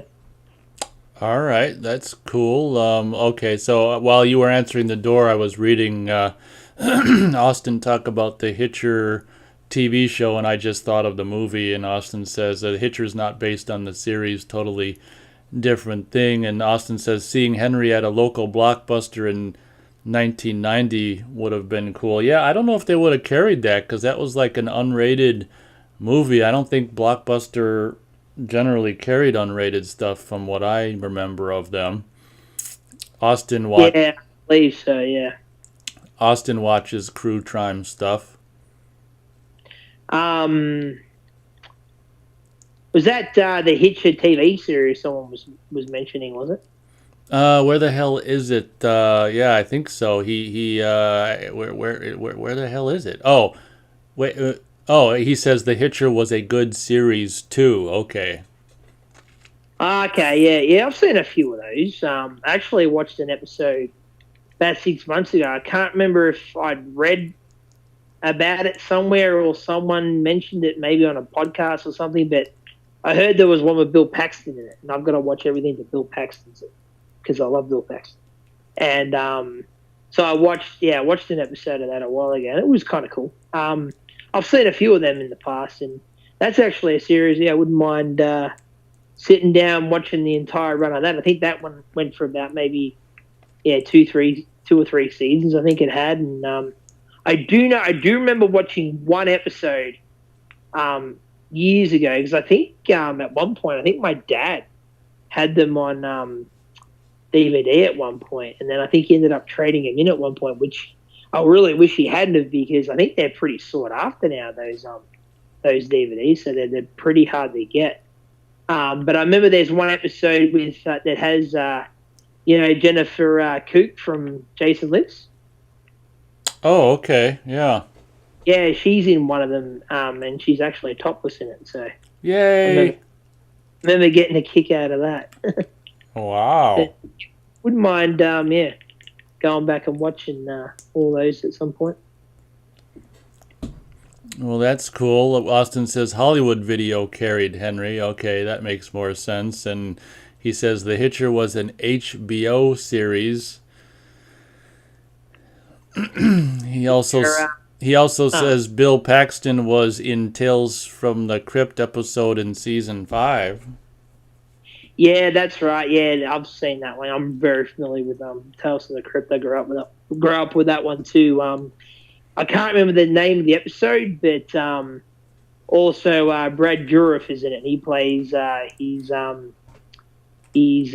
brother, who's kind of a special guy, if you know what I mean. Oh.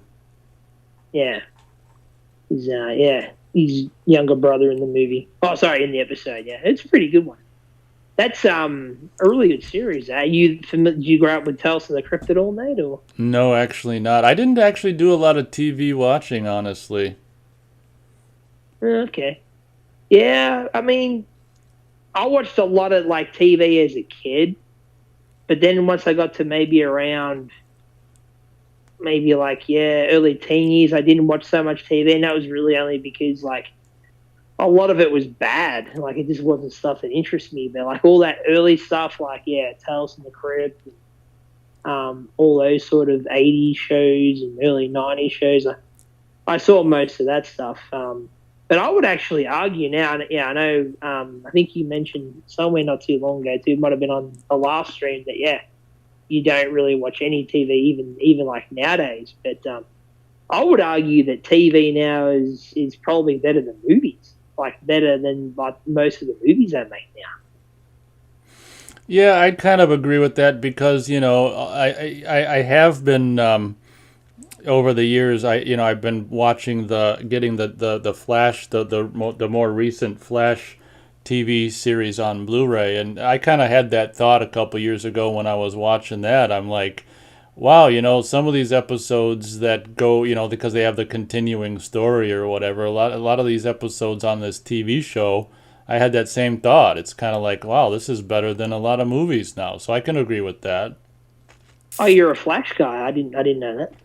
Yeah, I haven't been watching it. I got I pick up the seasons on Blu-ray when they're on sale, and I've got a lot of them, but I kind of just, I don't know. There's the same old story, so much to watch, but I haven't really been watching it lately. But for a while there, I can't remember what season I'm on, but for a while there, yeah, I was because I was a fan of the Flash, the original series from Yeah, same. Yeah, I grew up with that. 1990. So I gave the new one a shot because I came across the Blu-ray on sale, and yeah, so that's one of the few more recent TV shows that I can kind of get behind, and I can agree with that. Some of the TV being better than current movies. Yeah, the guy who played the Flash in the original, he plays his dad, if I'm not mistaken, in the new one. I've seen a few episodes of that, and yeah, I've been meaning to catch up with that one too because yeah, it does look pretty cool. And yeah, I've always liked the Flash because yeah, I'm a pretty big superhero guy, but yeah, wouldn't mind checking that out at some point. But yeah, there's been some, like in my opinion at least, there's been some really good TV shows over about the last 15 years or so. I don't know how familiar you are with things like Dexter or Breaking Bad or things like that, but yeah, I'm a big fan of all that kind of stuff. Yeah, I never saw any of that, but what about I saw I can't remember, maybe the first two seasons on Blu-ray of like Bates Motel, the more recent show. What are your thoughts on that? Yeah, I really enjoy that show up until the last season. Up until when they decided, hey, let's remake Psycho and do our own thing with it. But that's where yeah, that's where the show lost me. Like I always envisioned the show ending.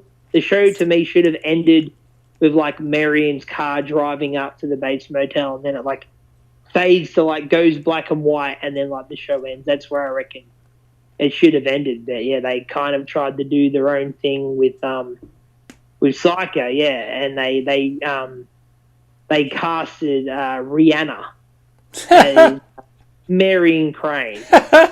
Um, do I need say more, mate? Nah. But yeah, the first four seasons are pretty strong TV, man. I really dig it, and just in general, I'm a big fan of Vera Farmiga, who plays the mum, who plays Norma. She's always good. I don't know if you've ever seen one called The Orphan, horror film called The Orphan. Oh yeah, that was a surprisingly good one. Yeah, she's the mum in that too. Yeah, she's a good actress.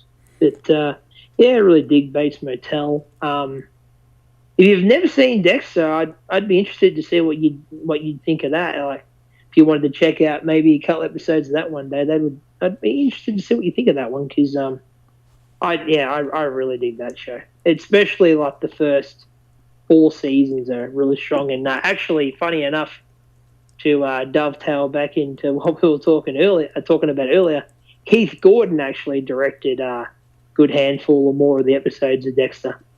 Oh wow, yeah, I've been sitting here the whole time, off and on, ever since you mentioned that interview with him. I just been so jealous the whole ever since you said it. It's just like, how cool would that be? God dang it.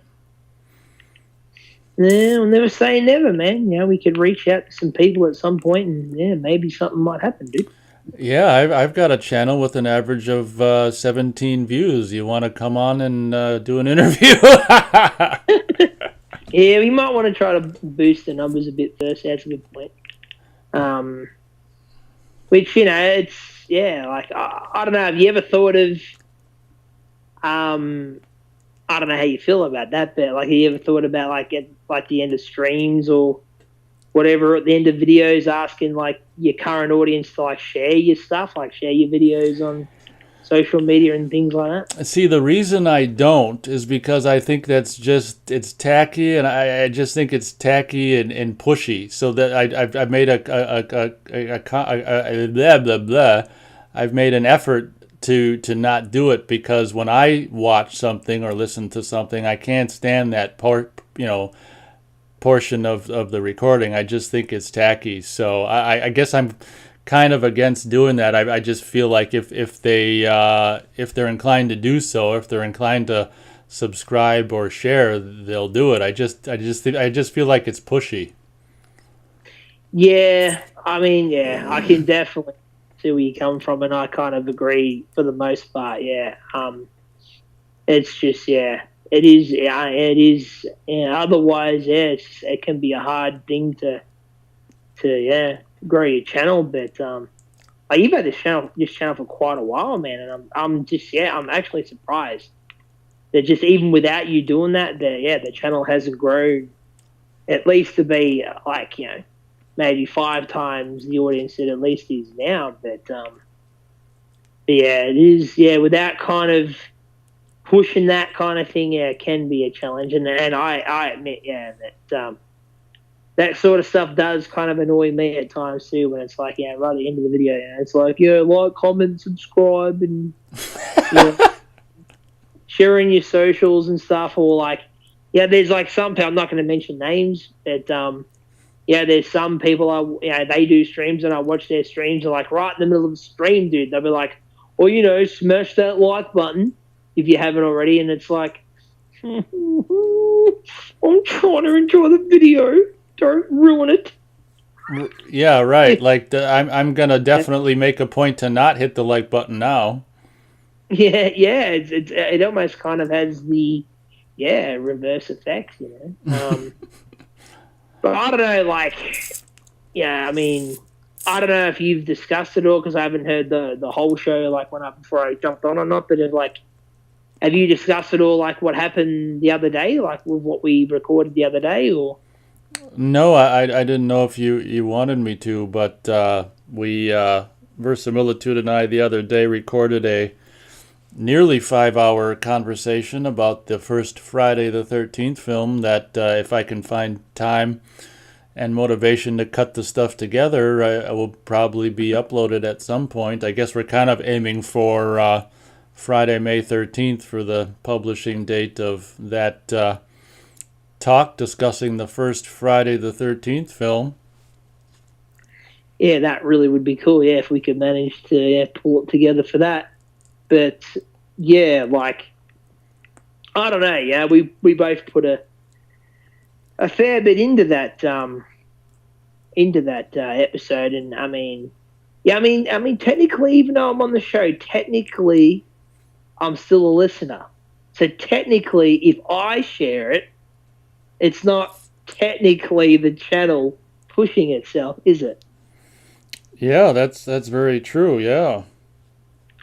So I mean, yeah, I mean, we put a lot of work into that. It would be cool to get like at least a decent amount of views on it. I mean, yeah, I don't expect thousands, obviously, but yeah, we can get maybe, I don't know, 150 out of it. That'd be kind of cool. That'd be pretty amazing for this channel.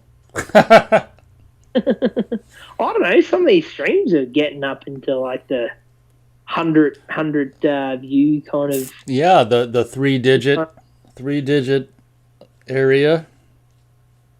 Yeah, and like anyone who's listening to this stuff, like after the fact, like don't be scared to leave a comment after the fact. Is because you can't watch it live doesn't mean you can't leave a comment after if you feel so inclined to do so. It'd be cool to hear back from people. Yeah, it's interesting. I don't know if it's because they're so long, but it's very rare that someone. I mean, it does happen, but not. It's not very commonplace for people to even comment on these, super long radio shows. There just might be too much to listen to, and they don't even know what to say. But yeah, it's interesting. Yeah, a friend of mine. Well, actually, yeah, my friend Ryan, who's commented on the streams before. I was telling him about how we did the Friday show the other day, and he was saying that even though, like, yeah, he's someone that likes listening to stuff like that, he's like, man, when you got a show that's longer than 2 hour kind of mark, a lot of people kind of check out because it's just too long and things like that. But I don't know, I kind of hear like mixed things about that because I know, like, obviously there are people out there like that just don't have the time to dedicate to like a 4 hour show or even longer. But I've heard plenty of other people that are like, oh, the longer the better. That they're commuters, like big commuters, so like they'll listen to the show like throughout like a day or whatever. Or even myself, like if there's a stream that's like 2.5, 3 hours long or whatever it happens to be, like I'll just listen to it in segments. You know what I mean? Like if it takes me 3-4 days or whatever to listen to it, then I'll just pick up from where I was last time, and I got a pretty good memory, so I kind of remember what I've heard already. Right. Yeah, I've had some feedback which is very, very encouraging about people just listening at work. I mean, which is they could potentially listen to a 6 hour show all at once in an 8 hour shift. So, I can understand, your friends' thoughts as well, but I think there's also people that are, are open to and happy to fill their, commute and or work time with an overly long talk or something. So, Yeah, I've definitely heard that. Yeah, people, they'll literally, fill out their workday with a stream or whatever. Yeah, I mean, I mean, I've done that myself at work. Yeah, there's a lot of the times when I'm at work and I can afford to do that sort of thing. So like, either that or I'll listen to like, 2-3 episodes of a podcast like while I'm working. But yeah, I mean, it just all kind of depends on who your audience is, I guess. But I think the argument can be said either way, to be honest. absolutely. And doing a little bit of chat here. Let's see here. Where am I? I think I'm at Austin says, weirdly enough, HBO owns the rights to The Hitcher as well. Austin asks, has anyone seen the Daredevil TV series or The Punisher? I haven't. I've seen both. Yeah. Well, I've seen. I can't remember if I've seen the third season of Daredevil. I'm not too sure because if I remember correctly, I think there was a delay with the third season. I think or something like that. So I actually am going to go back and rewatch all of them. The whole show sometime down the road. 'Cause I want to rewatch it anyway. So I'll find out whether or not I've seen the third season. Punisher, to be honest, I thought it was okay, but I thought it was really like just ham-fisted, just the way they went on and on and on about his family being killed. It's like, okay, we know that's like a big part of like why he's the Punisher and that, and I get it. Like I really get it. But why is there like a whole season nearly that feels like it's devoted almost just to that, just him like kind of moping around, like being upset about his family. Like it was too much. Wow. That's just one person's take on it. That's just how I felt. But I thought the actor, I can't think of his name right now, but I thought the actor they got was pretty good. Like I've seen him in a bunch of things. Like he was in The Walking Dead, and he's been in other films and things like that. That's another show I really dig, The Walking Dead. You ever seen any of The Walking Dead, Nate? No, because I kind of got sick of zombies before that show even started. So, yeah. Yeah, that's something I've heard from quite a number of folks. That, they're kind of zombie fatigued out, and and I must admit I kind of did kind of feel the same way by the time the show came out. But I don't know, I just really liked the characters in it and stuff, and like the show kind of really did kind of hit its peak around. I think it was like season 6 or 7 sort of thing. The show has like dipped in quality a little bit since then, but I still think it's very watchable. Like I do really still dig it. And my favorite character is Daryl, and he's sort of like the lead now. But I liked him before it was cool to like him. But Ooh. I dig it. Austin says he saw Bates Motel and he liked season 5, so their verisimilitude. Heh heh heh. Yeah, well, he needs to get toast, doesn't he? Oh. Just no. When they tried to do their own thing with Psycho, it felt so friggin' pretentious. It's like you just don't need to do this. And the thing is, like when I remember seeing like a promo, right, when the show first started, and Vera Farmiga is like getting interviewed and stuff, and she's like, "Oh, we're not trying to remake Psycho with this. Like, that's not what we're doing. That's not our intentions with the show." So I don't know, like unless like she's full of shit, it really does make me think like they weren't going to do any of that stuff to begin with. It was something that they just sort of cooked up half-assed later on. You know what I mean? Like like what happens so much with shows and even just like movie series as well. But yeah, I mean, I don't hate the last season, but it's just it is a drop off in quality to say the least. Austin says Orphan's getting a prequel. Yeah, I know about that. Hey, but I don't know how they're going to do that. Really, to be honest, if you know the movie, you know the ending. I don't know if that's going to work. Really, I don't know how you're going to do that unless they're going to use CGI or something. But like, do you know what I'm saying? Do you know what I'm saying, Nate? With that, or Yeah, that's good to not spoil it for anyone who may not know. But yeah, exactly. How do you do a prequel to that? But oh well. yeah, like with a certain character's age and things of that nature. I don't see how that's going to be viable. I mean, I'll probably watch it, but I think it's totally unnecessary, really. Austin agrees about the Rihanna stuff in the Bates Motel show, though, is stupid. So he's got that. Yeah, I don't know.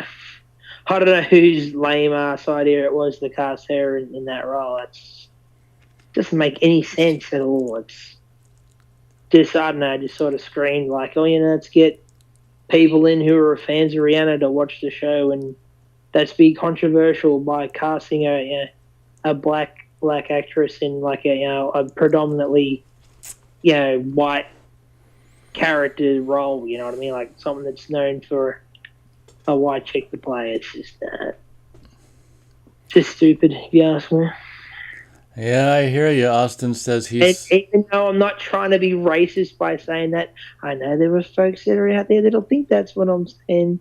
But either way, I'm cool to be hated. It doesn't bother me. Yeah, I like to think that people that frequent my channel aren't going to be like that. But I hear what you're saying. You never know who's going to come across the show.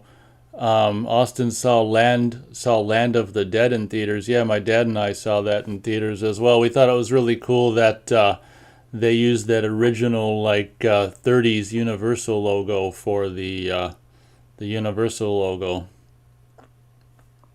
Yeah, I think I saw that in the theater with my old man as well, if I remember correctly. I know I saw it in the theater. I think it was with him. Yeah, I thought it was all right. I'm going to say something that's probably going to be controversial to some people listening and stuff, but I don't really care for the original Dawn of the Dead. Oh, that's right. You like the remake more. Yeah. Yeah, I do. Doesn't really do much for me. I don't know. I kind of find it boring. Characters don't do much for me either.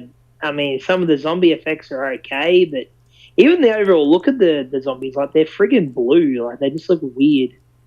And I've actually never seen the original Night of the Living Dead. I've actually never seen that movie. Jesus. But I really dig the remake though. The Tom Savini, whatever it is, 1990, I think it is. Yeah. Remake. I really dig that movie. Wow, that's interesting that you never saw the original. That's really something. Yeah, I don't know. I don't know. It's not that I'm against black and white movies. Like there's heaps of black and white movies that I love. That's not it. It's just I don't know. I just never really had that much of an interest in it. Like I've seen bits of it, like clips here and there, but yeah, I don't know. Like I will say this too. Like I'm not even really that big of a Romero fan in general. Creepshow is really the only film he ever did that I really give high praise to be honest. Yeah, I hear you. He doesn't do a whole hell of a lot for me either. Looks like Austin says that they're going to use CG on the original actress for the whatchamacallit Orphan prequel. What? So they're going to just do that for the whole movie? Like, that seems like a lot of work and a lot of money for a horror movie. Yeah, I can't imagine the effects house that's going to handle that. It's going to have a lot of disposal time to do that. They're probably going to want them to do it all in, friggin' 2 months or whatever, and it'll probably look like shit. Well, Austin's saying something about using deep fake, so maybe that's not very expensive and not very time consuming.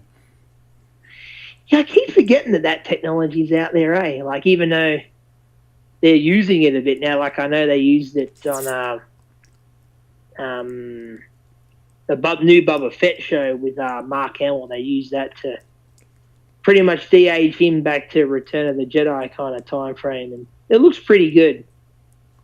But yeah, I guess they could do that. But I mean, what's it going to be about? Like, is it going to be about the family just before that she wiped out? And see, that's the thing, because that's the one problem with prequels. Even though, like, I kind of enjoy them and stuff, like, we kind of know what's going to happen. Like, this time she's going to wipe out the family. Like, there can't be any There can't be any survivors, otherwise it doesn't make a lick of fucking sense. And they pretty much state that in the first movie that, yeah, the other times that it happened, she wiped the families out. So, Oh well, guess we'll find out. Austin says he prefers Day of the Dead over Dawn. What are your thoughts on Day of the Dead? yeah, I'd agree with that. I've seen Day of the Dead like once or twice. So I actually don't mind that one. It's not too bad, but could you take a stab at what you think maybe my favorite zombie movie is, though?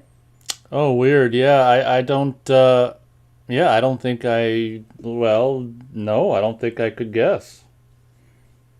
Return of the Living Dead. Oh, That's my favorite. oh, okay. So is that the one with Linnea Quigley, and was that the Dan O'Bannon one, or what? Yep, yep. Oh, I love that film. I've loved that film since I was a little kid. Yeah.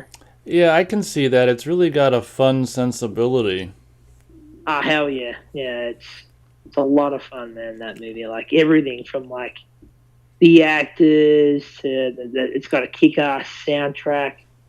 It's such a fun movie. Though, like if I just want to have fun, like I'll watch that movie. Like it's just a lot of fun, man. Like just the whole opening with Tom Matthews and um I just was thinking of his name now. I can't think of it. The older dude that plays Frank is just, yeah, it's so much fun. Okay, Have yeah, that you makes seen it? sense. Oh yeah, I've seen it. Yeah, I'm surprised you didn't mention Linnea Quigley as a part of the reason you like it. Yeah, she doesn't really do much for me, to be honest. Oh, okay. Well, that's why you didn't mention it. That scene's iconic. Don't get me wrong, where she's dancing on top of the grave and stuff, like, of course. But just like, yeah, I never really found her that attractive, to be honest. All right. Well, that explains why you didn't mention it. Yeah, I mean, I know she's a big wet dream for a lot of horror fans, but yeah, no, I'm way more of like a Heather Langenkamp or Amy Still kind of dude. Okay, that makes sense. So Austin's going on about the orphan prequel. He says it's showing how she started being the orphan. Austin might be the director of it. I'm getting. He's the producer of it. He knows all the inside scoop. Yeah, I just, yeah. We don't need to Like, talk. We don't need to. that, sorry? We don't need to keep talking about the orphan preview. I'm just reading chat. Yeah, I was just gonna say, yeah, I really think the first movie, I don't really need a prequel for that, but I'll watch it because gotta kind of see this stuff, I guess. But I don't have a lot of hope for it. But hey, I always hope to be surprised, and who knows, maybe I'll be surprised. Yeah, there you go. Austin loves Return of the Living Dead. He's got it on DVD and Blu-ray. Yeah, such a fun movie. That'd definitely be one that if you're down for it, I'd like to discuss that at some point. I'd have to rewatch it. Yeah, I'd have to rewatch it as I'm not very familiar with it, but I think I got the DVD. Yeah, I got the Screen Factory edition. I haven't even looked at it yet, but yeah, I got the Screen Factory. Wow. The sequel, though, I don't really care for. The second one, don't think much of the second one. The third one's kind of fun. Have you seen any of the sequels? No, I haven't. So who the hell did the second one? It wasn't Dan O'Bannon, I don't imagine. No, I'm not too familiar with who the filmmakers are behind the second one, but I just wasn't really a fan. I think I've only seen it maybe twice. I think I watched it once as a kid, and then I think maybe like a decade ago I tried to revisit it, but it just doesn't work for me. Oh, I think we answered his question before he asked it. His next comment is, "What do you think of the sequels?" I guess you were answering it while he was or before he asked it. Are you a fan of the House franchise and all that? No, not really. I don't really like the first one. I don't think I've seen anything but the first one. Oh, okay. Yeah, I don't mind though. I love the first movie. First movie I really love, and second one's weird. Yeah, I don't really care for the second one, but technically, like, there's a third. Like, I know in America it's called the Horror Show, but like I know here in Australia and like in Europe and stuff, it's known as House 3. It's a fun film with like Lance Henriksen. And it's kind of like it's kind of like Shocker. It's kind of like a different version of Shocker. But I like it a lot more than Shocker. Oh, has it got Lance Henriksen in it? Yeah, Lance Henriksen is a Oh cop. yeah, Yeah, yeah. but, I'm familiar with the horror show. Yeah. yeah, Brian James. Yeah, like, yeah. Well, here it's called House 3. Yeah, they lumped it in with the house. Yeah, they gave it the house moniker here. So yeah, That's funny. yeah. But yeah, I dig that first movie though with William Catt. I have a lot of fun with that one. I've had a lot of fun with that one since I was a kid. Yeah, a lot of. I mean, I can see like if I had seen it when I was a kid, I might have a different opinion on it. A lot of times, I wished I'd seen a lot of stuff younger because maybe I would like it more. But oh well. Yeah, another one that I never saw as a kid that like I'm kind of puzzled on like why it has sort of the fan base it has in a way, but Monster Squad. I never really cared. I mean, I only saw it for the first time maybe like 10 years ago or so, but I didn't really get like what the big deal was with that one. What Yeah, about you? yeah. I didn't care enough to even see it. I never saw it. Oh, okay, fair enough. Let's see here. Austin says the Scream Factory edition of Return of the Living Dead is out of print. Brian Usna did part 3, has nice uncut version Blu-ray which he's got. And Austin likes the House series. He's got the Arrow video box set. Oh yeah, nice. Yeah, I've always wanted that box set. It's pretty cool. What about Phantasm, Nate? You a fan of Phantasm at all? Oh my God, yeah. The first movie's amazing. Yeah. Oh yeah. The first movie's Boy. absolutely. And I like the second one, and for me they just get worse as they go on. But the first one is, yeah, it's just beyond classic, isn't it?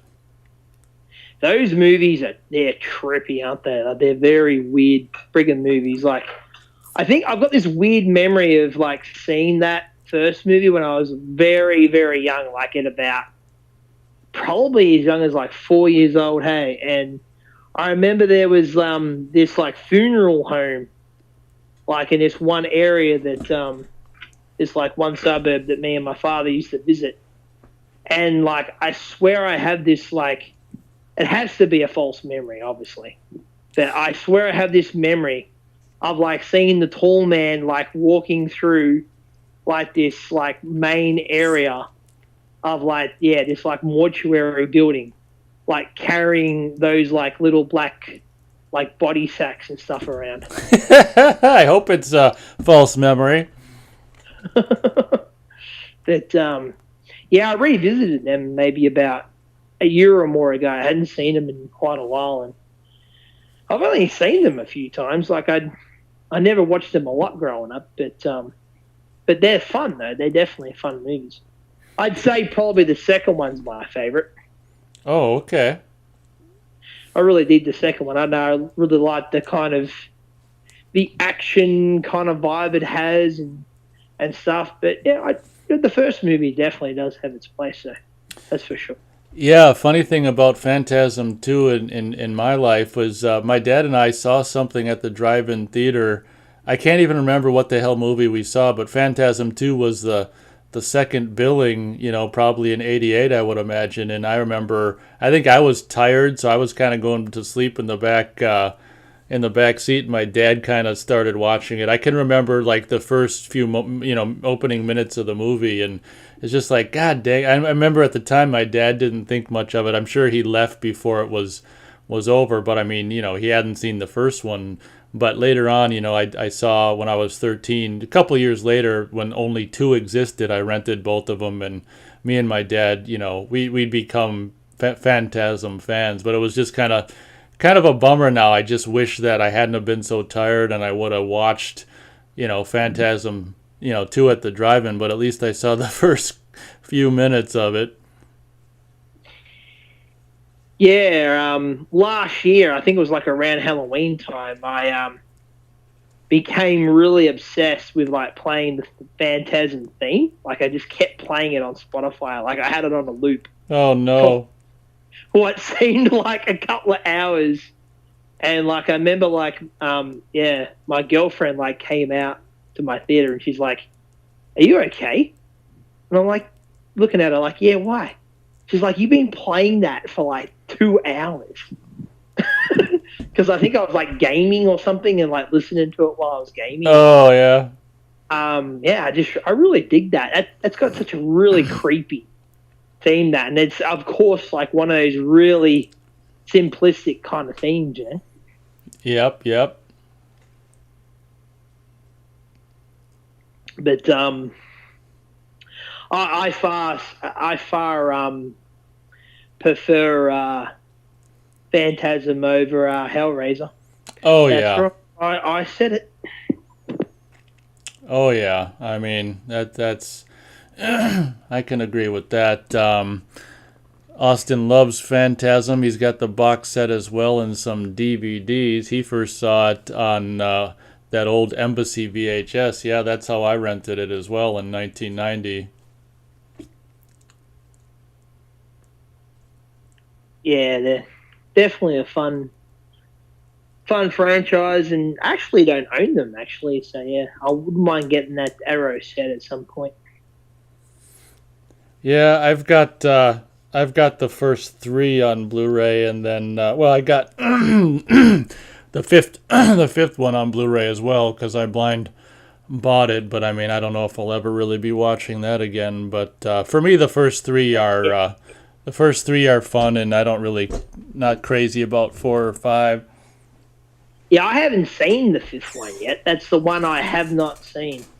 Oh well, then yeah, then you're not missing a lot. Yeah, I've heard it's like almost like a lot of people think it's like a fan film almost. I reckon it's got like a really kind of fan film kind of look about it. That's what I've heard. Yeah, honestly, I would think an actual fan film might be better. Yeah.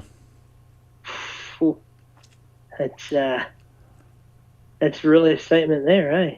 Yeah. The fourth one, I remember I liked it, but it was pretty weird. Fourth one. Well, you could tell the fourth one like had just no budget at all. They're just going in the middle of the desert and filming the whole thing in the middle of the desert because they can't afford permits for anywhere else. And yeah, four's got some cool ideas, but I mean that's only at the end of the movie. Like the whole thing, in my opinion, is just filler until they get to the cool ending. But yeah, I can't really say much good about four. Yeah. I don't know. With Phantasm, I don't know, the kind of the concept is sort of so out there already that like even if they make like a really weird one that's sort of just, I don't know, weirdly I kind of give it the pass, I guess. I don't know. Just, Well, I don't kind of go into those movies like looking for continuity or um yeah, like high budgets or whatever. I just, yeah, I don't know. that's cool. Let's see, where the hell am I? So Austin says the fifth one was a head scratcher. Phantasm 5 used too much digital, that's for sure. It looked like it was filmed in a green room. No, I actually wouldn't be like against them remaking Phantasm. I think you could really do some cool things with that. I mean, I don't know how you replace um, the guy who plays the tall man. What's his name? Something Grimm? Angus Grimm? Yeah. Angus Scrim, CRICR, yeah, whatever. Angus Scrim, yep. Yeah, that's not even his real name. I know that much. But yeah, I wouldn't be opposed to them remaking that, to be honest. Or maybe not like exactly a remake, but like some sort of reimagine or something. I mean, I don't know. Like it's sort of so zany and out there anyway that, I think you could do something sort of in the same sort of universe that could be interesting, you know. Yeah, I'd say so. Problem is, I guess with the exception of maybe the second film, Phantasm, unfortunately, and it's kind of a bummer because it deserves to be more known. But Phantasm's always kind of been under the radar franchise. I think not very known. Yeah, it's really only known really to like hardcore horror fans and stuff like us, you know. There's a whole bunch of people that if I've mentioned it to them, they're like, "What the heck is that?" You know. Yeah, absolutely. Kind of like sleepaway camp in a way. Like unless you're really into horror, like no one's familiar with sleepaway camp. Yeah, that's true. I remember like years ago, my dad was dating this girl, and she was a big horror fan, right? And I remember it was around the time that I met her, and we're talking about horror and stuff, like all the typical things, Friday and things like that. And like out of nowhere, she comes out with like, "Oh, I bet you've never heard of or seen Sleepaway Camp." And I was like, "Nah, I love that movie. Like that movie's great." And I remember like she was so surprised by it, like friggin' ended up having like a really good friendship with her because of that. But, and you're like, "Dad, this one's a keeper." Yeah, I kind of pretty much said that to my dad. Like, yeah, this one's cool. This one can hang around. But yeah, man, friggin' the funny thing is about Sleepaway Camp is I actually saw the second one first. I don't know if I've ever mentioned this on the show, but it was quite a journey for me to track down that franchise. Like I saw the second one, when I was maybe like 8 or 9 years old, and then funny enough, I actually, being a kid and stuff, like, when you're a kid, you're kind of stupid, and I actually kind of thought the movie was called Unhappy Campers. Oh, yeah. Because it had, like, in big writing, Unhappy Campers, and then it, like, in really small font, it said Sleepaway Camp 2. So, like, I went around to, like, and I'm looking around the video shop, I'm like, where's Unhappy Campers 1? Like, I can't find it. So, like, I went around to all these video shops for, like, what seemed like at least a handful of years.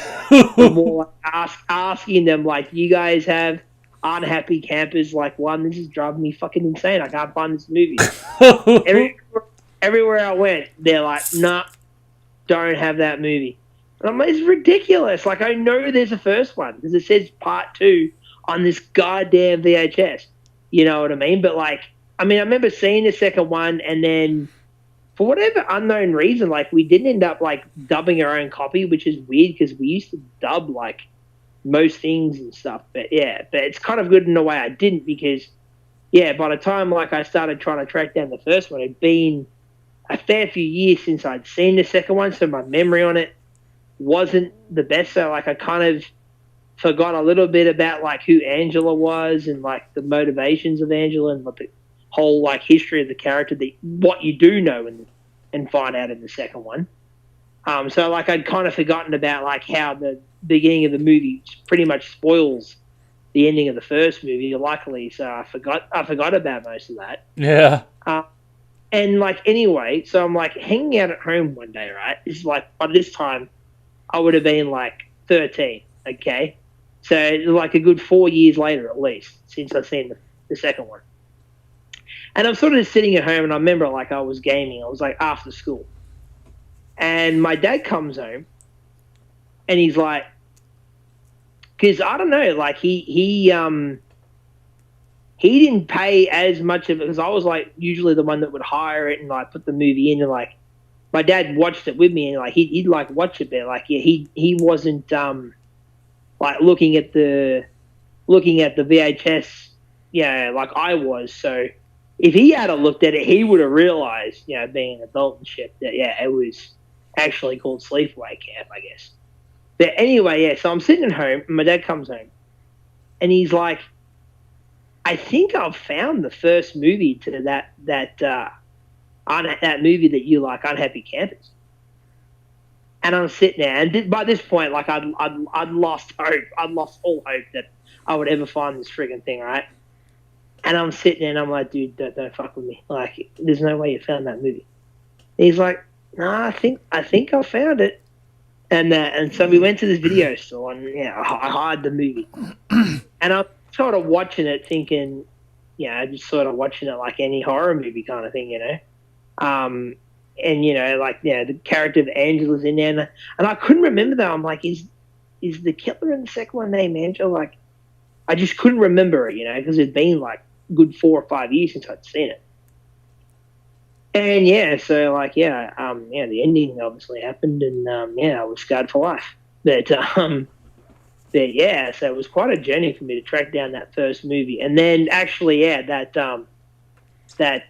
woman that my dad was dating at the time, yeah, she actually had the third movie, which I hadn't been able to see until that point because, yeah, once I knew that the series was called Sleepaway Camp, obviously, like I went and seen if there was any more of them because I wasn't even sure if there was a third movie or not. But yeah, she had the third one on like a bootleg, so that's how I ended up seeing the third one.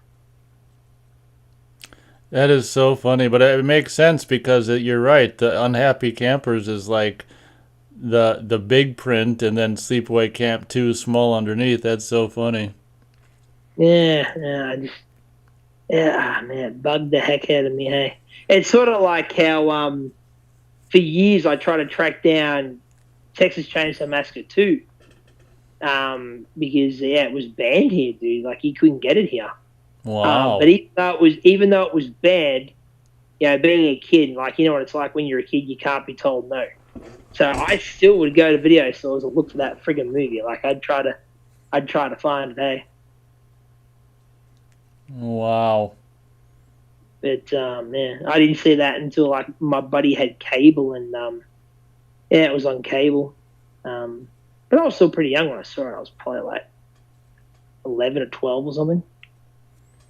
Yeah, that's pretty much the age I first saw it at. As what do we know your feelings on Chainsaw 2, or I can't remember. Not sure if we've discussed it or not.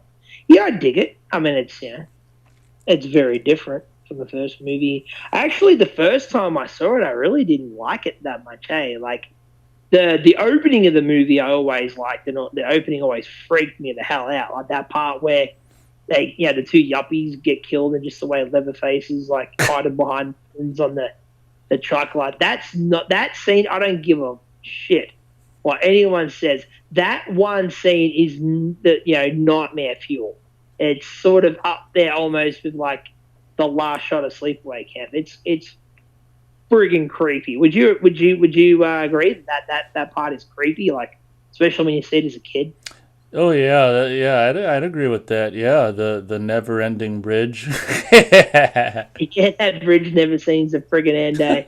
Like, have you ever seen? Are you familiar with like Sean Clark and like his Horrors Hallowed Ground series, where he goes and visits like horror movie locations and things like that? Oh yeah, I think I am. He went to the bridge. Yeah, he went to the bridge, yeah, and he's like, yeah, look at this bridge, like it's nowhere near as long as it seems to be in the friggin' movie. That is funny. Yeah, but I mean, nowadays I kind of enjoy that movie. You know, it's kind of zany and weird, but I don't know. Like, I mean, I kind of the school of thought that Hooper was kind of right to do what he did with that movie, because I think he knew that he's like, I can't do the same thing again. You know what I mean? Like, it's just not going to work that way. You know what I mean? And like most of the time when they try to do a new Chainsaw film, that's kind of what they kind of try to do. They kind of try to replicate that first movie, and it's like, guys, you're just never going to be able to do that. It's just never going to happen. It's lightning in a bottle, you know. Like the closest they've probably ever come is like the remake, and I dig the remake. I think the remake's pretty cool, but it's still not as good as the first movie, though. Yeah, that's true. Like, you know, I used to like it more when I was younger, and honestly, I kind of you know, it rubs me the wrong way the older I get. But I mean, I can definitely understand that point. I mean, it's kind of like, okay, so I did this masterful film and lightning in a bottle. Why even bother?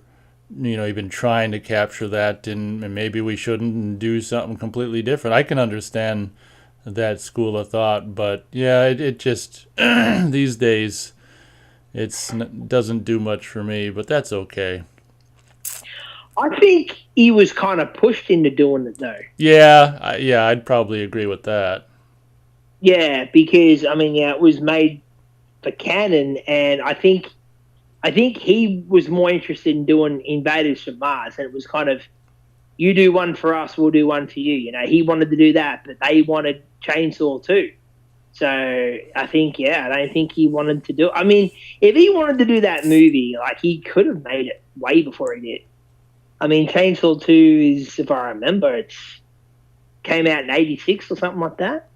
Yeah, 12 years later, the buzz is back. Yeah, 12 years later. So, I mean, if he wanted to do it, yeah, he probably would have tried to make it like around at least 1980, you'd think, you know. But yeah. I mean, it's not like a all-time classic or anything to me, but I had some fun with it. Like, I think the thing I get the most out of that film is Bill Moseley. Oh Like, yeah, I love the character of Chop Top. Yeah. yeah, that's true. Well, how cool is it to have whatchamacallit back from the first film too, though? That's really cool. Sorry. I said, how cool is it to have the you know, the cook character back from the first film? I can't remember his name right now, the guy who played him, but the guy. He's a lot of fun too. Yeah, he's good in the film. Um, but I don't know. Chainsaw is a weird franchise. Like I almost kind of can't give it the title of a franchise though, because they kind of, there's never really been a third movie when you think about it, because they either try to remake the first movie or they do a sequel to the first movie. Have you ever noticed that? Yeah, that's true. Yeah, I'd agree with that. Like Chainsaw 3 and 4, and like remakes Yep. of. Yep. Or the only other thing they've done is, yeah, like they've done a prequel, which is, yeah, the beginning, which is like, yeah, the sequel to yeah, the remake. Well, yeah, prequel to the remake, sorry. But yeah, it's kind of strange. And it kind of really does kind of stream like, yeah, you guys should kind of stop doing this because there's no more story to tell. You Ugh. know, I mean, it's even like with Halloween. You know, I mean, like, you know, Carpenter had to go to the lengths of making them related. You know, Laurie and Michael, to be able to justify why he's, I guess, still going after this girl. But in a way, though, I don't, even though like I've never really had that much of a problem with that they're siblings. I do think though you still could have went ahead with it just being like, you know, God damn it, this bitch got away. Like, I'm gonna go after her, finish the friggin' job. You know what I mean? Like in Halloween 2. What do you think about that? You reckon it could have just been like, you know, she got away, so I wanna chase after her and finish the job, man. Absolutely, they could have done that. But see, my big thing with Carpenter is it's kind of like after the success of Halloween. I mean, one of my problems with The Fog is that, you know, the Halloween was so great in that it was just a mystery, and you know, Michael's motivation was a mystery. But like his second movie, or you know, not second movie, but the movie right after, I think we talked about this a little bit. Halloween, all of a sudden, Carpenter's got this movie, The Fog, and everything is explained, and the motivation of the ghosts, and all that, and it's kind of just falls in line with that same kind of thinking. Like, well, we gotta have motivation for Michael, and I agree. It's like, well, why couldn't the motivation be that she's the one that got away? Exactly. Like, if you think about it, like, think about this. They did the same thing with Friday 2. You know, like, Alice survived. So Jason went after her. He's like, yeah, you bitch, you knocked off my mum. I'm going to come kill you now. You know, like, it worked in that movie. I mean, yeah, it wasn't the same killer, but, yeah, it's still the principle, I think, still stands. You know, it's about, like, you know, like, getting the job finished. You know, like, I don't see why, yeah, Carpenter felt the need that he had to make them related. I mean, it adds that extra layer, true, but I don't think it was needed, though. Yeah, I'd agree with that. I don't want to start talking about Phantasm 4, but Austin just does simply add that he likes the desolate feeling, or the desolate setting of Phantasm 4, felt apocalyptic. I can understand that. That's a good point. I just see a low budget movie with no money for permits, so they just go out and film it in the desert. But I can see his point. Austin saw Chainsaw 2 and 3 on, or Chainsaw 2 on VHS. He likes Chainsaw 3 as well. And for the record, I do like Chainsaw 3, but I did see it in the theater, so as a kid, so that kind of sentimental in that aspect. And Austin says Cannon wanted the same thing again and hated Chainsaw 2. That's why it was sold to New Line. Yeah, I've really tried to like Chainsaw 3. Like, I've watched that film like a good probably 3 times in like the last like 15 years or something, and I just don't like that movie. Like, I've tried to really like it, but I don't know. There's nothing about that movie that I can really grasp onto. I don't know. That's understandable, but once again, I saw it as a 13-year-old in the theater, so it was a special experience. And yeah, I can. Yeah, I can see that. Yeah, yeah. I saw it as a kid, but yeah, on VHS. Yeah. I mean, you got to admit that sparkly chainsaw is kind of cool, unless you think that's just stupid. Yeah, it's kind of cool. I like the trailer. I think the trailer's really kick-ass. Oh yeah, it's probably one of the best trailers ever, to be honest. I saw that trailer at the theater before Halloween 5. I thought that trailer was so freaking awesome. That trailer's better than that friggin' movie. I can get behind that.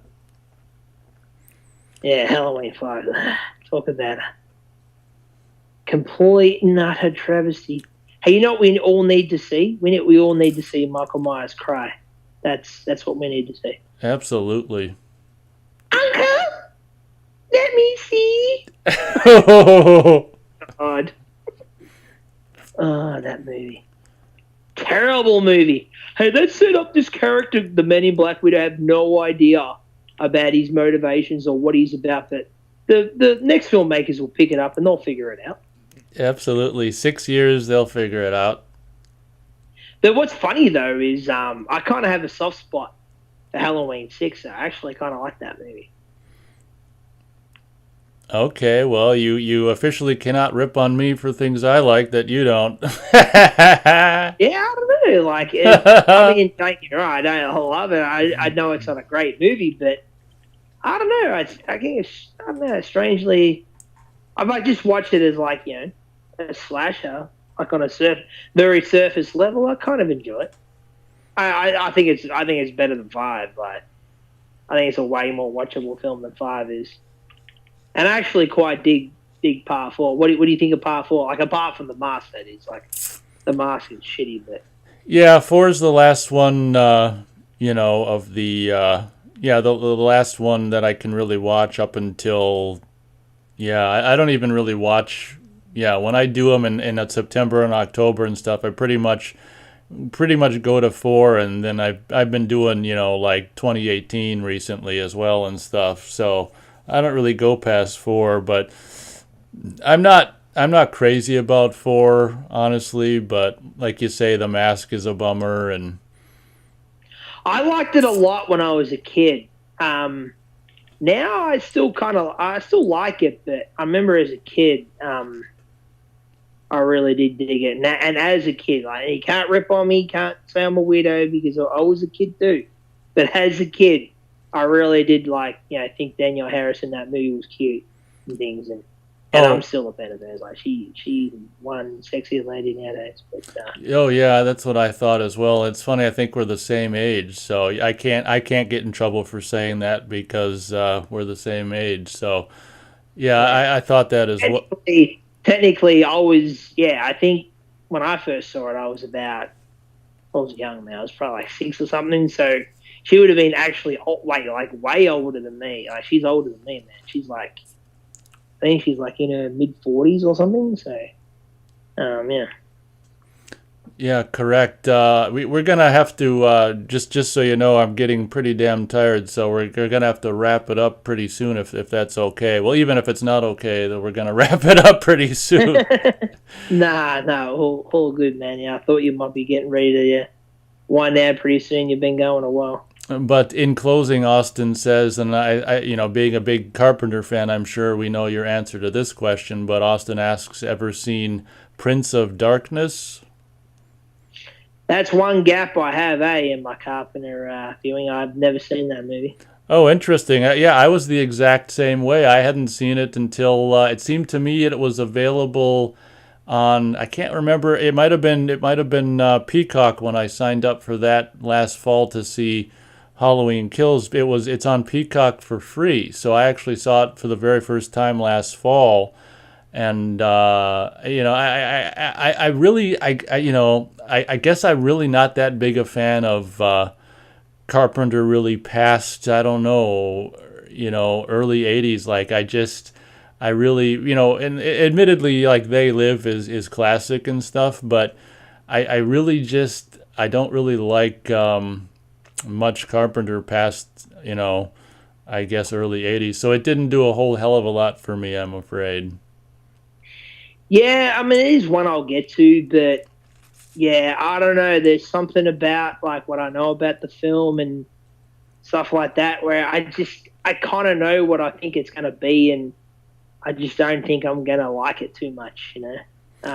Yeah, that's the thought I always had about it. And honestly, as fun as it is to see Donald Pleasant's return in a Carpenter movie, it's almost kind of like you kind of almost roll your eyes like he's some kind of a priest. And I don't know, for some reason, like like mid to late 80s, like I don't know. I'm not a fan of what Carpenter was doing after the early 80s for some reason. Yeah, for me, like it really all kind of ends with They Live. I'd agree with that. I mean, Body Bags, it's fun, it's okay. He's Village of the Dam remake. I don't mind, but that's really that's about the only other things from like much later in his career, the '90s and stuff that I care for at all, to be honest. But I would say that They Live is definitely like the last real gem that he made. I don't know, man. I think after the thing, the guy really kind of changed. I think making that movie broke him. I really do. And the I think his heart and soul into it, and the world, gave him the finger on it. And I think it was just too much for him, dude. Yeah, I think I'd agree with that. Austin says Halloween 6 is pretty dark. I'm assuming he means in subject matter. And Halloween 4, he says, was epic as a kid. The thing about Halloween 4 is I think it's got one of the best openings to a movie ever. Do you remember the opening of the film? Well, what opening are we talking about? Just the Like where it's like all the Halloween kind of theme things, it's showing like the farm stuff. like farmhouses and Yeah, I'd agree with I'd agree. Love. It really sets the mood for the holiday, don't it? Yeah, like I really that to me, that opening is almost genius. I would say it's really really well done. But Yeah, as a kid, I really liked it a lot. Like it, I don't know. Even as a little kid, it may have been like my favorite sequel. I may have even liked it over part two at one point. But because like even now, like I mean, I do I do really like Halloween two, but like there's some problems with that movie, man. Like the whole like thing where Laurie's like she's not in the movie that much, man. I She's in know. she's in like and when you really think of like you don't really think about it so much as a kid because they kind of sparse her scenes out so it's like it's not too long before you see her. Yeah, it maybe like 25 you see her maybe like every 25 minutes or whatever, but like when you really stop and think about it, it's like man, she's like maybe in 10 minutes of the movie, you know? And I don't know, that kind of sucks. I reckon it would have really been interesting. I don't know if you know about this, but Carpenter's, well, I don't know if it was Carpenter or whoever it was, but the original idea for Halloween 2 was going to take place in like a high rise. It was supposed to be like 3 years later, and Michael goes after Laurie in a high rise building. So I would have been interested to see what that could have been, but I guess we'll never know. Yeah, honestly, that might have been kind of cool. Like I can just hear the ding of the elevator ding, and then like do do do do do do do. Michael comes out Have of you the seen elevator. Carpenter's earlier film? I think it was made just after Halloween. I can't remember what it's called. It's like a TV movie. Oh no, I think it was. I think it About a chick was. getting stalked and stuff. Oh yeah, that yeah. I think I talked about that. You name drop a title, and I couldn't decide if it was that one I've seen or another one. It's A Stranger Is Watching You. Is that it? That's the one. Yeah, I've never seen that. Hey. Yeah, I got this DVD collection last year that had it, and unfortunately the DVD's kind of rotted and some of it didn't work. But I got the gist of it, and yeah, you know, it's okay. I mean, that's kind of what I thought of when when you brought up that idea of Michael or Halloween 2 in the apartment building. Honestly, Yeah, yeah. That's kind of what triggered my thoughts on the film. Yeah, even though I haven't seen it, but you know what's interesting? Like, kind of taste versus nostalgia, but like just like as an like yeah, as a just to pose the question to you, what do you like? Say for instance, that's to say hypothetically, you've never seen the original Friday the 13th, right? And you watch it today. Do you think you would feel the same way about that film now that if you watched it for the first time now, is opposed to when you watched it as a kid? well, probably not, but I'd like to think I'd still love it. But obviously, the sentiment or whatever that's attached to something that you experience as a kid, I don't think can ever be. I mean, it can't be replicated if you don't see it until you're an adult. I mean, it's just gonna have a completely different feel to it, you know. Yeah, I mean, it's like whenever I like kind of discover like a gem from like the 80s that one I just happen to not have seen. Um, you know, I can really enjoy it, but it doesn't often like become like have a place in my heart like some of those ones that I seen when I was a kid. I don't know, like I don't know. I think some people try to say like the only reason why you love certain things is because of nostalgia. I mean, that's where I kind of call bullshit. What Bullshit on it. what Like obviously it plays a part, but Well, here's a really good example. that's the only reason why. Here's a really good example why I don't think that that's the case is because I thought Halloween 2 was the greatest thing in the world when I was a kid, and then like cut to 10 years later when I was 22, and I'm like I looked at it and saw and was thinking exactly what you were saying earlier, like you know, Jamie Lee Curtis character is barely in the movie. She just lays in bed the whole movie, and I saw it through a completely different lens. Yeah, you know, I can see why people would say that. But in that case, I mean, it goes from this movie I worshipped to 10 years later being something I was like, why did I worship that? Yeah, that's a very good point. that kind of can really clear up some of that stuff, doesn't it? But yeah, it's definitely an interesting thing to think about. Like, I don't know, if you take an example, something like The Mutilator. Like, I only first saw that movie maybe 10 years ago. And I dig it. Like, I dig the movie. Like, it's kind of like, fun, kind of cheesy slasher. But it makes me think that, though, like, if I had saw it as, like, a young kid, like, would I like it a bit more than I even do now, But I don't know. Like, if you take one like The Prowler, like, I saw that as a kid, But even as a kid, I was like, this is just okay, Yeah, I should. It'd be interesting, and maybe I'll try to think in the coming days. Like, is there? Have I seen something like an older horror movie from the 70s or the 80s, recently that for the very first time that I didn't grow up with that I like, kind of like instantly bonded with or connected with strongly. I'm too freaking tired to try to think about that now, but I'd have to look through the pile of Blu-rays, and chances are, I might be able to find some stuff that I only saw recently in recent years that I really connected with.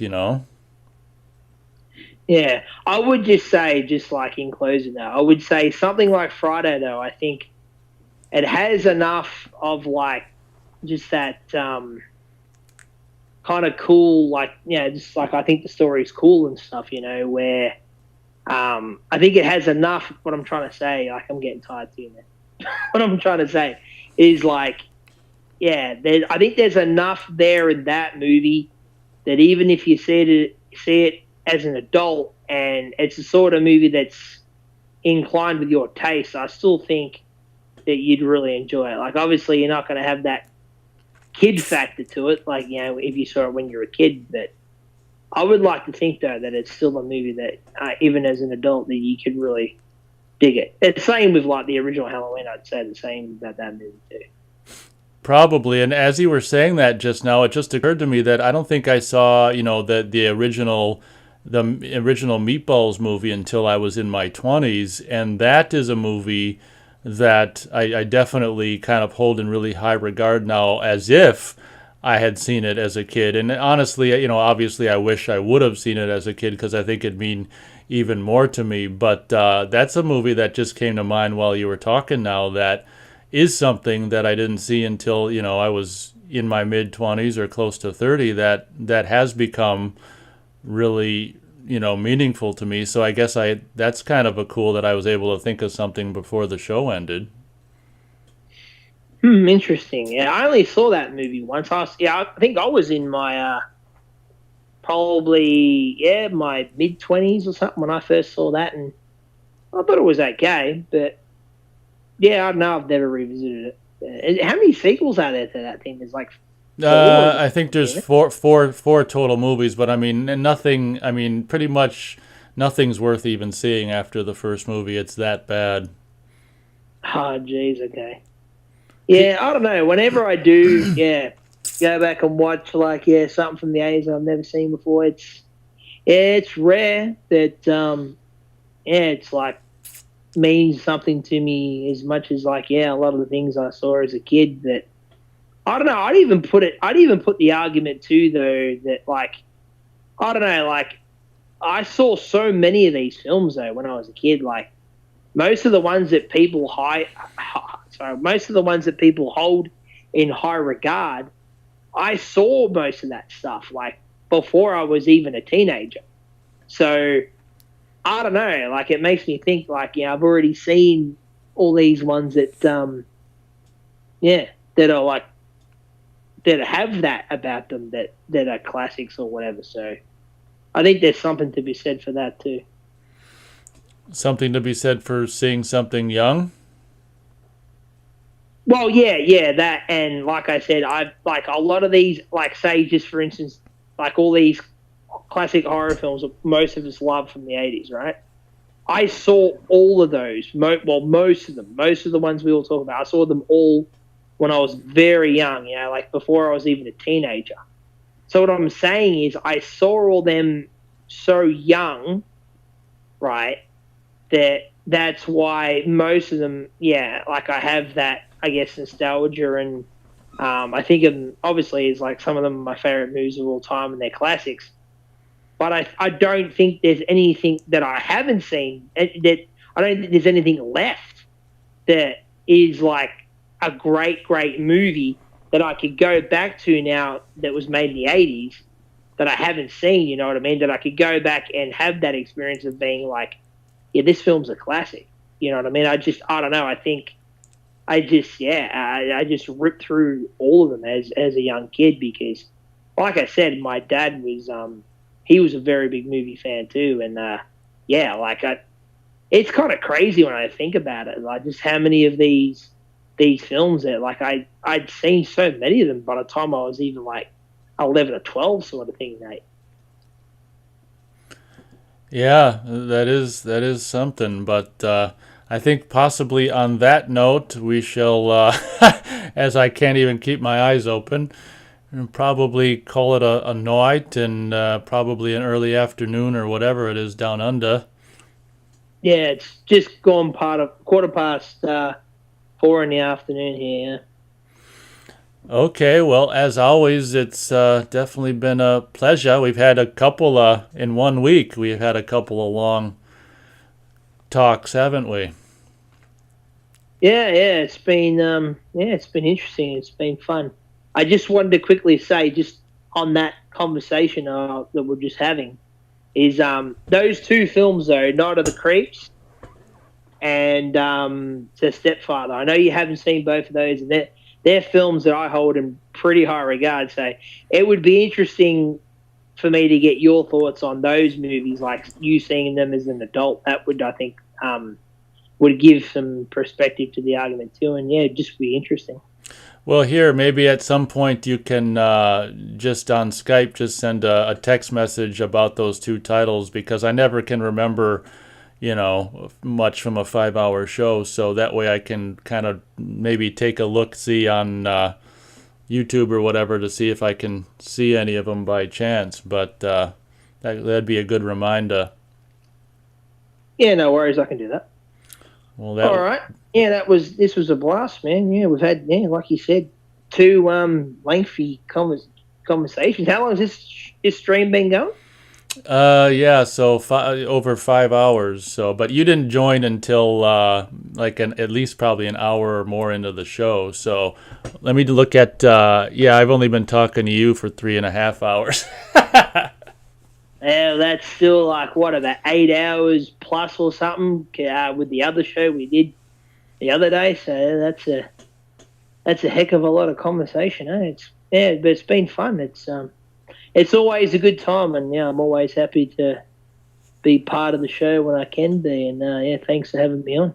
Absolutely, and for people wondering what the hell we're talking about, that's the Friday the 13th talk that we recorded, and I'm going to upload at a later date. So be on the lookout for that coming up, and all kinds of other things as we continue to plan to talk about, obviously, the other Friday the 13th and things of that nature. But yeah, very, very cool. We'll have a good rest of your afternoon into evening, and I'm gonna drop onto the mattress. No worries. Yeah, if you're still with us, thanks for sticking with us, folks. Have a good whatever night or afternoon or whatever it is, wherever you are. Absolutely, yeah. Anyone listening at this point after the fact, thank you very much for listening to the whole thing. It's definitely appreciated. Alrighty. All right. Well, you have a good weekend, and maybe we'll connect sometime next week if the fates have it set up to be that way. Yeah, no worries. Yeah. It would be cool. Yeah, meet up, and yeah, maybe we can do Friday too. Then yeah. Very possible. And if you can remember, just shoot me a text with those two titles you'd like me to try to track down online. No, we'll do, definitely. Yeah. Maybe not check them out straight away though, because it'd be cool to kind of get you to watch them, and then maybe we could do shows on them. So it'd be cool to get them like when they're fresh in your mind, I guess. So Oh, okay. Well, that's cool. cool. I just was quickly gonna say it's going to be interesting to see how many hours it tallies up by the time we're done with the Friday franchise, man. Because if we're already on like 4.5 hours, it's going to be probably like 30 hours worth of content.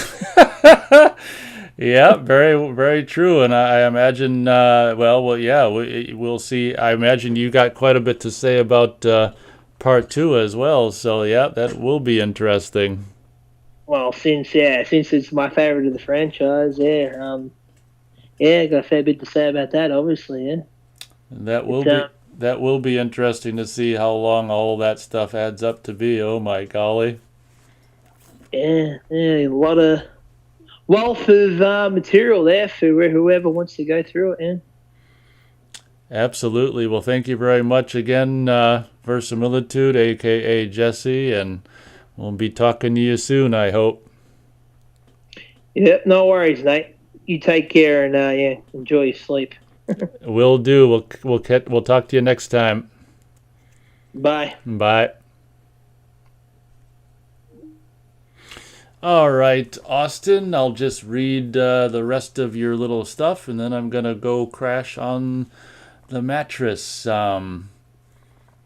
I don't remember if I read this. Probably not. Austin, you said In the Mouth of Madness was his last great one. In your opinion, Masters of Horror Cigarette Burns is a good Carpenter story. Austin would have had Halloween 3 in the high rise. Laurie decides to fake her death after defeating Michael again, puts him in a coma, and that leads to Halloween 4. Those are pretty good thoughts, actually. But we a lot of us love Halloween 3 Season of the Witch. I mean, where does that leave? I guess I shouldn't be asking a question before I'm ending the show, but where does that leave Halloween 3 Season of the Witch? Or I guess it could just be Halloween Season of the Witch, just an additional title. Austin's got the Mutilator on Blu-ray, as do I, and Austin likes the Stepfather trilogy. So very cool. I guess that'll pretty much, I don't even know, he might not even still be here, which is fine.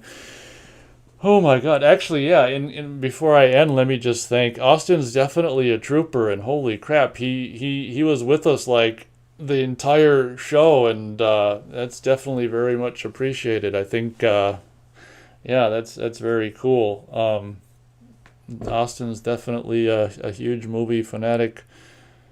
Huge movie fanatic. I definitely appreciate him being such a huge and lengthy part of the radio shows. I think the first time I did the first radio show, I think he was the only one to show up, and yeah, he lives for Huge Movie Fanatics Radio. That's for sure. Definitely appreciate Austin's. Well, and in addition to everyone else's. Whatchamacallit, listenership. And in closing, Austin says, just have Halloween 3 be Season of the Witch and not connected to the franchise. Absolutely.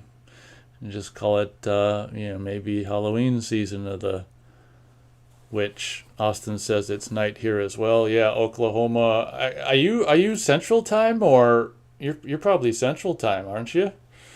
And if you are, then we're in the same time zone, or is it? I'll let Austin answer that question. Then I'm gonna have to end.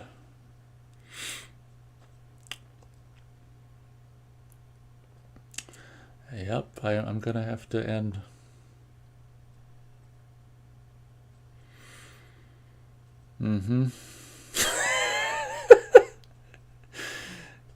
Okay, well, if he doesn't answer, I can definitely look up that information online.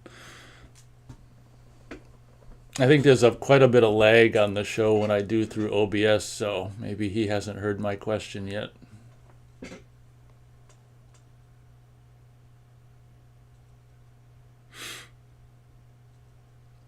I'm just going to sit here all night and wait for his response. Okay, Austin says should be Central. Yeah, that makes sense. So Austin and I are in the same time zone. That's really cool. All right, Austin. thanks a lot for stopping on by as always, and catch you next time.